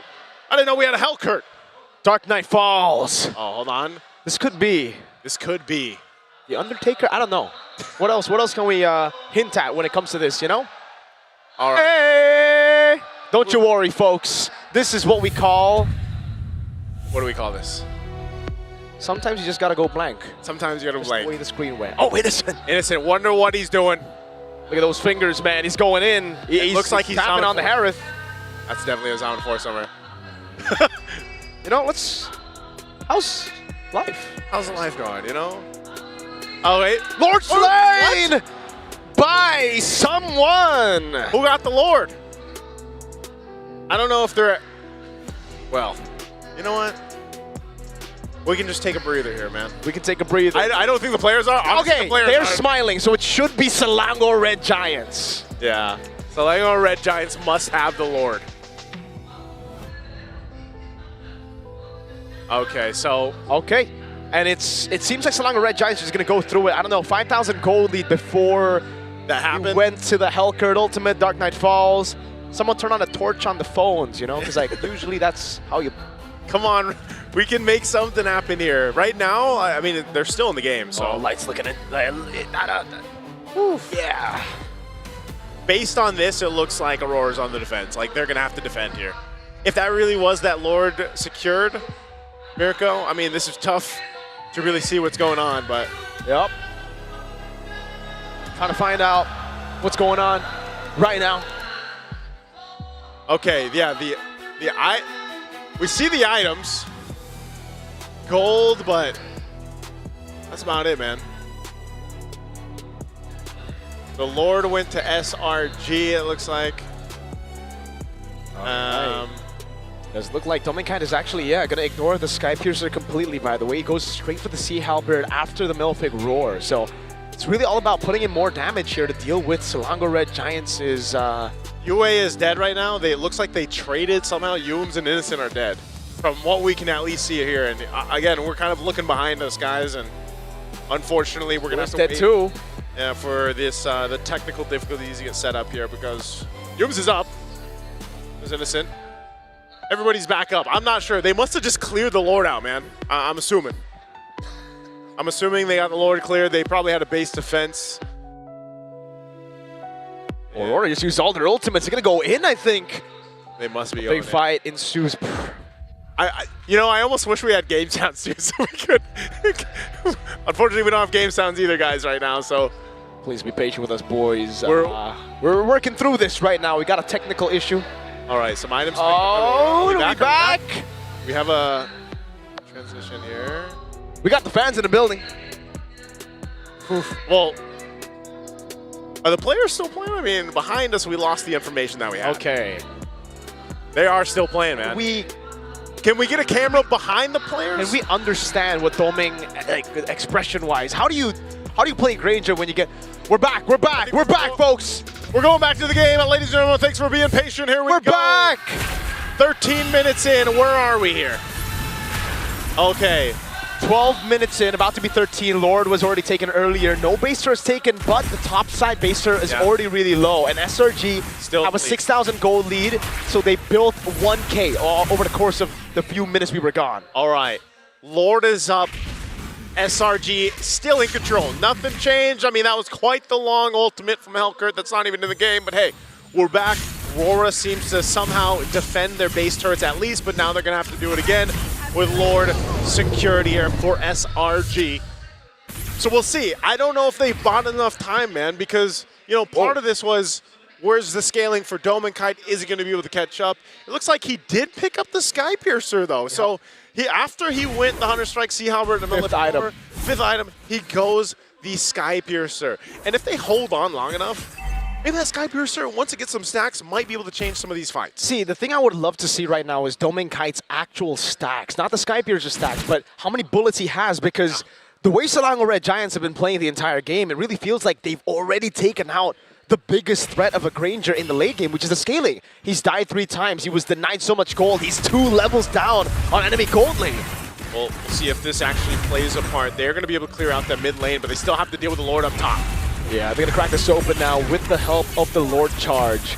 And that's about it for now. Aurora Gaming Philippines did a good job clearing out mid and bot, and now for SRG, they're going to have to wait for the next waves to come through. Lord will be cleared for free. Dominkai getting those stacks. You can already see them trying to funnel as much of those stacks to Domain.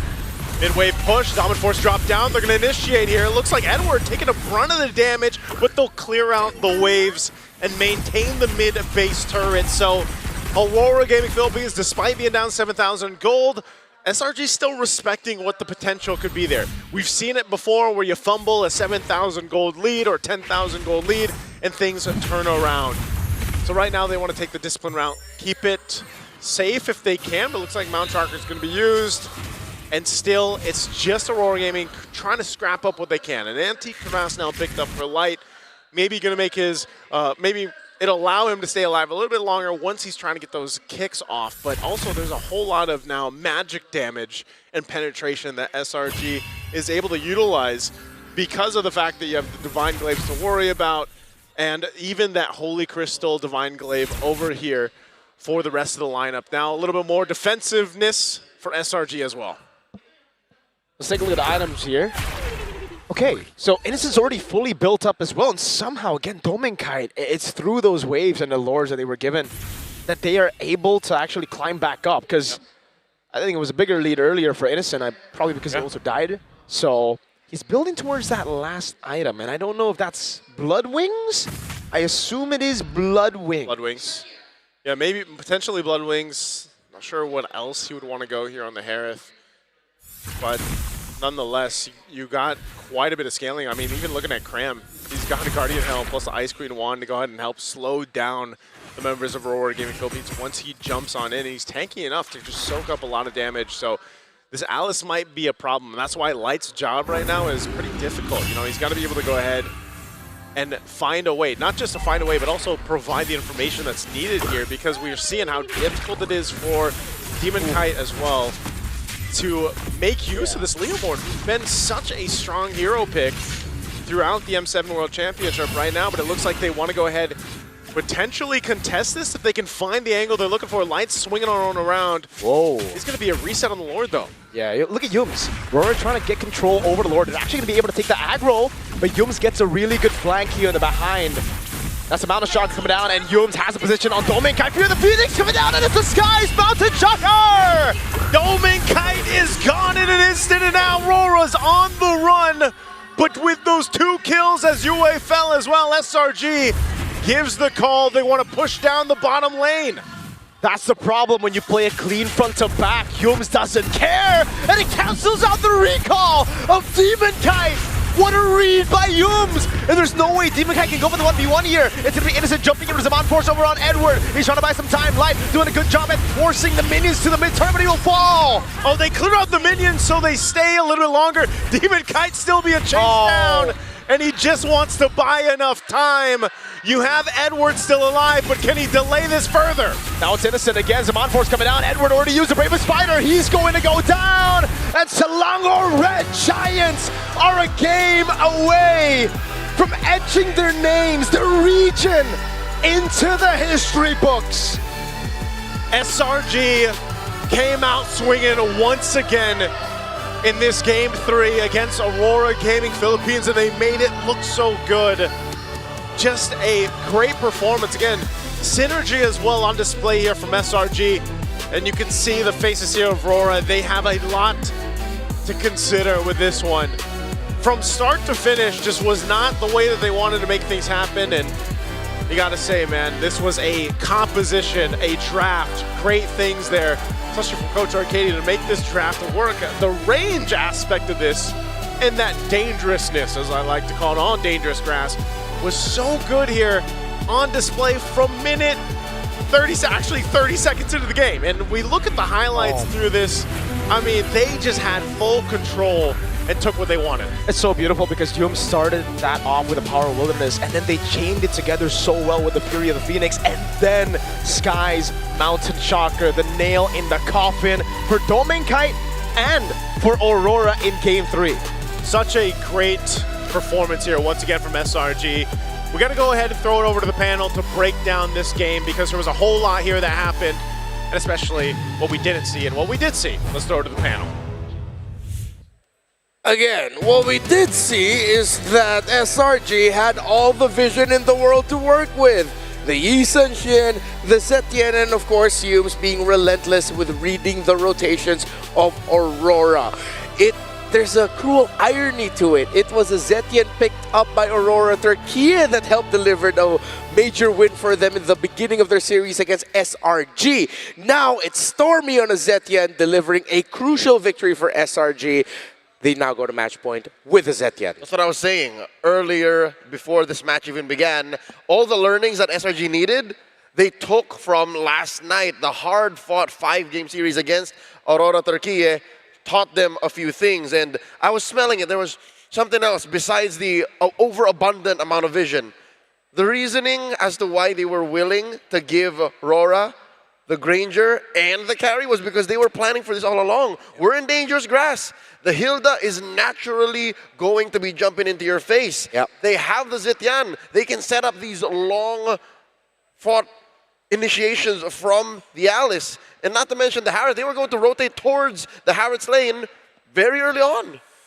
I don't know, but I think I speak for a majority of Aurora fans out there. I call espionage. I think that something is wrong here because, again, the vision is good, and I agree that the Dangerous Grass has not been Aurora's favorite map because there's too many times where most of us would say, hey, that's a miscommunication. They literally couldn't see some people, and that's very frustrating to deal with, especially when you have a quote-unquote global vision composition on the opposite end. Yeah, I feel like the Eve is just not working out for Aurora, mainly because SRG are willing to play into it. They really don't mind. The 2 games that we've seen Aurora play that Eve, SRG knew what to do, especially with the initial trade. Everything began, I feel like, because of the initial trade in the center when we started seeing the Cho and the Eve just struggle to handle the lane against the Zetian. The little missed time of Light deciding to go elsewhere, of course, can't blame him for that, but Humes waiting in the bush, jumping onto Yue, bringing that Eve down low, and then meaning that Stormy just dictates the tempo of the mid-trade. That's the thing. I really believe that, especially at this level, there's a lot of feints. There's a lot of expectations when you start walking into your lane. Consider this. Consider that there's already a Hilda on the opposite side. What's more likely to happen? That you would spot Hilda out in the river checking either maybe the orange, maybe the purple buff, or is he going to show up in the lane? That's the 50-50 risk that he takes when he walks up into these bushes. Although I will admit, Aurora didn't do their due diligence. They should have void blasted into one of those bushes to kind of give you a rough idea of what was going to happen. But besides that, it then devolved into something else. Edward left on an island by himself. A majority of the fights happening towards the gold side of the map. And even then, Domeng got 0 action of that gold. I think the whole situation that SRG put Aurora into exacerbated the fact that there's no vision. Multiple times in this game, these players, these very talented athletes from MPL Philippines, in their own environments, relish in the fact that it's very macrocentric. Here, they have to always think of, oh wait, SRG might be in these random corners, they want to fight, and then that kind of just melds into the background, and they forget, now, oh, I have to watch out. Remember that little bush down bottom near the turtle where Dominic just randomly walked in, like, oh no, there's dudes in here. That happened like twice. And that's twice too many times. Of course, gotta acknowledge, and of course, we apologize for the technical issue encountered during the third game of Selangor Red Giants versus Aurora Gaming Philippines that went on for about 3 minutes. Rest assured, the tournament integrity was maintained and the game was played fairly. As you could hear with our calls earlier on, the game continued, the players were still playing, and what happened from our vision did not affect what happened in game. Thank you, each and every one of you, for sticking with us. We appreciate your patience. Again, we humbly apologize for that. We can now continue talking a little bit more about what happened in this game with what we did get to see. The first floor did go to Selangor Red Giants, but even with the 3 minutes missing, we already got a very clear picture of what happened. Before that moment, the first 8 minutes, it was a clear story of the mid lane trade was not handled well enough by Aurora, and that eventually bled into the rest of the map falling apart. They did get a pick off onto Innocent early on, but also Innocent did a damn good job of beating the Domikite in lane, straight up with that Harith. Oh yeah, no, it was not even fair at a certain point. I think he won straight up at level 2 when we first saw the initial, forthcoming of the Hilda coming in from Yums, who I hope is going to be the MVP of this game because my goodness, does he grind these professional players' gears to bones and dust. Unfortunately, a lot of recalls were called. Well, honestly, I do feel that Rora should have recalled a lot earlier in a lot of these moments, but that's why. There's a lot of feinting involved. There's a lot of, do I really know that something's going to happen? Not really, but we'll probe the response first. Which is hard to watch if you're used to seeing them play in MPL Philippines and you know that these players should know better.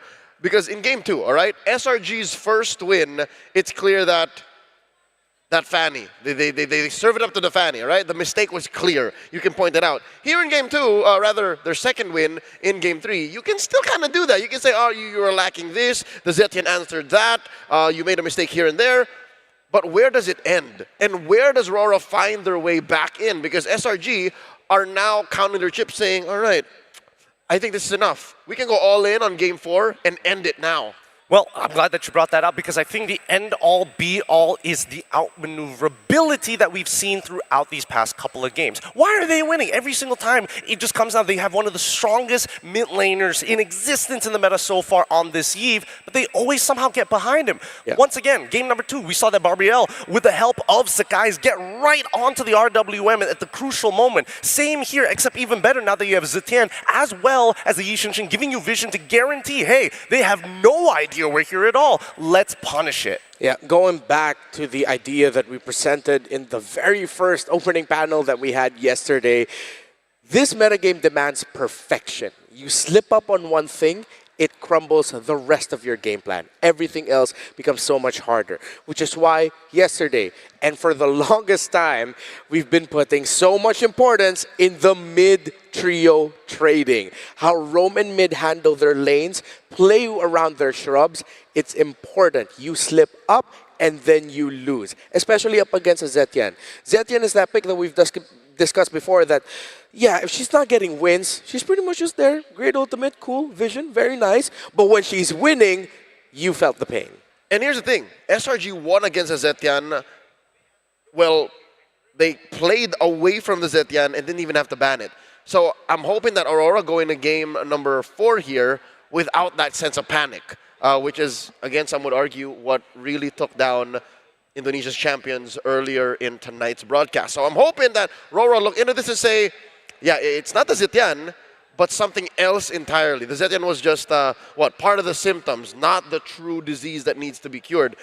In my opinion, what needs to be cured here and the real thing that's ailing Rora is the fact that they're not dancing to the tune that SRG is putting down. They're disrespecting, again, this mid-trio trade, the economy of the jungle, if you will. They're not thinking, oh, this is the kind of threats I'm going to be facing. I need to be prepared for it. Yeah, no, I think a lot of it just comes down to just finding first positions, right? Because so far, based on what we've seen in these games, SRG are the ones moving out of their lanes first, being able to position right on top of the Lord in ideal spots without having to maintain too much aggro from this neutral objective. Rora, on the other hand, actually don't mind their opponent sitting on top of it, but then who are the big hitters, right? Lapu-Lapu wasn't in a majority of these fights, and by the time it actually happened, that's when SRG can make a very cool, calm, collected decision of, We back away, we take a pick, we come back in the fight once more. Ooh, I want to play a little game here. Just thought about. Gideon, can you hold this? I got you. Mirko, could you pass us? Could you pass us that hammer there? Okay, nice who heard me and said, nice. So could you pass me that hammer real quick? Just throw it. Just throw it. Hammer me. I'll catch it. I'll catch it. Oh god, that's terrifying. Okay, it's scarier with Naisu. Okay, first, real quick. This might be a little bit spicy, but should we just go back to the Lunox? If you agree, slam it down. You want the Lunox back? I think the Lunox is the safest way to go because it has a safe landing phase, it's got great scaling, it does everything that you want while still having playmaking capabilities that isn't instantly punishable. Okay. I don't think it's all in on the Lunox. That's why I did not immediately go. I think there are other solutions. All right. Actually, I just got word that we still do have footage of the 3 minutes that we missed out on. So we're going to go back to that. Are we going to end up casting the missing 3 minutes? Maybe. Will we? We'll see. Let's just break it down first, all right? We don't know what to expect here. So this was the missing 3 minutes, right? And we're going to follow Yums because, again, once again, I'm pretty sure he's going to be the MVP by the end of this, but mainly the way that he opens up the map. And we look at the mini-map as well, we have a very good idea because what the heck? Where is Light in all of this? He's doing the old Light signature flank. Again, that's one of the few ways you can win an unwinnable match is if you find an unfair pickoff, but Yums wasn't having any of it. Yeah. Of course, just to remind everyone who may have just hopped onto the stream now, this is the 3 minutes that we were not able to witness. Again, it did not affect tournament integrity and the play of the players, just us who saw it. So now we get to see that missing 3 minutes and this Lord fight that did go to SRG. So with what I'm seeing here, Innocent and Sakai's were unbothered. All of the zoning provided by the Alice just gave so much value for them. Edward got close though. I mean, he's kind of close, but look at the back. Like, Hilda is getting absolutely beat down while this is all going, while this is all happening, right? Even Light gets back into the middle of the fight despite getting chunked out by Yums early on in the matchup. So I think this is where we saw that Lord take, and then almost immediately after, there should be a 2-for-1 trade at some point. There it was. Well, we saw it. It was Yums for those two. It should be Yue for Harith and Hilda. That's another one then. Yeah. Look, we're about to get to that point, but for now it's all SRG. So this is what the first minute elapsed. Okay, as we're watching this footage, I don't know if they'll be able to pick up the hammer squeaks behind the scenes, but I want to ask another question. If that initial trade in the mid lane, if that went well, we're talking early game, right? The early game. Would this have been an early game Aurora win? Oh, I had to think about that for a second. I was gonna say absolutely yes, but I think the mid game would have been a lot easier to manage if Yue didn't miss out on his level 4 that early on, and worse yet, for that first to second turtle. No, I'm not even going to say, oh, it's because I think, no. Regardless, I think SRG would have found a way to get into this end game scenario, get their winning image, and still call the shots. We would end up at this 10, 11 minute mark moment, but maybe at 12, 13, if still you change the early game outcome. Dude, look at the sweeping motion here, right? Because again, all of these fights have been like predetermined, and then yes, it's really, really sick. And this is finally that 2-for-1 trade that we were looking for at the very end there when they were pushing towards the base. But at the same time, right, before this fight, Yums has already kind of scoured the entire bottom side before they even use any of the global ults. And that was a great formation with how they entered. It was sort of like a pincer as well. They were coming in from all directions. Okay, another spicy question. Sora, Freya, and CC, we were happy about those bans. But considering this is dangerous grass and knowing the tendencies of SRG, should Aurora Gaming PH have banned the Hilda instead? Oh, I want to say yes so bad. You are putting me on the edge with these hard questions. I don't think so. I don't think so. Okay. Yeah, I think there was a way to play around it. And again, by maybe investing in some modicum of vision, that would have been possible. I don't know if the answer is, you know, putting the usage into the hands of Demon Kite, but yeah, no. It really was a matter of both it's what you got and how you used it. Yeah. Well, of course, again, I'm still seeing a few questions in the comment sections. Yes, this is a replay of the 3 minutes we were not able to see earlier. So this is just to make sure that everyone is a little bit clearer in the story of what happened behind the, well, during the game that we couldn't see. Pixar didn't happen. Yep. Yeah. Pixar didn't happen, but also look at the conditioning here, right? Every single interaction and fight has either happened in one of two important places. Either it's by the river, just by entrances of SRG's river or Aurora's river. If not, right here at the base at this chokehold that we see Dominkite standing in front of, right? Every time they're caught in that chokehold, it is a losing fight for Aurora. And here's the thing, Aurora can never choose where the fight happens. Sure, Light can find these weird angles, but usually he's outnumbered. Because again, the vision diff. Yeah. So, not just that it's dangerous grass or it's hill, it's because our SRG just know more. SRG can just plan better. And one huge proprietor of that overabundance of vision and intel is none other than Stormy on that Zetian. Yeah, I think it's unanimous here with how he handled the early game, and even the Fury of the Phoenix came in as set up after all of the vision provided by Yums. Great timing by Stormy, well-deserved MVP. Well-deserved MVP, and I think this is one of the few times when you look at a Zetian, you're thinking like, how exactly does she get ahead in this game? What is the conversion? Because she doesn't scale that well, it's about opening up the map because her range is ridiculous and she can cover literally entire bushes with her first ability. I think she's proving to everyone why she deserves a little bit more respect. In addition to Zushin, Zetian is another, I'd say, mechanically unique hero that provides utility in a different way. Again, just to double down, she doesn't deal enough damage, yes, but she provides vision. She provides wanton CC that no other hero can do with just the press of a button. Let's not forget that she also has Magic Shred. Anybody who has MR gets loosened just a little bit, allowing things like Alice and Harith to really hit hard. Not to mention self-peel. Again, maybe that's why Leomord or by Demon Kai could not catch a break, because you could finally find the source of all your headaches, the bane of your existence. You're like, oh, what is this? Yeah. We also have to credit Storm. Sue Storm. We have to credit SRG for not giving Aurora a lot of openings. So now let's see what opening Aurora will get to fight in this draft, the crucial draft, as SRG are 1 game win away from sending Malaysia to their first ever M-Series Grand Finals. We go into Flying Cloud, and I'm sure that's going to change the picture of the draft, and this might end up becoming longer games as teams in the M7 World Championship want to play a little bit more cautiously and a little bit more aware with the risks of being overly aggressive with Flying Clouds active. Aurora still in the blue side, still the same bans. Feels like Aurora's just happy that it's like not dangerous grass anymore. There's just a couple of things that you don't have to worry about, but they still need to get rid of this hill though, because let me tell you, that Yums was really frustrating, right? Every little mistake you make, Yums, it amplifies it unnecessarily from Aurora's POV, but that allows SRG to have more time to rotate, more time to steal away caps from Demon Kite. So then now, is it worth it to go for the ultimate risk? If you say that Yums is one of the more annoying pieces of the SRG lineup to deal with, do you just take his Cho away? I mean, I don't know. Give him his Cho. We'll play Kalia again, right? We want to replicate game 1. I think it would be valid to give away the Cho if you're playing utility. Because that gives him what? Less targets, less valid targets at that.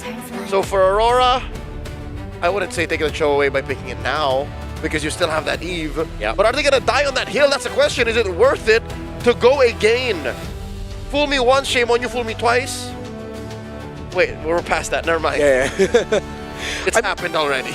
Aurora might even be willing to give the Eve Kalia, because Aurora played an Eve Kalia and they struggled with it. Oh, they go for the Yu Zhong. It's time. Edward wants to put his stamp on that world stage. It's been a while since we've seen a first pick Yu Zhong. Yeah. I'm struggling to find the thread. This is 5D chess. Yeah, I'm trying to go back to when I think it was literally Swiss Stage Day 5. It was Team Liquid PH versus Young God Galactico. No.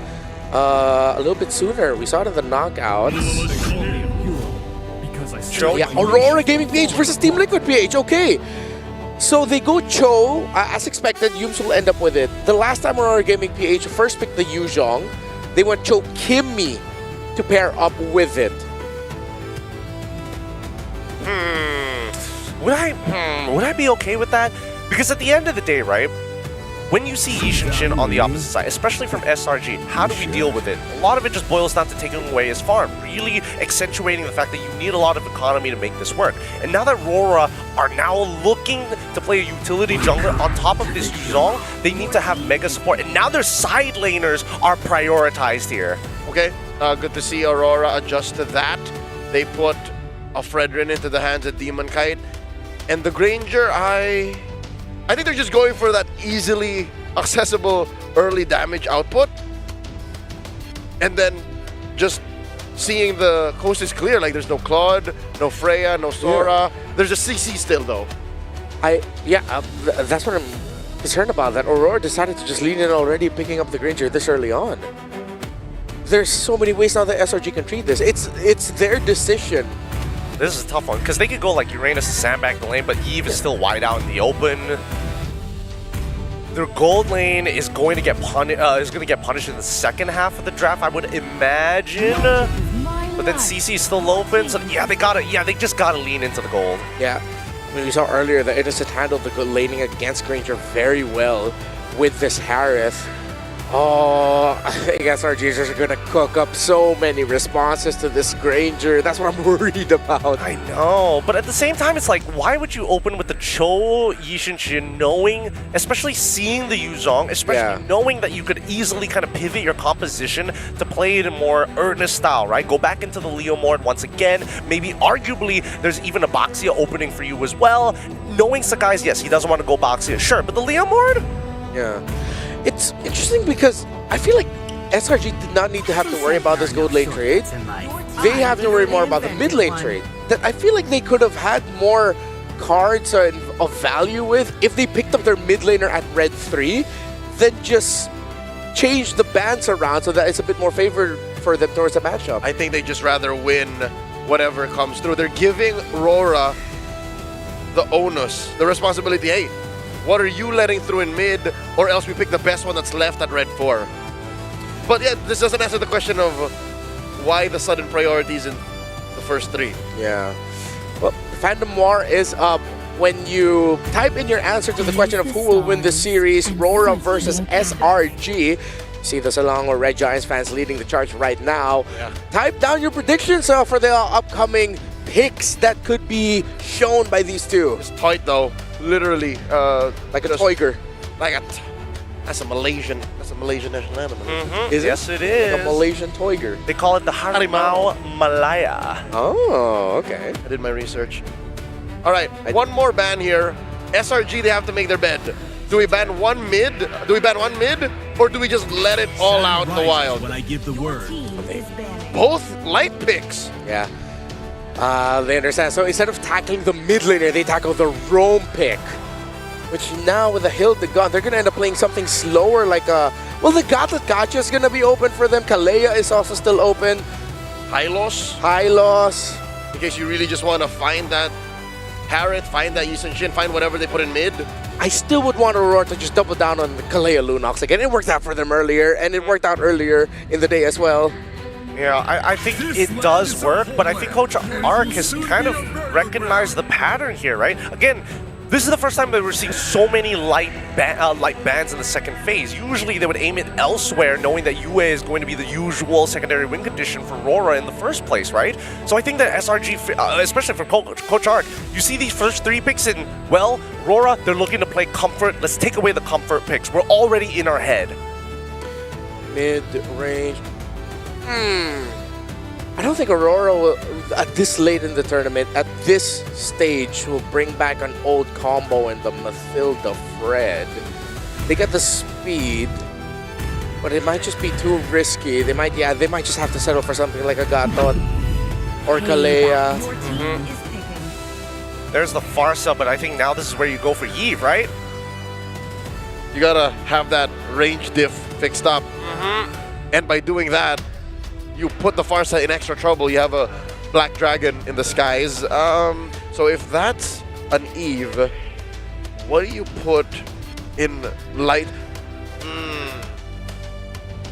Kalea Gatot. Does it have to be Kalea? Kalea Hylos Gatot. In terms of the picks that we've seen, so Kimmy, as expected. The Mathilda will not work here, so yeah. Wow, Eve gets snubbed. Yeah. They go for the high loss. High loss. Interesting that they want to go. All right. So yes, like you mentioned before in Game 3, we were looking for bridges, right? And Kimmy did inevitably get banned in that game as well. So this time round, Yue really has to do a lot of good work here. Because again, you're facing up Fars Cho in the lane itself, which is hard enough. Luckily, this time, Light can't get punished that hard on the high loss. So the last pick here, it's going to be going to the EXP lane. What's Cram going to end up with? Usually we've seen some teams just pack up the Uranus and just go, yeah, let's just have a body to hold. But then the Kimmy, the Granger, the Yuzon, because Uranus is one of those guys that really don't care. He's like, okay, I'm just going to be here, sandbag, it's fine. Just needs to shred, right? Yeah. Oh. Works as well. I like this a lot because now Fredrin is going to struggle to fight for these neutrals. A clear go signal if the Fredrin is standing your way, that Kimmy and the Granger's positioning is compromised. Oh, we're gonna see Patrick Star wreak havoc. As a Filipino, I'm gonna say it's gonna hurt if SRG wins this and we lose to Patrick. And to see the Malaysians go first to the grand finals, but it is a perfect pick to round it out. Real quick, Gideon, SRG or Aurora? I think that SRG need to win their lanes. If they win the lanes, they will win the game. This is a perfect last pick just to ruin what Aurora set up in 5 picks. I think SRG's got this. Aurora's trembling. Will it be a caster's bless or a caster's curse? Will it be SRG sending Malaysia to their first M-Series Grand Finals? Or will Aurora force a game number 5? We are getting closer to history with Mirko and Naisu to help tell the story. Welcome. I would be trembling as well, going against the Patrick Star in a potentially last match here. Oh my God, it's him. It's him. What better way to get to the grand final for the first time for Malaysia with that skin, best skin of the game. Now Mirko. Oh my God, Skies, no way. This is dirty. Dirty, you pick up the glue and you go level 1 invade. Hume's gonna go for it as well. He's gonna bait out the retribution. Demon Cat with the retri already. They don't know it's happening. Grand Theft Orange level 1. Skies gets stunned up by Light. So at least there's a bit of, oh my God. He's able to get away. Okay. But now what happens? Where does Demon Kite go? Because he's cooked either way. He just goes lethal. He knows he's cooked. There's no orange buff. He knows it, so he's going to go ahead and just keep things under control, right? He's just going to go ahead and just admit, all right, I lost my orange buff. I'll let it be. Sakai's, though, great start. You know, going into Demon Kite's jungle, you can expect that. Again, this is kind of what you want to do anyway. You're the YSS, you're moving a little bit faster than the Fredrin, and you're just going to have to deal with it. So Aurora Gaming, with this kind of lineup, as we look at the emblems here, this is something similar to what we've seen in the past, right? This combination with the Fredrin and the Kimmy specifically works really great. The traction pulse, plus the amount of crowd control that this lineup has. Also, mind you, the Yu Zhong first pick. The priority here for Edward could change these early skirmishes that might even break out before the first turtle. As you can see, just how much focus right now is allowing Demon Kite to get his side of the jungle after losing that orange buff. Yeah, but Skies, this is a 3-buff start. He might be level 5 by the time the turtle spawns here. He hasn't even taken the green caps up top. Yeah, he's taking it slow. Doesn't look like they're in any rush. Domeng, wow, for 1v1 over on Innocent, but this could be the gank up top with the Mountain Shocker as well. Domeng, did he make the wrong call? It's a free kill on Skies. Almost a trade, but Innocent stands tall. Okay, stands tall. The fight for the turtle, they're going to go for it anyway. What? Whoa! Edward is slain by Stormy. Yes, they'll get the turtle for Aurora Gaming, but you lost 2 in the exchange. Make it 3 if the purple buff counts as well. Skies with Rectory, and he gets it despite it being a bit short. What just happened? I mean, the aggression from Domeng Kite, maybe he just wanted to go for the solo kill, but then, you know, with a flicker down, by the way, he then gets caught in the lane. They make a play up top. I'm surprised at how fast Edward even went down, but that's the damage like this from Stormy. Uh-oh, the pullback into feathered airstrike range. Edward 0-0. Dude, Stormy is locked in. He got his Farsa. The Prodigy right now on this pick is just making it happen. 2-0 right now early on. You're scaling already in good control of the early game. SRG has everything happening across the map. Think about it. It started in the jungle with Sakai's taking the buff, continuously putting pressure on Demon Kite. You're winning the lane up top, you're winning bottom. You're gonna go again. Oh, Edward. Great read on the Fierce Dive, but again, it's gonna be the all-in onto him. 0-3 is it, Edward? Will fall again. The turret juggle is perfect from Selangor Red Giants, and they've taken the Dragon out of the equation. The Dragon, Agent Zero, Mr. Consistent, throw all the names out there. SRG is handling him. Innocent might be next. Fraction Pulse, now the Purify out. Glorious Pathway coming down as Innocent pops into the Mon Force, but he's going to be stunned up, and now it's going to be the Chain CC for Domeng to at least get a kill back, but look at the turret down below. SRG took it. They had to get something, man. Aurora Gaming Philippines cannot let this continue to happen on all fronts of the map. And so at least they make a play there. They have to go ahead and kind of slow this down. The Giants literally are already coming into this game, trampling around, taking what they want, and they continue to do so. Edward's gonna have to play catch up. Whoa. Oh man, he's got a bottom. Oh my goodness. Look at that Stormy. All right. Breakers in, what a risk taker. He's risk taking because he's ahead like the way he is, man. Fight for the turtle. Cram's gonna go in. That's the way the Dragon is zoning him away, and the mount down as well from Patrick, aka Cram. It's an all-in over on Demon Kite. Big bomb on Yums. Domeng able to get the shot down. Traction pulls. Cram pulled back in, and he's gonna go down to Yue. Oh, Edward. All right, he pops the Black Dragon for him, but I don't think there's gonna be any follow through. Just checking things out. They want to go ahead and get this extra gold off this top turret. So with that, that's a great swing back in favor of Aurora Gaming Philippines, but it's not in there entirely just yet. But that will be some crucial gold and pickups that they needed to go into the right hands here. Gold's back to level on the board. Domeng Kai with the gold crab here. Certainly it will be, whoa! 1,000 gold lead for Domeng Kai in the gold lane. Dude, he knows that he's going to be a big part of turning this around. Look at that early first item. Chastised Pauldron picked up now for Demon Kite. Starlium Scythe over here for Innocent. Whoa. And this, oh no, Yums. Jikudo on the way to Dragon now over on Domeng for the air strike coming down. The lethal ignition is taken and Yums takes him out. That 1,000 gold lead was too much. SRG said no. No, not today. Yums, I gotta say, man, his play-making ability throughout this series have been so good. Edward, okay, he's gonna get away. But look at this, tier 2 turret. Oh my god. Nearly gonna be knocked down. Actually will fall here, and Rora will lose more crucial real estate on the map right now. This kind of lineup too needs some time to cook, but SRG's not giving them that many opportunities. Oh, Glorious Pathway just to force Stormy out of here, man. Stormy, like I said, I don't know what he had for breakfast today, but he is locked in throughout the series. And even though he's 2-0, I mean, think about how much damage he's doing. I'm not sure if we're going to get to see the damage meter just yet, but he's definitely at the top. Feather Air Strikes are hurting. There is a Sky Piercer now locked in for Domeng Kite. Much earlier this time in this game than the last one.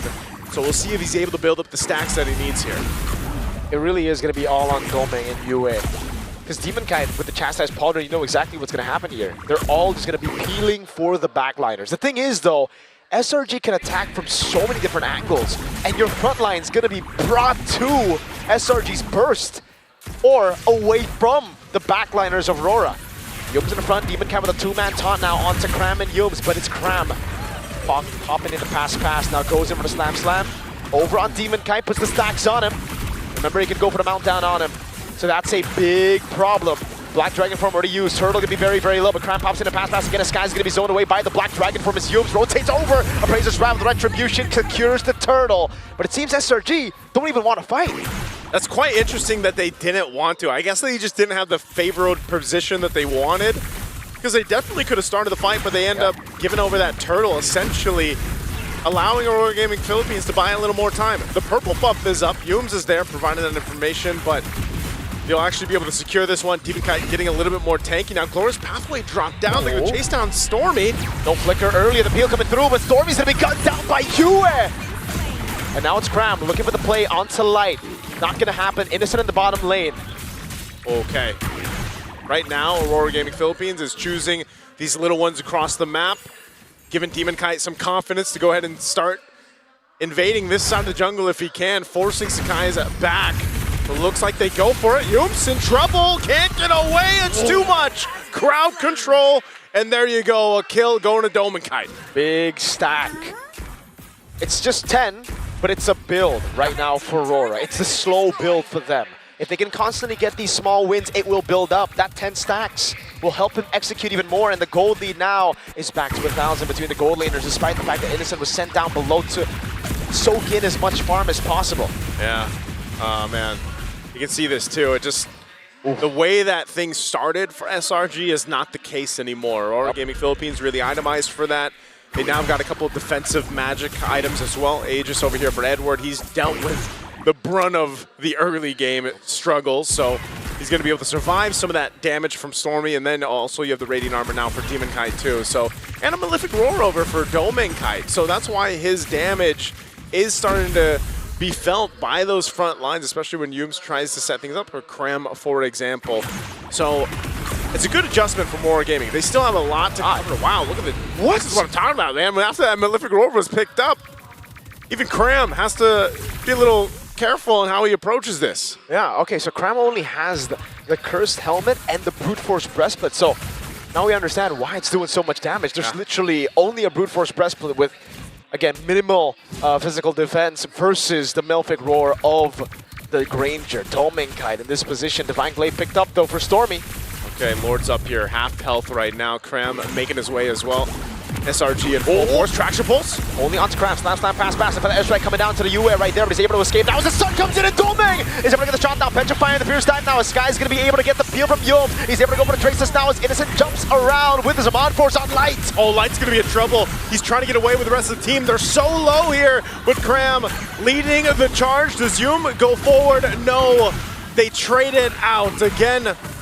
As Stormy went down, a Lord secured though by Aurora Gaming Philippines, and another stack to Domenkite. I've never seen a Dragon go 0-3 and be this useful, bro. Edward is having an amazing performance despite the early deaths. Yes, it looks bad in KD, but over the course of the last 3 team fights, he's been more useful than Krem on the glue, which is surprising. That is the nature of XP laners. Glorious Pathway dropped down. Okay, Demonkite won't catch him with the Energy Eruption, but as I was saying, man, the XP laners, that's their job. I feel like they are the ones getting pushed around, beat up a lot in these matches, but still the use of them is really what it comes down to. So even if you have a rough start, you can still be quite useful for a team. This Lord's gonna go ahead and charge in up top. A good check with that Feathered Airstrike, so that turret actually might not go down unless that, okay, that Lord doesn't get that last swing in. So not too much off the Lord, but what it does do, essentially, is allow Aurora Gaming this window. They might even just go for a tier 1 turret as they do. They know they don't want to take these fights just yet. It's more so about opening the map, getting that real estate to move around the map. 3 turrets left and right. Aurora Gaming Philippines really punishing Selangor Red Giants for, I would say, hesitating a couple of times during the turtle fights. Again, not wanting to go in, not wanting to take the risk, wanting to build on their lead further instead. And it has only given Aurora more time to scale up. With a Granger and a Kimmy, that's a problem. And again, SRG, even if Krem goes for the Mountdown now, they don't actually have enough damage to burst through the Fredrin. This is why the power spikes are always so important. Oh, whoa. Skies? What? Walks up alone and he gets caught for it. Everything used. Furious Side Petrify a taunt as well. What was... Did he just get the wrong info? Why was Skies there? I don't know if he just didn't have the info. Yeah, he went in getting caught blind here. He's going to lose his purple buff. Oh my god. Still able to get out with his Amon Force, but that's a big ultimate burn down as Krem goes in over on Demonkite, but there's again not enough damage to take the Fredrin down, and Edward is now picking up turrets on the right. Tier 2 falling for free. Being useful as can be. He also has a chastised Pauldron now too. So he's got his grounds covered a little bit. Little Feathered Airstrike drop down. They want this tier 2 turret. Get cancelled by Light on the Feathered Airstrike in the bottom lane. It's a 1v1 between the XP laners. But again, in the mid lane, it is a free turret to Aurora.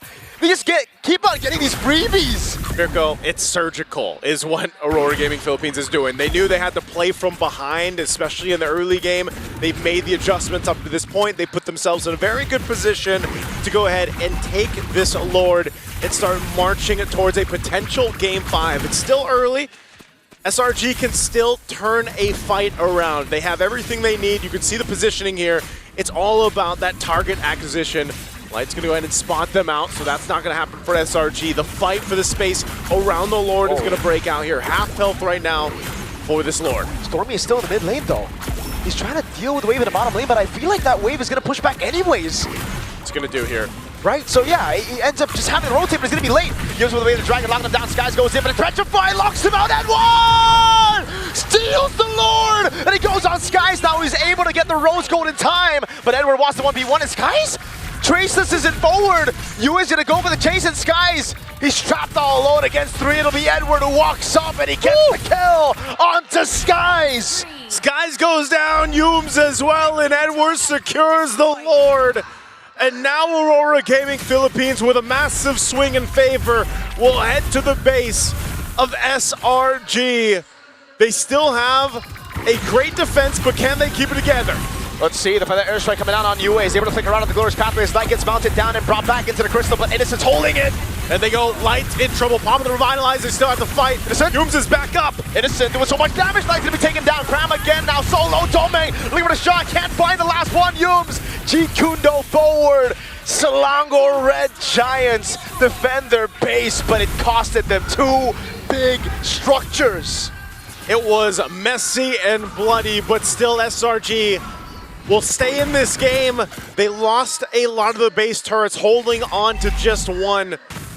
But Aurora Gaming Philippines just showing, you know, if they want to go for a fight, they're able to go ahead and take it. If they want to find the round, the objectives now, they can take that as well. More physical defense here for Demon Kite. He's been nearly unkillable. Yeah, he lost some of his jungle in the early game, but there's been no answer to deal with Demon Kite. Edward as well, he's got defensive items enough now to just kind of throw himself forward, and that is all allowing Domain Kite the space. Oh, there's the energy eruption. Oh no, Cram's gonna be left all alone. He pops in a pass, and he flickers out. That means it's 2 battle spells, Naisu. Yeah. Down. 2 battle spells out of the equation right now. Now they still have plenty of time before that Lord comes up, so those battle spells should be available, but the cooldowns on the ultimates are going to come up faster. You can count on Aurora Gaming Philippines to try to potentially get a pick off. You can see the difference here between the lanes. A Holy Crystal now online and available for UA, so he is going to hurt even more. But look at the difference of the gold lane. Innocent has definitely struggled on this Harith pick in being able to be utilized with the fights. Mostly dropping down the Zaman Force in these fights, trying to turn the tide, but it just seems like a big portion of the damage has been pretty much handled with defensive items. Yums providing that vision on Light. Just going to check things out. They want to go ahead and take this purple buff. And the control is gone for Selangor Red Giants. It's Aurora Gaming Philippines who are occupying the map. The map's blue. The 16-minute mark of game number 4. From the start, it really looked like, okay, it was going to be Selangor Red Giants' game for sure, right? A level 1 orange buff take. Oh, another airstrike onto Domeng. Now Sky's going to go for the chase as well. An instant flicker from Domeng. He saw the invisible Cho, and he reacted. Now that's an even bigger spell to lose out before a Lord fight. Your main man. Oh, man, that's actually big to not have that flicker available. And you can't just wait a minute and a half for it to be back up. Nope. So now Domain Kite, they're going to be pressured into this fight. Once again, where's Yums and Sakai is going to go here? Light is also on this part of the map. Stormy going to get caught here. He's going to, oh, is Light going to actually go for the stun? He's going to go for the stun. Where does Stormy go? He's able to flicker out, but again, that's what they were looking for. They were only just trying to look for the flicker. It was just a feint. It was a threat right there. They're like, Domain Kite doesn't have his, now Stormy doesn't have his flicker. Yes, sir. It's fine. Now it's level. Oh, right now, though, Lord still up. Half health. Demon Kite holding it up alongside Cram. What are they going to do here? Stormy as well. Jordan the fight. Sakai's still off on the wings in the mid lane. They're going to have to force something here. Black Dragon form as well. Demon Kite still holding on to the Lord. This looks really, really good. Again, the zoning coming in from Edward as he jumps in with the Petrify as well. It's an all-in over the skies as Cram's able to survive, and it goes in for the meltdown. Edward gets kicked, but he goes to the back line. Edward will fall. That's Yums on the G-Kundo, and the Feather Air's trying to follow it through Yums. Able to flicker around. Light pops into Revitalize. And Aurora got what they sought out for. They got the Lord. As I said, both XP leaders are the punching bags for the teams here, as is. They both go down, they're both traded out, but Aurora Gaming Philippines gets the advantage. Lord making its way down that mid lane as Yums takes the flying cloud, and now SRG on the defense. Can they clear this out once more? Man, that traction pulse force Innocent to go for the Saban force, and now it's going to be big again. Innocent going to be caught in the taunt, has to purify out of it. The mobilization used as well. Yums in the back line, able to go for the amount of shocker landing on light. Yums cancel out by the taunt of Demon, and a big bomb with the Appraiser's Wrath to shut him down. A great attempt from Yums to make something happen, but it still does allow SRG into the game, and they haven't lost the last base turret just yet. Can they clear this out still? Aurora Gaming Philippines might still look to punch it in. The pace is down to half HP. Skies' Rose Gold Meteor gets procced by Domenkite on the Granger. And now that he has Flicker, I don't think Selangor Red Giants can get to him, dude. Ooh, Domenkite has all the space in the world to work with too, man. I gotta say, Aurora Gaming Philippines has done a great job at providing that space and protecting and peeling for Domenkite. This is now and has been a game of resources, right? The battle spells, the ultimates on both sides, but SRG is still showing that even at this point, almost 20 minutes into this game 4, that there's still potential for them to turn around these team fights. It's more so not having all those battle spells down or those ultimates used too early on.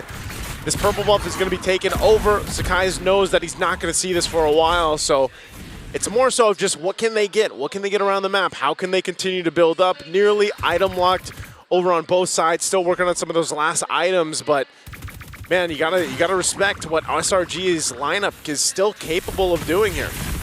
Immortality for Yum, so he wants to go for more of those plays, but this time he's just like, even if I don't get it, I want to bait more resources. I want to make Aurora Gaming Philippines think a bit more. And again, for Aurora Gaming Philippines right now, the advantage that they got, the turret up top, it's so unfortunate that the Lord has spawned the top twice now. So again, they can't really utilize the far lane. Selangor Red Giants can still clear it out. It's just Stormy needs to be decisive, brother. Yeah. Last time, he went bottom lane, even though it was going to push back to Aurora Gaming Philippines, and that's why Aurora punished instantly. And I mean, look at this, like, almost expect Aurora to potentially try to catch Stormy, or if it just means another flicker being used.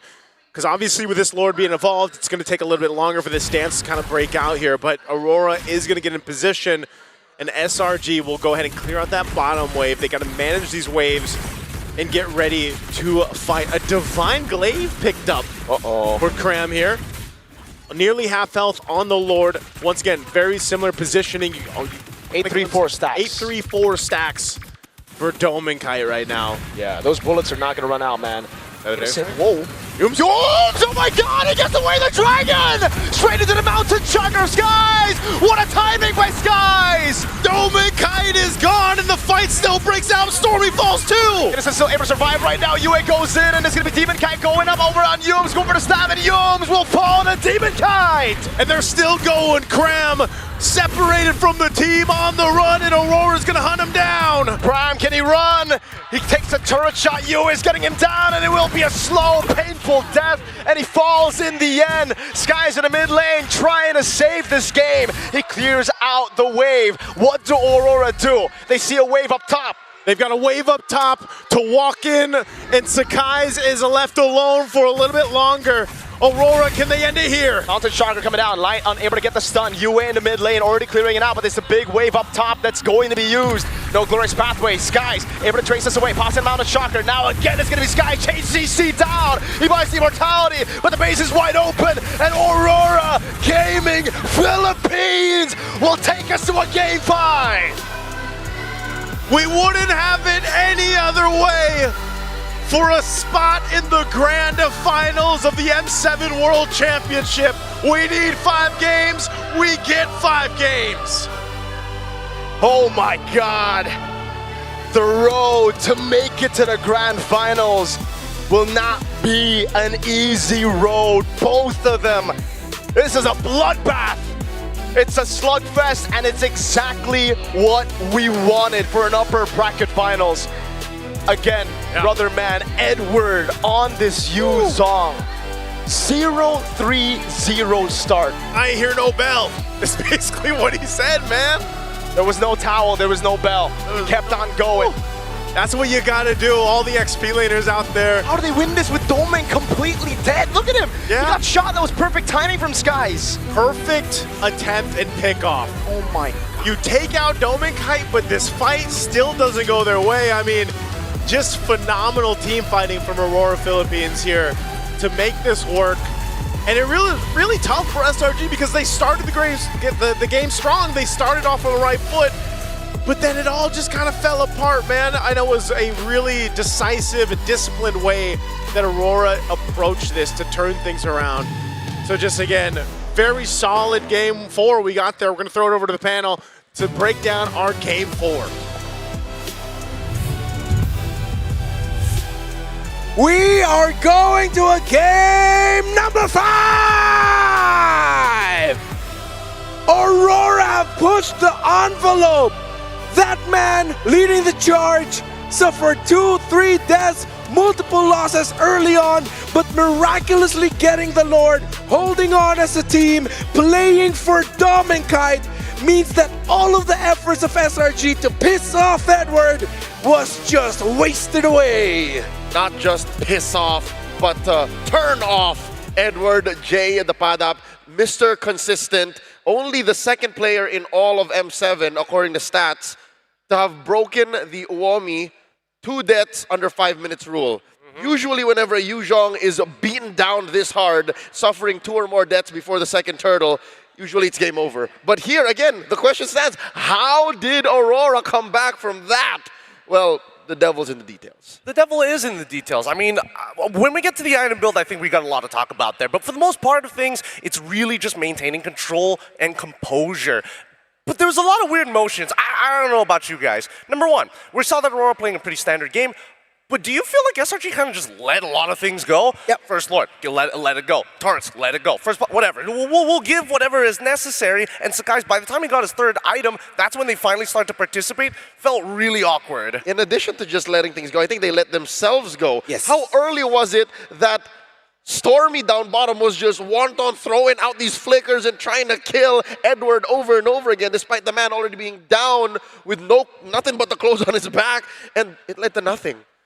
If I'm innocent, I'm honestly going to be quite annoyed here. It's like, all of the motions of SRG, yes, it was to turn off that Yuzhong, which was, in the bigger picture, going to be very problematic to deal with when it comes to the team fights. But then it got to the point of like, yo, aren't you guys forgetting you have a gold laner you're supposed to help out? It was getting kind of like, why? Why keep continuously going for Edward? You've won the lane. Sure, they broke 2 towers, but then Innocent lost lane because of the overcommitment of SRG, because Aurora said, sorry, Edward, you're going to have to like eat that for a while. We're going to help out our gold laner. Edward, back in the corner, is like, all right, sure, let me try. And he did. And he got that first Lord somehow, too. That was like the perfect ironic punch to the gut to everything that happened in that game. Oh yeah, for sure. Because again, it's when you are that Yuzhong, especially for EXP laners, you're targeting junglers when you're fighting for those neutral objectives. And I think that on this Yuzhong, and funny enough, a lot of chain of bad reactions happened for Sakai's just because of that. Oh, Black Dragon form nudged me into the knockup, which followed up by the Furious Life on top of the Petrify, so things could have not gone worse for him. And none of these things go, even if you beat down on the Yuzhong ad nauseum. Even if the Yuzhong was at 0-8-2, it could still do that to a Yusun Shin 20 minutes into the game. So I think that's one of the things that Edward held on to. And just like one of our favorite comic book characters, Batman, he said, I can do this all day. And I think that's why he deserves to be MVP. I don't know if he's going to get it. We're about to find out. Indeed he does! 1-4-7. Everything that he suffered, but him miraculously getting that Lord and then eventually leading the charge for Aurora. This tactic of SRG would have worked if they were up against an assassin in the jungle. But now they're up against a Fredrin. And even if you take out that Yuzhong, you have that Fredrin you ignored. They got to stop giving them the utility junglers, because right now, Demon Guy is just making sure, you know what, not only am I facilitating the fight, I am pumping up 2-for-1s time and time again. Energy eruptions that's landing not only on towards Harith, but also manages to get the guys at the same time. Like, how many times can he keep reproducing it? And the answer is an infinite number of times. He's done it so consistently to the point where I think it just deserves a ban. It is not worth letting go. Yeah, that or just in general the realm of utility junglers. You don't want to face Aurora when they are in an atmosphere where they've thrived. This is still the DNA of former world champions Blacklist International running through their veins. Edward was a part of that lineup. Demon Kite fought through the time wherein they were in the shadow of the M3 World Champions. So they know what it's like to be this oppressive. And talking about oppression, that Yisenshin could not play. Despite them having a great start, this is one of them. Oh my god. 10 minutes since Sekais hasn't died, that doesn't tell you the story of how hard it was for him to secure anything. More so, why did they take the fight there? Why did Stormy decide to release the feathered airstrikes, watching Edward walk by through the river as if he didn't have his ult? And then a couple of other moments like this where, yes, you do get kicked. Yes, Edward is taking a lot of damage. But then notice the back line, right? Kite's still alive with his flicker. They can set the boundaries as the anchor continues to move forward time and time again. All right, hammers up real quick. With what they did in the early game and with what they forgot, was this just straight up disrespect by SRG? They were thinking, we already want this, let's just play around maybe just a little bit. Easily. A lot of weird motion. I mean, even me and Leo were talking about this in the middle of the game. It's like, what's going on here? Yeah, very un-SRG. We were mentioning how some moments last night between Aurora Turquía and SRG were non-SRG moments. This might be the biggest one of them all. They let go in the early game. They played dirty MLBB with no rhyme or reason. And I'm hoping that this does not get rid of their mental constitution. I'm hoping that they don't beat themselves up hard for this, because I could have sworn that the first, 3 minutes of this game, we were going to see Malaysia in the Grand Finals for the first time in the M Series. Yeah, again, to tell the story of what happened early on. Yeah, they got a lot of kills onto Edward. They started it off also with a beautiful steal on the orange buff of Demon Kite by Sekais. And then it seemed like, okay, there's going to be no room of recovery here. But then Aurora doubled down on, hey, they keep going to the bottom lane. Let's just farm the opposite side. Let's get our orange buffs through the buffs of Sekais in the orange side that they're not getting. I also really like the itemization of Edward here. I'm not really sure if he got to complete that War Axe. He never left the Ogre Axe. He went into the Fury Hammer, Hunter Strike, built the Pauldrons to help deal with the attack speed of Innocent and of course Sekais, and then he gets his Spell Vamp through the Queen's Wings. And then we look on over to the opposite side. What are those items from Cram? This is like a public rank game build that we see time and time again, and the only thing that he's missing is a Flame Shot instead of Flicker. Yeah, that is the first pawn that came in even before the Divine Glaive. The Glowing Wand alone, the fact that you allotted that much economy when you were losing consistently for 10 minutes now, you still decided to do that? I'm hoping that it's a team decision. I'm hoping that he ran this through the squad saying, yo, I'm gonna go this way, all right? I'm gonna try to play a quote-unquote assassin glue. Let's see if this works out. He went in too deep. He went and built the Divine Glaive too. As one of those RG players, yeah, sorry, I'm one of those guys. Let me add a little bit more of a thought of what Cram is thinking here. In the team fighting, your job is to jump on the Fredrin. Divine Glaive, Glowing Wand, happy to help take down that Fredrin's health a little bit more. But only if the rest of the team focus on the Fredrin. The rest of the team want to focus on Domikite because that's who Yooms is looking for. Yes, he got a lot of kicks on the Demon Kite to delay his take, but where's the rest of the damage going to? It's going to Yua, it's going to Domikite, meaning that those items that Cram built, Demon Kite's just like, alright, thanks for the faster charge and my Appraiser's Wrath, I guess. Bonk onto you. So the growing theory is he communicated it, but not completely. Guys, I'll take out the Fredrin. Okay, says the rest of SRG, and this is what we're left with.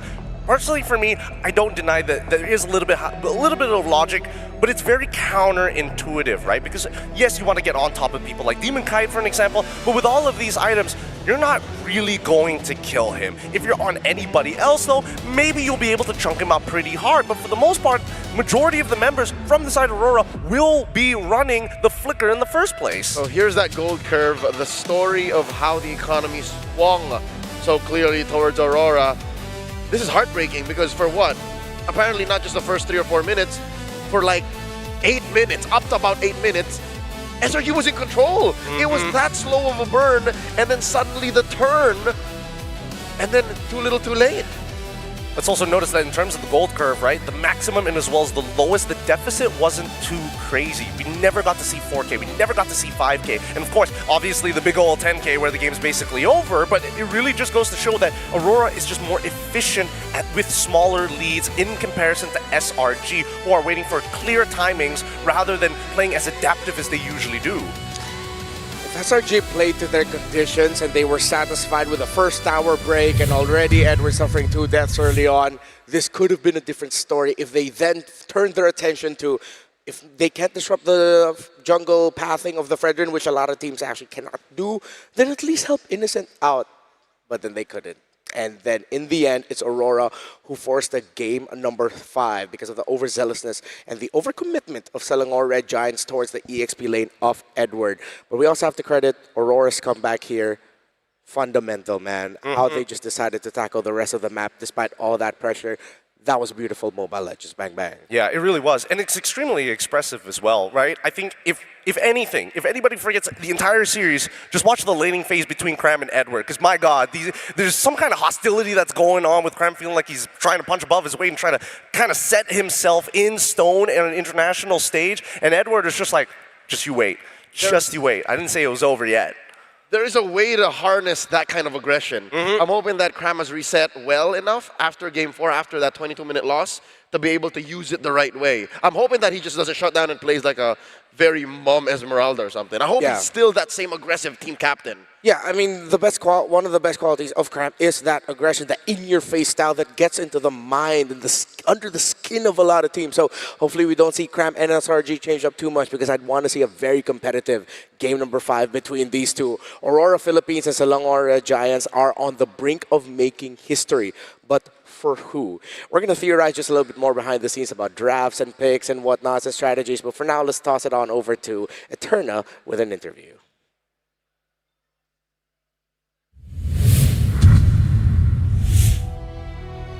We are now down to the final game, but before we get into that, we are going to get a little bit of time to talk to each representative from each region that is fighting for that final ticket to the grand finals, the first ticket rather, to the grand finals here between Hans as well as Mars. Hey! Guys, I gotta say, behind the scenes, this has been the most chaotic duo, and we're gonna talk to them about it right now. All right, let's start with you, Hans. Okay. We gotta ask. All right, first game, it was looking good, and then back-to-back wins from SRG, and then Aurora was able to take it back in game number 4. How did that momentum shift happen? How do you feel about that? Bro, I can't even lie to you, we got nervous, because, again, SRG, we understand that they're a pretty strong team. Aurora, we eventually knew that they were going to fight back. I guess on a serious note, it really comes from the draft. MTB and Dexter really did a great job trying to figure out that it's not just about Innocent and Cram with that team. You got to respect that entire squad if you want to win this series. So, yeah. So the drafts, execution as well was amazing coming in from game number 4. But I got to ask you, do you agree? What happened with SRG in that 4th game? Because technically, SRG had the chance to close that out 3-1, Mars. Yeah, my perspective is, from a business side, this is good. Business side? You know, because the more matches we get, more views we get. Okay, more games, better views. More better views, more money. That's true. Okay. Yeah, for us, this is good. I really appreciate the players. Very competitive, you know. That's true. Not just by competitive, but we make it very competitive until we get the views much more. Yes. So Mars, this is good for business perspective. Mars, Keep supporting us. Thank you, Mars. Yeah. Because my vision is not just only the battle between SRG and Aurora. Agree. LPH. Okay. This is about us. Yes. This is about let the world see us. Yes. Let the world see us. We are one family. One family. No, that is true. That is true. You can hear the arena agreeing with him right now. We are one family. So SRG,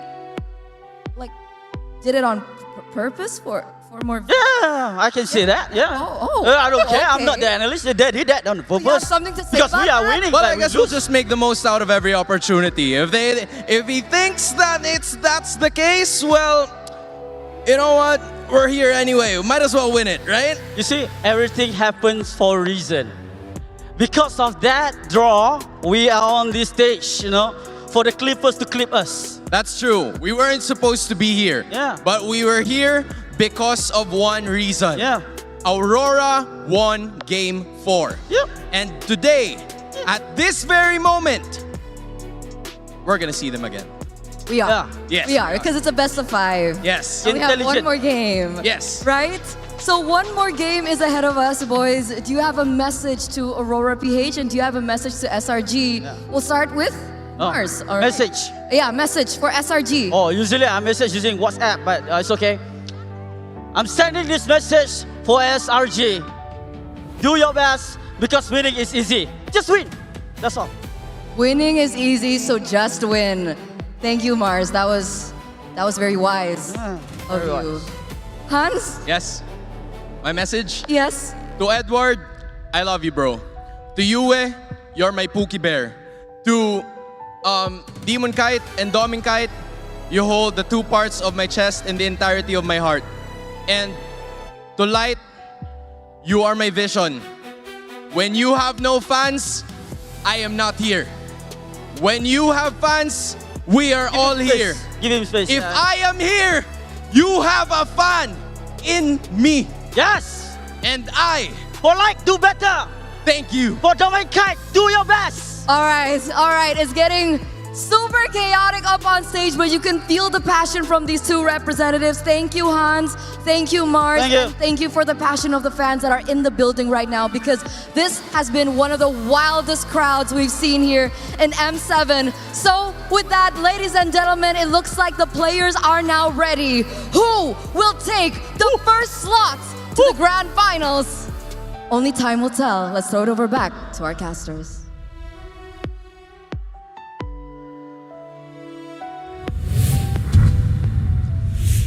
Count on Mars to give out of this world entertainment. Count on Hans to get the job done. And it was great to see both of them. Interesting dynamic. I kind of want to see more. Not gonna lie. I want to see more of Hans and Mars together. We need an MPL podcast, and those 2 are the ones handling it. Yeah. Just to see what happens, just for funsies, maybe for an entire season. Our belated birthday boy, happy birthday, Hans, got the full-on copy pasta. Yeah. I don't think Mars was informed that you could go long. Yeah. He decided to just wait. I want to jump in on that. That's not fair. That's not fair. Let me help you glaze the Aurora right now. But again, thank you, Eterna, Hans, and Mars for that. But now, you got to get down to the nitty-gritty details of this game number 5. Because game number 4, again, we were going into the game thinking the glue, perfect pick. Early game, perfect. Wait, what's this over-aggression? But then that's the interesting thing here, because it's that little decision, that little close detail that could have made or break that game. Turns out we're gonna have to delay just a little bit the deep discussion for this series, because we're gonna have to thank some friends. And by reminding you that if you want that, well, in-game as a skin, but if you do want that, make sure you play your pass. The Thunder Ascendant skin. Ooh. Actually, that's not the Thunder Ascendant. This is the Prime version. Yeah. This is the level 75. Yeah. The easier to get one, literally upon buying the pass, is the just as cool, but it's not this one. It's just it looks similar though. All right. Just by getting Thunder, just by getting the pass, you get Thunder Ascendant immediately. All right. It's like saying, yeah, we love him, but he's not our youngest son. But we love him. We love him, but which one of your kids would you save in a dire situation? Ideally, all of them, but I think that at least this time around, the figurines, I was a big fan of the Yuzong one. I was also a big fan of the Roger one. This one kind of smokes them. Really, really well detailed. Look at all the intricacies of it. Oh, yeah, I thought the Yuzong and the Cloud one were sick, but this is really special. This is on a whole nother level. Yeah. This is Ascended. Just to say that we were supposed to talk about the Thunder Ascendant skin, but we just ended up glazing the Cosmic Finality figure. Yeah. Who has their pass to level 150 already? Make some noise. Okay, no one yet. No one in the Thank God. Now I don't feel this bad. No, but Trex does, right? He flexed on us earlier and said that he already got his pass to 150. Yeah, but he's a capitalist, so it's like, you know what I'm saying? Because if you can't just buy everything. It's not gonna just come to you that easily, especially when it comes down to competition. Well, maybe you could buy some friends to join the MRO, the MLBB Rising Open Season 5, because it's already back, still open to everyone and flexible to join now with major updates. Earn hero power from victories based on your weekly champion rank and team up with friends to form a 5-player team to complete rewards and stack win or lose. Earn MRO coins to redeem permanent skins, exclusive avatar borders, and more. Climb the weekly championship to qualify for the championship. Win bigger prizes and keep the M7 passion alive. Yeah, buy your friends. I mean, tell your friends, gather them together and complete the MLBB Rising Open. Hey, if you're good at ML, I'm sure you have a lot of friends. A lot of people want to be your friend. For sure. Hi, friends. Hopefully you're still cool. I play a mean Yu Zhong. Anybody? And a really good Leomord as well. Oh, I was Edward. I was pretending to be Edward. Ah, okay. Oh, wait, no, where's our Edward mask? They took it away from us. They should give us a player masks back, because now we're going to be heading to the game number 5. The side will determine flow. First 2 games, SRG. Previous 2 games, it was Aurora. So who goes where? If you had the choice, if you're Aurora, would you want to still go blue, or would you want to switch it up? I think it's SRG who chooses, though. Yeah. So should we ask that question? Okay, let's ask that question. Ready? If we're SRG, what side? 3, 2, 1, blue. Easily, because again, a lot of it feels like red side is a lot more telegraphed if you are in SRG's position, right? You're expecting them to ban out the Freya, you're expecting them to ban out the CC as well, which allows you to kind of open up the options even more. And if by chance they do happen to get the Jushin, they're more than happy to first pick it. Not to mention, by being blue, you're able to set the pace for yourself. You're able to dictate what you're allowed to trade for, and even if you are losing that red side second phase flex, versatility, and openness, get to close up your draft first by going blue 4-5 and sitting on it. I think that's what SRG needs because of what happened in Game 4, where they were so loosey-goosey open about it. They have to tighten up their game. They do that by going blue. It's Flying Cloud again. It was a difficult time in the dangerous grass for Aurora, and SRG will go blue. See value in They me? banned the box and the friend. Oh. The 2 wins of Aurora in this game have been through a utility jungler. Deserved bans from Demon Kite's penultimate performance on both of these monsters. Gideon, I'm getting mad deja vu. It was in this very same arena about 3 years ago, where it's these same heroes that were wreaking havoc in the jungle. Frustrating as it is, it's very true as well. And coming into this, I do want to see what the adjustments is going to look like, right? Because now, looks like Aurora has to make the decision on either banning the CC or getting rid of the Zushin. On the side of SRG, what else is actually worth banning at this point? Let me just say, before it happens, the only other legit threat as a utility pick is Redmar's favorite hero. Give me the Panda. The Akai? I mean, I thought we were going to see it. I mean, I never want to be hopeful over an Akai because it seems like lately, every time the Akai comes up, it just doesn't do that well, so... But it's been like here and there, as a roamer, as an XP laner, but in the jungle, the Akai is a legit threat. That's one of the few other options that Aurora has left if they want to play in the realm of utility junglers. That or the Barats. If you want to really run it back, but I don't think we're going to get to that point. Juicing gets taken out. Will it either be the Eve or Kalei as a priority for SRG? Kind of tough to say here, right? Because if they do lean Yums back into the Kalea, the Yve all of a sudden falls into the hands of Aurora, and they've dealt with the Yve many times before in the previous games, and they know they just need to get behind them. But it does force out a bunch of Purifies as well. What if they go use on this time? Oh, they don't. Oh, I actually didn't want to pose this possibility, because if they go Claude here, Freya's open. Aurora are willing to give that Claude up, meaning that they are probably going to go for something like the Leomord style aggressive lineups. Or they go Freya, Ys, and Shin. Oh, so that it isn't a little bit too gila with the aggressiveness and they balance it out. You still need a little bit of farm. Yeah. this could be potentially scary, right? The Freya would be interesting to see. They go for Kimmy alongside with the Khalid to double down on that mid lane, completely omitting the matchup and saying, you know what, we can wait, let's pose a different problem. There's no need to rush it. We know that the Claude is here.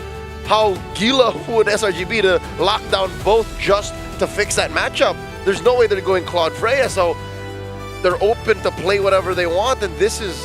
What does this say for Aurora? Are they going for speed? Are they going for the throat here? I think they want to minimize Youm's impact because they're dealing with Youm's playmaking capabilities. Now it's about how much impact he has in the game. With the Hilda, it's high impact. But now, when you have access to the Khalid, even if you give the Yi on over, hey, you hit me a couple of times, that's fine. I'll heal back up, I'll still clear waves faster than you, and I will always be a threat. They pick up the Zetian without the Cho or without the Hilda available. Aurora can just spend the next 2 bans here, taking out the best heroes he can pair with the Zetian. As I mentioned, the Cho, as it helps clear out the minion waves much quicker. You know, those heroes that want to pack a concussive blast so that they can get that fast clear. Will they pick up the gold laner here so that they don't have to worry about it too much? And they will. They want a Dominant Guide on a Harith that for a good amount of 2025 was the most feared pick in the hands of Aurora Gaming Philippines. Does mean that Aurora needs to start thinking about the second half of the draft now. They could go back into a sandbag style of EXP laner, but considering the Yuzong performance we saw the last time, the Zetian is going to be a little bit harder to deal with overall, especially when her passive is up. Yeah, if anything, it's SRG who has room to play maybe the Yuzong. Again, you're already ruining the formations with the Fury the Phoenix. What more? A rogue dragon flying around. I think Aurora should consider taking out EXP lane options. There's the one. There's the Esmeralda. Yeah. Not only EXP, but Flex as well. SRG still has some room of flexibility for their roam and EXP combined. So... I don't know if they're worried about damaged EXP laners, right? Because when I'm looking at the lineup, they're like, yes, there are people who are susceptible, but they also fall to the same tragedy of Alice at the end of the day. And that's something that we've seen SRG whip out multiple times. And I'm worried because Aurora may have gotten overloaded. A lot of Cram's favorites are still available. The Uranus, the Phoveus, Yuzong, Alice, Arlott. And Arlots usually are one of the responses. They can't ban all of those. Yeah, exactly. So it's damage control for Aurora. Well, for Salong or Red Giants, they will be very happy that they have a wide pool of EXP laners that they can go for. Especially if Aurora decide to show their EXP laner already on Blue 4 in the hopes of trying to minimize what Cram can pick, they might just end up with a better matchup. If I'm reading the draft correctly, Red 4 is going to be for Demon Kite. And then they'll try to win that EXP lane matchup via Red 5. Because again, if Cram doesn't play well, I think it's safe to say, Gideon, you can back me up, SRG just do not take off. No, not with the ban on the Alice here. I think they're going to go Uranus instead and then hold up for Fanny to maybe potentially attack Stormy in the mid lane pre-level 4. There you go. They can't ban everything, but they can narrow it down. I wouldn't be so confident with picking up the Fanny if we are going to let Youm's get the Cho again. You get Cho Zetian together.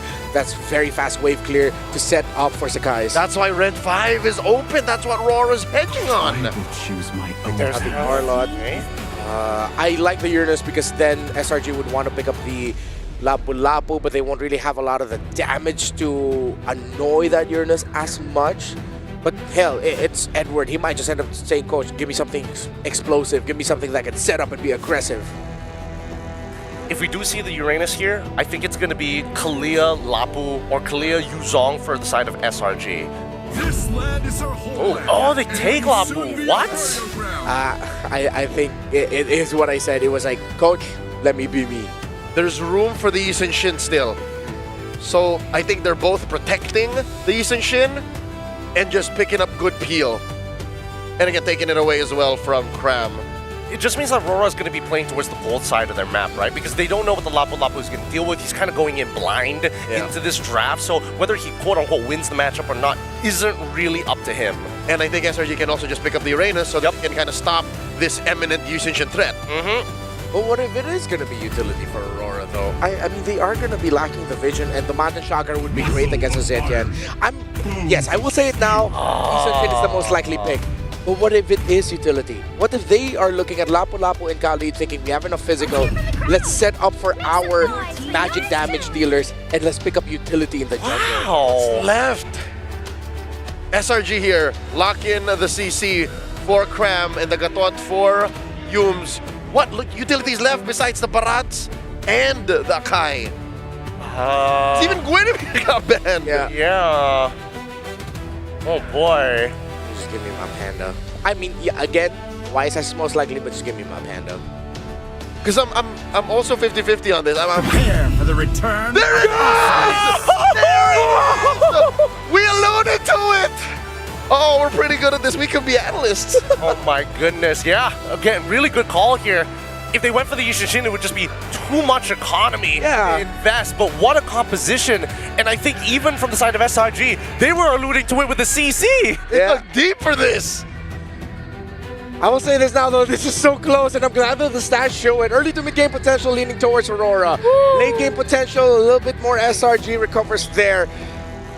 The stats are leaning towards Aurora. But this is definitely one of those lineups where you cannot mess up. Perfect MLBB is what's needed. Who are we feeling for these drafts? Real quick, Gideon. I'm going to say SRG on this one. I didn't call the Akai for nothing. Let's go, Aurora! I'm guessing Aurora here. This will be legendary. This will determine who makes it to the grand finals first. Mirko and Naisu set the stage for us. Ladies and gentlemen, welcome to the last game of the evening. We've had a hell of a series, and now it's come down to this, a game of 5 to get to the grand final. Will it be the first ever for the Malaysians to make it an M-Series grand final, or will it be Aurora to make it their way to be the first Filipino team in M7 to get to the grand final spot? Here we are, it's me, Naisu, and Mirko to bring you this game 5. And either way, Naisu, what a story. The first Malaysian team to make it to a World Championship, or Aurora Gaming Philippines, a team coming into this tournament with a narrative of the chokers, the ones who always fail when it matters most, the one that finally gets to shine the brightest in the world stage. Be massive either way, man. The story couldn't be better for either team to make it through, and you know, to even go through this draft and bring an Akai, for example, a utility hero that doesn't get picked up pretty much at all. But because of the way the draft and the bans went, and because there was a really hard focus on Demon Kite's utility picks, he goes to the Akai. And you always have to remember, this hero alone could either work for your team or against it. Okay. I thought it was going to be a big miscalculation there, not hitting level 4, but he ends up getting the XP crab anyways, so really, it's all good. Emblems-wise, I don't think there's anything too crazy here, right? Yeah. It really looks like just the standard stuff. The Impure Rage for Demon Kite. I guess he's just thinking there's not going to be any invades. He's going to be fine because he's up against a Leomord, not an assassin, right? Skies, Phantom Steed over on Light, has the Flicker, will use it, and now Phantom Steed is down, so Aurora have a chance. Yeah, that's actually pretty good. Even though the Flicker was used by Light, Turtle's up, Demon Kite's going to go ahead and start it up. Cram hitting that level 4 too, so they'll get in position for the first Turtle of the game, but without a Phantom Seed, this might be a little difficult. And all in over on Yums, Fury of the Phoenix coming down, 4-man stun as well. Cram now from the side, pops in the current call, does a bit of damage over the Demon Kite, but the red tree is there for him to claim Turtle 1. It's all they need, clean and steady right now. First objective secured. Nothing too fancy with this kind of lineup. That's not what you're going to see here. Now for SRG, they might be the ones to be a little more aggressive because of the fact that they brought the Leomord in play, plus they have the Zetian that they can rely on. And again, Innocent going on this hero that he's played so many times, is able to go ahead and scale up really well on this Claude. The same can be said for Demon Kite. There was a thing, back in the MPL Philippines, he was the best Harith in the league and probably the best still. So this is such a great matchup, that Harith, that Claude that we've been seeing so much throughout the Swiss stage. And even now, even though he was kind of slept on a little bit in the beginning stage of the knockouts, Claude is still a menace to deal with. And so with that, again, you're just going to see a whole lot of poking back and forth. This is a little bit different too because we've seen so much of Cho, for example, where you're playing around that level 4, the Kaleas, right? The pick-off potential. Uh-oh, he's going to be caught on the Raging Sandstorm there. Good timing by Doming. They're actually waiting around the BMI, and he actually gets the resets too. So I'm not even sure if Innocent actually got the gold crab, but he lost that on Purify, and now he's low.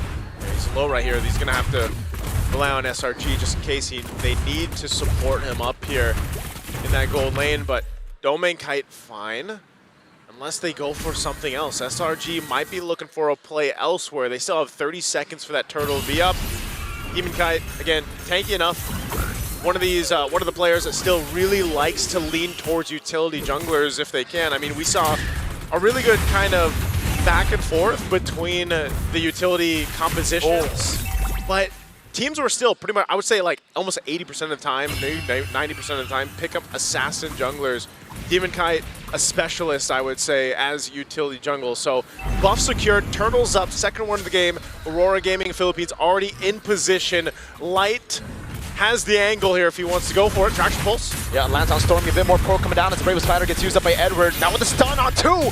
Fury of the Phoenix as well. Sky's looking for the opening now, but Demon goes in and it's giving the victory win. He goes for the heavy spin. Now Sky's gonna be pinned down over the turtle. Oh, Sakai's pinned down, can't get away. First blood to Demon Kite and the second turtle. What a pin up top. Doming gets a shot down. Oh my goodness, he might be going for the dive, but he misses the synchro vision and he calls it quits. Demon Kite up top with the pressure. This is the systematic Aurora Gaming Philippines in a game vibe, bro. They went back to their comfort. This is back to the roots, right? Oh no, Yums, is he gonna get zoned in here? The escape. I don't think Aurora want to bite on this pick, yeah. Instead, they rotate back. They just go for the turret now. That's gonna be the shots coming in from Stormy as Demon Kite gets taken low, but Silango Red Giants can't push in forward. They had to do that though. At least Yums was there to go ahead and keep that turret alive, even though it just got a sliver of health left. They keep that going. Now looking at the itemization here, first item's already locked in for the gold laners, DHS for Innocent. You got the Starlium Scythe now for Doming Kite.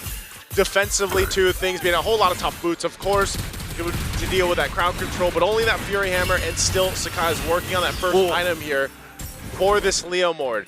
And same thing, I mean, Stormy on the Sentinel, whoa, they're not stopping. 1v1, BMI out with the Blazing Wind already used. Light now comes in with damage, raging Sandstorm from Light. The Fury of the Phoenix catches him on their turret, so at least there's a trade as Demon Kite's gonna be chased down as Skies pops the steed. But again, he just rotates up top. He will deny the turret take. Great response, but a better trade for Aurora Gaming Philippines. You know, you're trading out your gold laner for the roam. Light goes down, but here's Yums. Heavy spin, pinning him down, pops and revitalize in time, but can he escape? No, the synchro vision pops him through. They got the payback for the roam right there as they lock down Yums. So a great response once again. That turret's still gonna stay up. Third turtle of the game here in a few seconds. Now the War Axe available to Skies. He's got that. He's got his buff as well. He actually wants to go ahead and contest this though. As Demon Kite's grabbing his purple. Light's giving the information over here, but they're going to be able to rotate just in time for this turtle. That's so much damage on Skies. Half HP. AOG coming out with Raging Sandstorm from Light. And Demon Kite with the retry gets it. Innocent pops in a Blazing Duet. Demon Kite's done it again, and now they're going to be going for Yums. Cram in the midst of it all. Pops in a curtain call. Now going for the chase, but it's going to be the Kite away. Now it's Edward on to Stormy, forcing the flicker out as Doming goes up top. Doesn't have some on-force. Light goes in over the Cram, but it gets away in time with the sprint. Meanwhile, Edward in mid again, holding Innocent and Yums down. Ooh, it looks like SRG is just trying to catch their breath in this game 5. If it's not Demon Kite securing the objectives, it's Edward crashing on, forcing battle spells down. Light on this side of the map, behind enemy lines. There's Demon Kite. Finds Innocent, Purify out there. Fear of the Phoenix coming down, but Doming gets the turret. Now Cram looking for the trade, pops in the curtain call. Edward in the midst of it all. Now 2-match done by Edward. Sky still able to escape with the help of the Yums. Demon Kite goes in with the headbutts. Oh, Sakai's is gone. This is all on the side of the jungle of SRG. They'll capitalize another kill and the buff. Aurora Gaming Philippines is not letting up at all. They've got control of this game. And with every fight they take, they push the lead a bit more towards them. It started off as a 1K gold lead. I swore in the early game, it looked like, all right, SRG are going to scale, they're going to try to play it slow, but then they go for these fights and you're like, okay, it looks even, some of these trades. Then Light comes in with a big Raging Sandstorm. Edward gets a big chunk of damage of AoE with the slashes. These are some of the most comfort picks that Aurora Gaming Philippines has played in the last professional season of the MPL Philippines, and they're showcasing it here today in Game 5. And even for SRG, you could say these are comfort picks too, to an extent. But right now, they're just getting outmaneuvered around the map. And that's the power always of when you think you have this utility jungler, you can move the way you want to move around the map, you can find that lockdown that you're looking for, and it just layers so well. So for SRG, if they want to approach this in the best way possible, it's all on that scaling for Innocent. He's got to be able to get there. He still has plenty of time. He is behind though, right? You're at the 9-minute mark. Again, that Trinity for the Claude usually before the 10-minute mark. He does pick up a golden staff, so he's down 1 item on this. And that's very difficult. Here's the Lord fight though. Are they going to take it? Light was able to bait out the passive of Stormy already. Look at how fast they're blitzing the Lord. Traction pulse over to Innocent, able to bring him back, and that's Demon Kite securing Lord 1. Aurora pulling no stops. Man, I don't know how you stop this Panda, man. Demon Kite on the Sakai. It's one of the better heroes. I know it's slept on in the draft, but it's still one of the better heroes to go ahead, secure objectives. If anybody gets close, you can usually heavy spin them away to get that retribution off. And they're going to take this tier 2 tower up top as Demon Kite just stares down SRG, threatening them to force a fight if they want to. Holy Crystal now online over here for Demon Kite. Just checking things out with the Raging Sandstorm. Wanted to bait a few resources, right? Innocent just backs away with the BMI.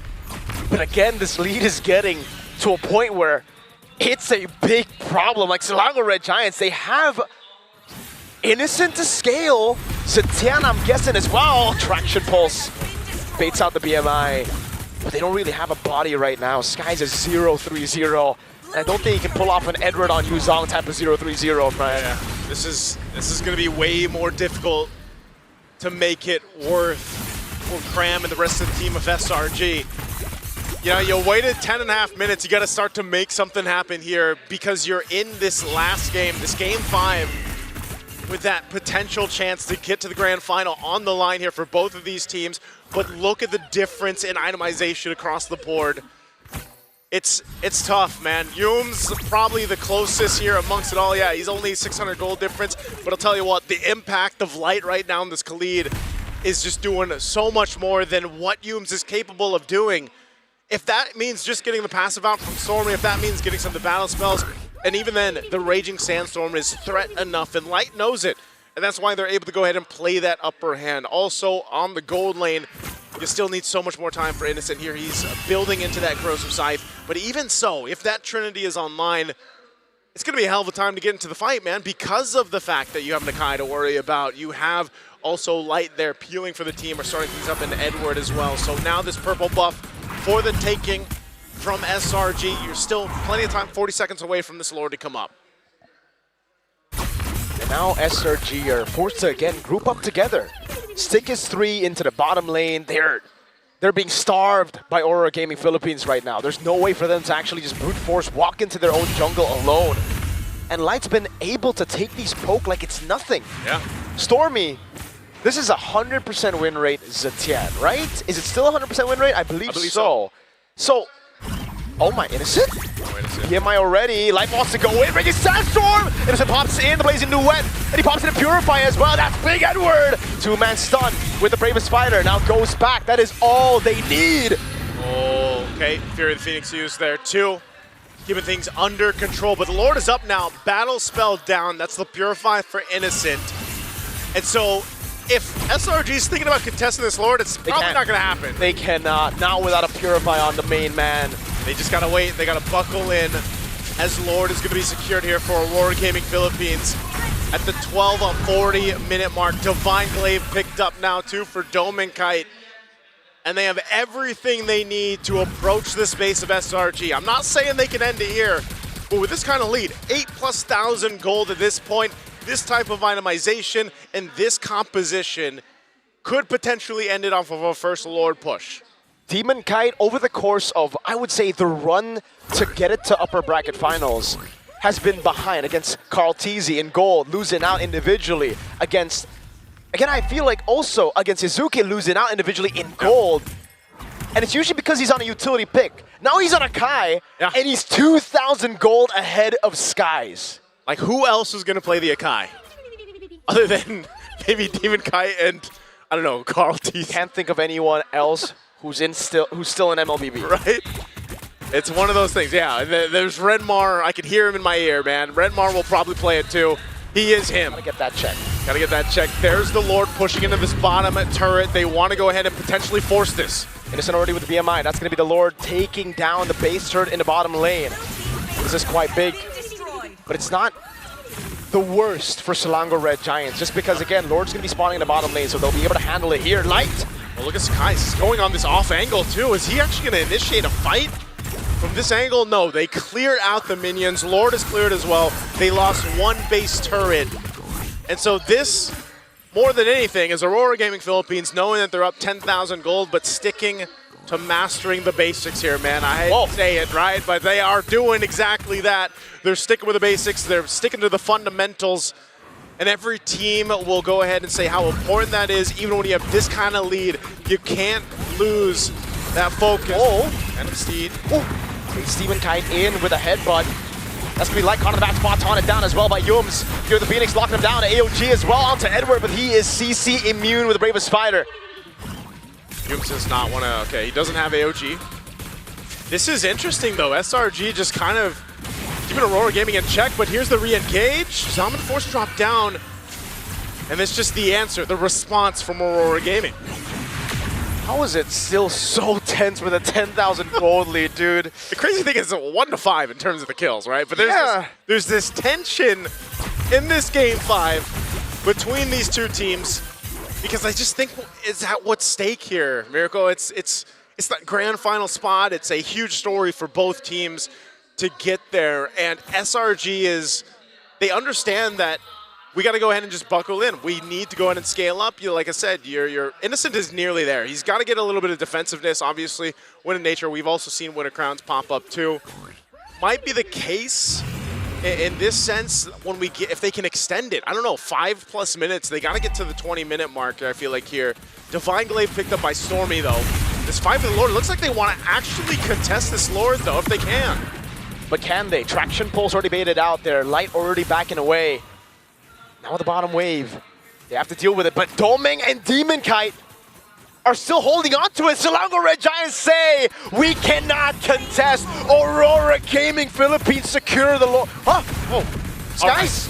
I think the Phantom Seed might have been just thrown out there just to see if he could get the orange buff. I'm not sure, but nonetheless, they knew they couldn't fight and contest. So they'd rather go ahead and defend into the base. Malefic Gun actually picked up here. Wow. Now. For Innocent, might be just saying, you know what? Let's just make this defense count. Let's make this one potentially turn it around. We need a crucial defense to stay in this. As Lord makes its way down the bottom side, Conceal's going to be used. It's going to be popped as well, though. Edward goes in with the Bravest Spider. Now jumps all the way into the back line, but Innocent's able to pop in a blazing when it gets sustained. Winter Crown already from Edward, and now the base. Beauty of the Phoenix. Oh, they get stunned here. Check that the Lord is going to be worked on. Wow. And it looks like SRG, even with 11,000 gold deficit, will still be able to defend. That was... Wait, Yums takes a long route over. Cram dives onto Edward with a curtain call, but now he's caught in a bad spot. He has to sprint. He's able to get away. Light with the Raging Sandstorm and the Flicker. Now it's Cram turning things around with the help of Yums as well. He goes for the taunt as Innocent's right there. Domeng! There's a jump on the defense. They want to disengage, and it looks like Aurora wants to do the same. Oh. This is the tension we've been talking about. Wow. Folks, my heart is beating so hard right now, and it's not the Red Bull. It's not the Red Bull, it's the game. Oh man, this game has wings.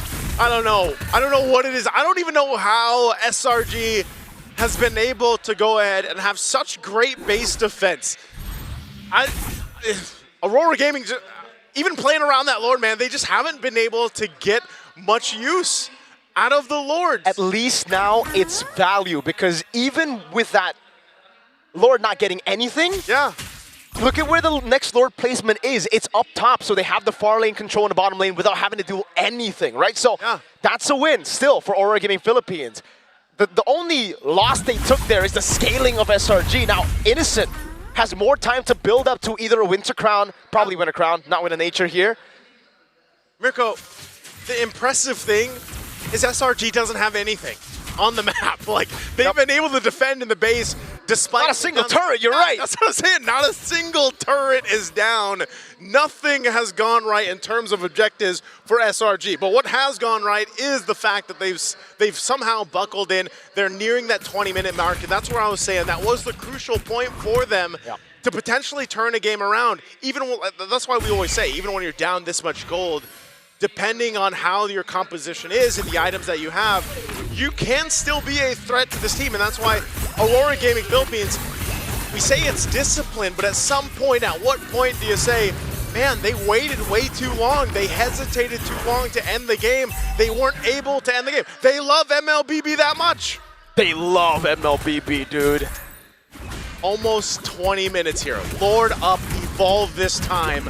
This might be the first time that SRG actually decides to contest a Lord here, but Stormy's so far away, Light's gonna be able to spot this out as Aurora Gaming Philippines holds on to the Lord. It's under half health. That wave's not good. Stormy has to rotate, but Light is holding this position already. They're holding it in, just barely at the edge of it. Edward with the Bravest Fighter coming down now. Skies also behind the Phantom Seed. Light in the back line, able to bomb into Purify. Purify Phoenix Light's gonna be caught. He's able to heal in time. Good stun by Edward. Demon can't get him, but now Cram walks in forward. Light pops in, conceal. Aurora Gaming Philippines get the evolved Lord. That is a massive Lord to walk in to potentially end the game. And as I've been saying for SRG, they have defended time and time again.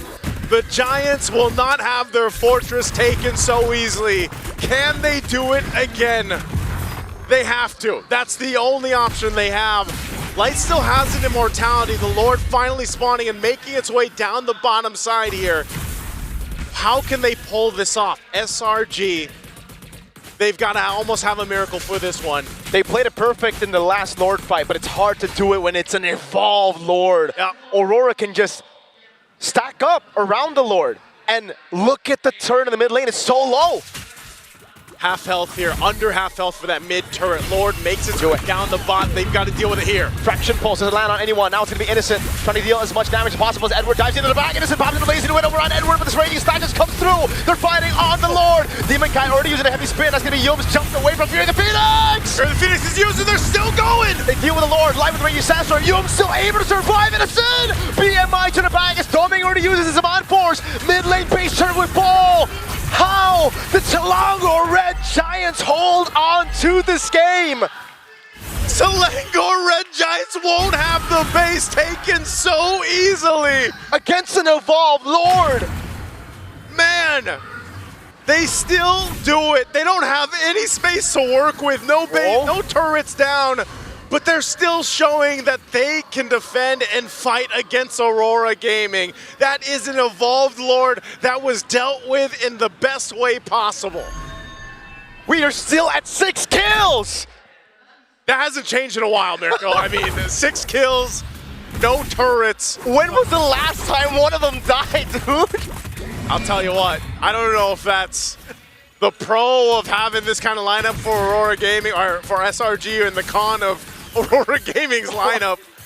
It works so good in the beginning, but you know, at this point of the game, they're having a difficult time actually punching it in and ending it, you know? And we have seen this when it has been utility compositions and that require a setup that has to be perfect. This is the trouble. Winter Crown now available for Innocent. And a rose gold too, nice Sue. He sold his boots. He's bootless. Man's barefoot. Barefoot Claude. A Winter Crown 2 for Sakai's. Fight with this Lord again. Look at Light's positioning. What are they going to do? Traction pulls thrown out? Wait, Cram already used the curtain call. It's on Yue. Light has a very, very good flank on him. Zetian, does he spot him out? He's able to spot him out now as Edward goes able to stun. Fury the Phoenix, locking him down. Edward losing immortality. Now Sky's going to go in as well, but he's going to be pinned down by Demon Kai, and no one's there to actually dish out damage. Skies will fall to Yue. They take out Sakai's, they can get the Lord. Plays into Weapon Innocent with the Winter Crown as well. Demon Kai's going to be taken very, very low, but he's able to find immortality in time. Doming in the back as well, doing this with the stop. Cram still there doing damage, and it's hard. Innocent's still alive, and he gets the space, but Domikai will take him out. He got cooked by the Chrono Dash. Domang has all the shields in the world. Now it's Yums who falls. Cram has immortality. He's going to fall as well. Evolved Lord in the mid lane as Cram dishes out damage to Light, but he's going to be gunned down by Yue. And that's going to be it. as the Lord makes its way down the mid with Aurora Gaming. The stage that once haunted them now rises for them. The Northern Lights do not fade.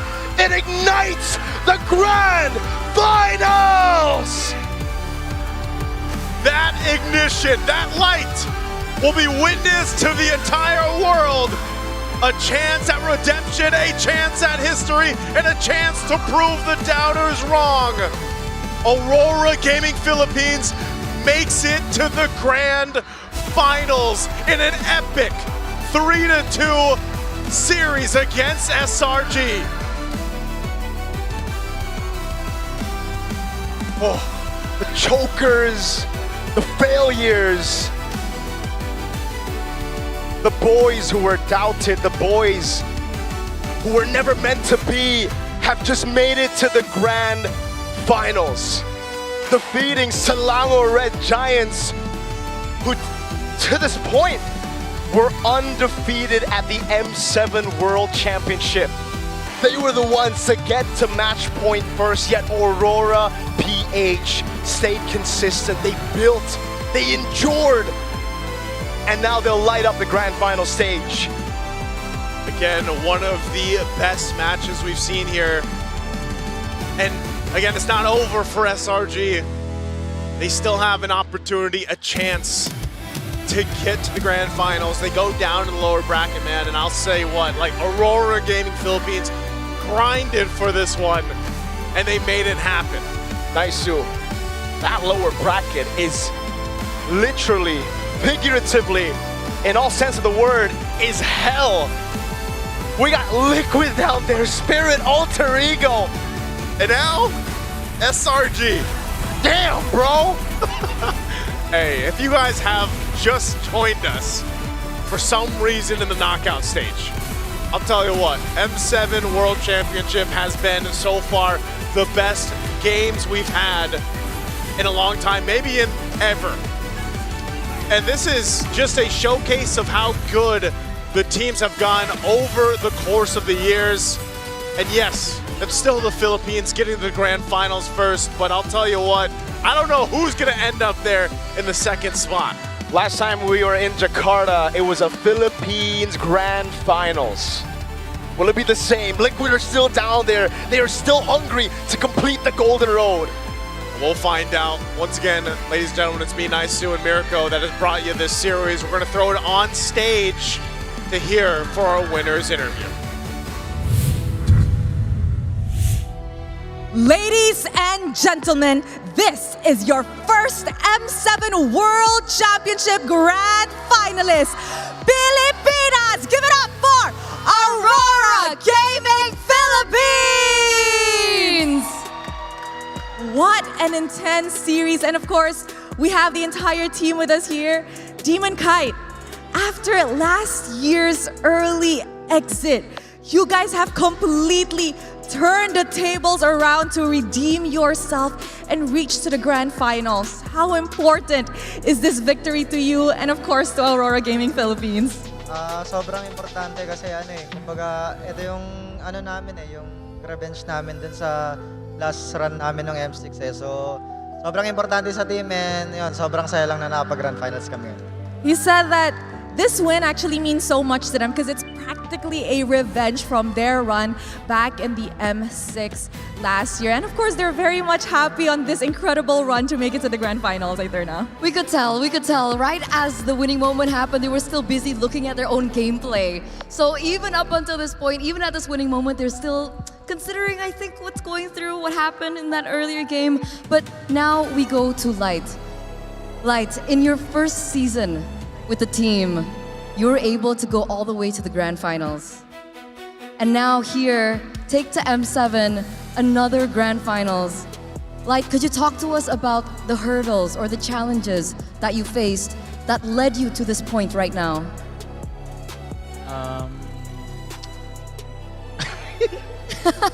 Sige, Light, Tagalog. You can speak in Tagalog and Rose can translate. Alam yun eh. Ano ba yung hurdle? Parang anong pinakamalaking pinagdaanan Challenges nyo? na kinarap ko, Yes. ganun? Hindi siya madali since per season. Tapos yung pinalitan ko rin kasi magaling naman talaga si Rere J. Tapos marami rin siyang naano sa team, parang na-achieve sila together.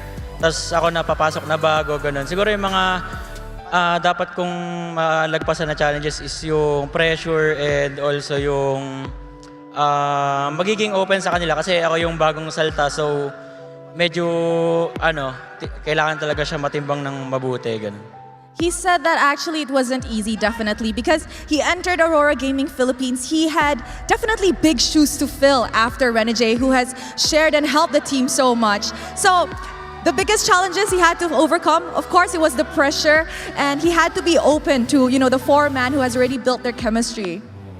That's definitely understandable, Rose. Yes, I agree. And I'm pretty sure, and I heard from the Swiss Stages interview that Light is actually the light of the team. So I think he blended in just right. And of course, Yue.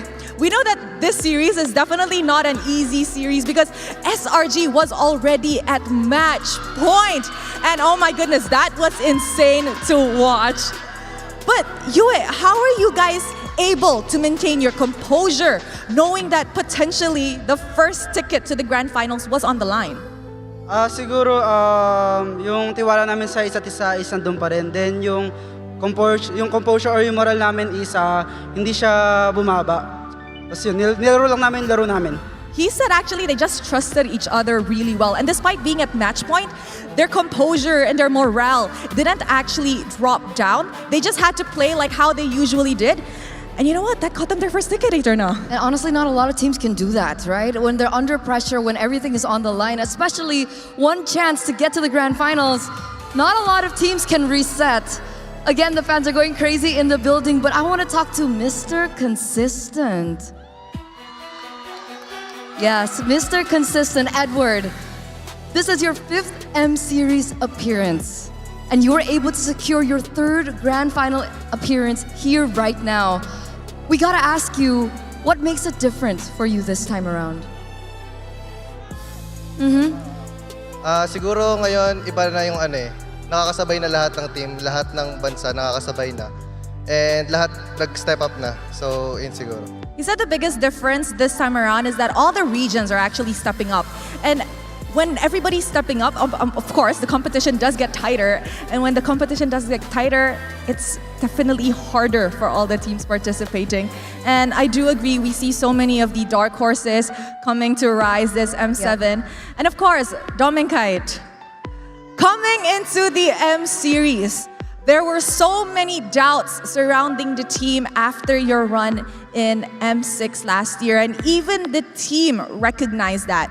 But with this victory, is there anything you would like to say to everybody who has doubted your journey? Sa lahat ng doubters, wala eh. Ganyan talaga yung mga yan eh. Kasi wala, pagpatuloy lang nila pagdadout sa amin and pinapakita naman namin sa game kung ano yung dapat pakita. He said to all the doubters, he can't do anything about that because, well, that's them. They'll just doubt. What they can do, however, is prove them otherwise in the game. Potential champion mentality? Potential champion mentality indeed, Eterna. And with that, before we let you go, boys, we gotta ask the final question to each and every one of you. All right. Who do you think you will be facing in the grand finals? Or rather, who would you rather be facing in the grand finals? We still have a few teams left looking for that final slot in the grand finals. We have Alter Ego from Indonesia, we have Team Spirit, EECA, SRG, Aurora Turkey A, and of course, TLPH. Let's start with you, Yue. For me, TLPH. TLPH. What about you, Light? It's either SRG or TLPH. Ooh. Edward? TLPH or SRG. Oh, still similar opinions here. Doming? TLPH and SRG. TLPH and SRG. Oh my, Eterna. This is honestly a potential grand finals that everybody don't want to miss. And of course, Edward, now that a Filipino representative finally has a ticket to the grand final, is there anything at all that you want to say to the Filipinos in the arena and those back at home? Yun, maraming salamat sa patuloy na pagsuporta sa amin sa Aurora. And bumili na kayo ng Grand Finals tickets. Is that thank you so much for the continuous support for Aurora Gaming Philippines, and don't forget to get your grand final tickets. Nice, promotional. Very promotional. Definitely. That was an intense upper bracket final match. And of course, we will throw it back to the panel to dissect what happened in this amazingly crazy series. Panel, we're throwing it back to you guys.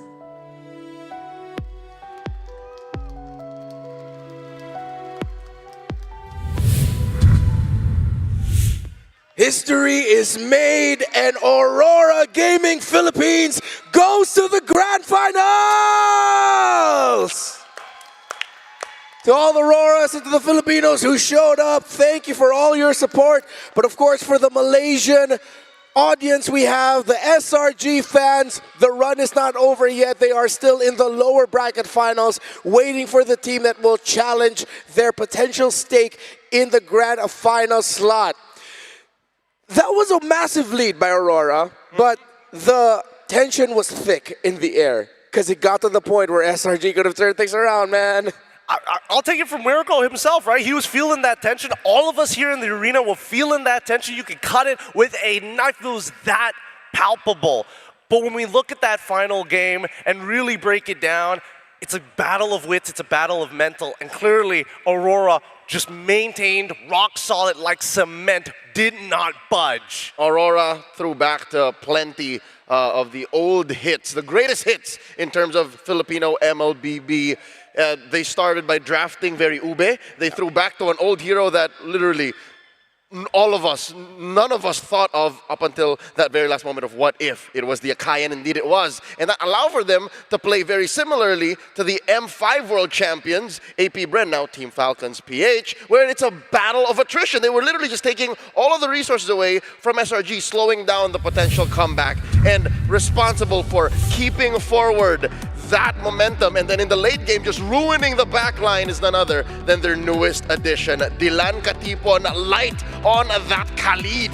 What I could never understand is why there were just so many people doubting this team with so many good players, so many staples. It was just a matter of time before they achieve international greatness, and Light has been waiting for it after his time with RSGPH, winning MSC, and then never seeing an international until this very day. He's in the grand finals on a Khalid of all things, and better yet, ruining Stormy's day, making sure he never had his passive, making sure every step that SRG made across the bottom side of the map was visible.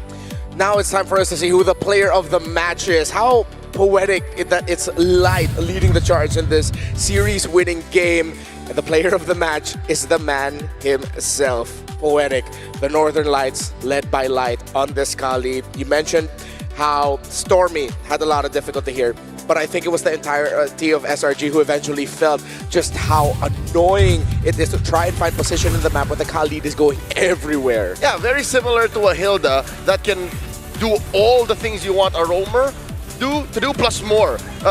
In the late game, even in the late game here in the twilight of that match, you can see that when Light finds Stormy, when even Light finds Innocent, they're threatened to die. That's how scary a Khalid is, and if I'm not wrong, he did not build a single damage item. He was literally just using his full kit and what was that, a blade armor.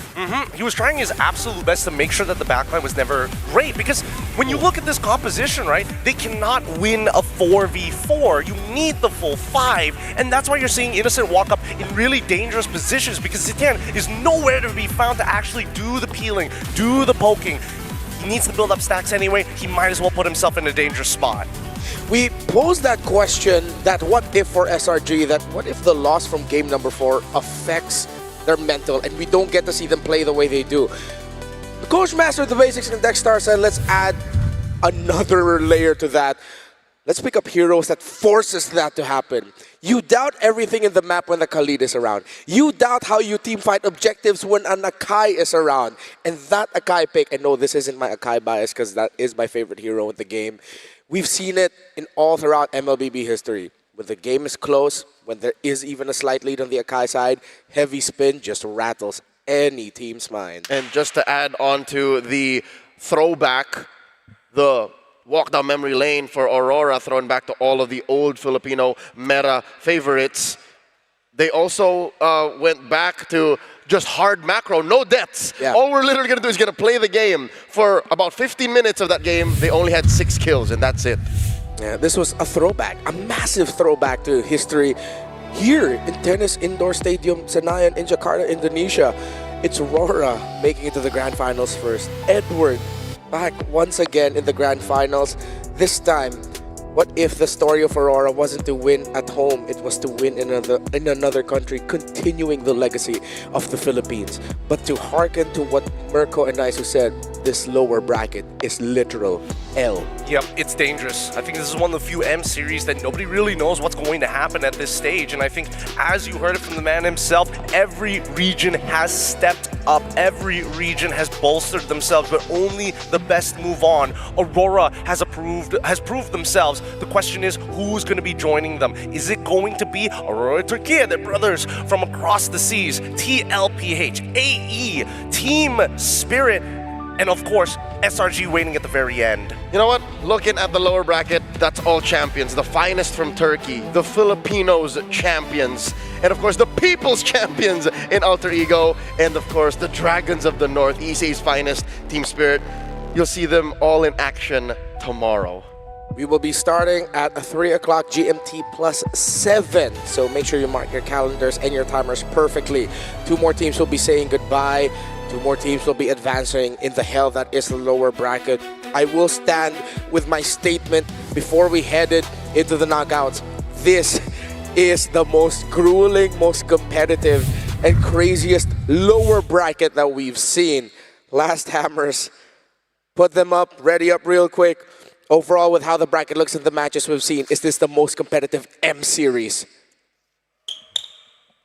That is a unanimous yes. The quality of matches. Real quick before we go, any last quick words from Gideon and Leo? Well, honestly, I think I'm very happy to see the development of Mobile Legends esports to this level after watching since M1 to now. God, it feels good to feel what these players are doing on that stage rather than just being entertained and in awe of them. I'm barely over what happened tonight, but tomorrow saying goodbye to one of those champions is going to be more difficult. Folks, we all better prepare. On behalf of everyone involved with the broadcast today, Mirko, Naisu, Trex, Gani, of course, Rose and Eternal, our hosts, Leo, Gideon here, Renmar, good night, good fight. We will see you tomorrow.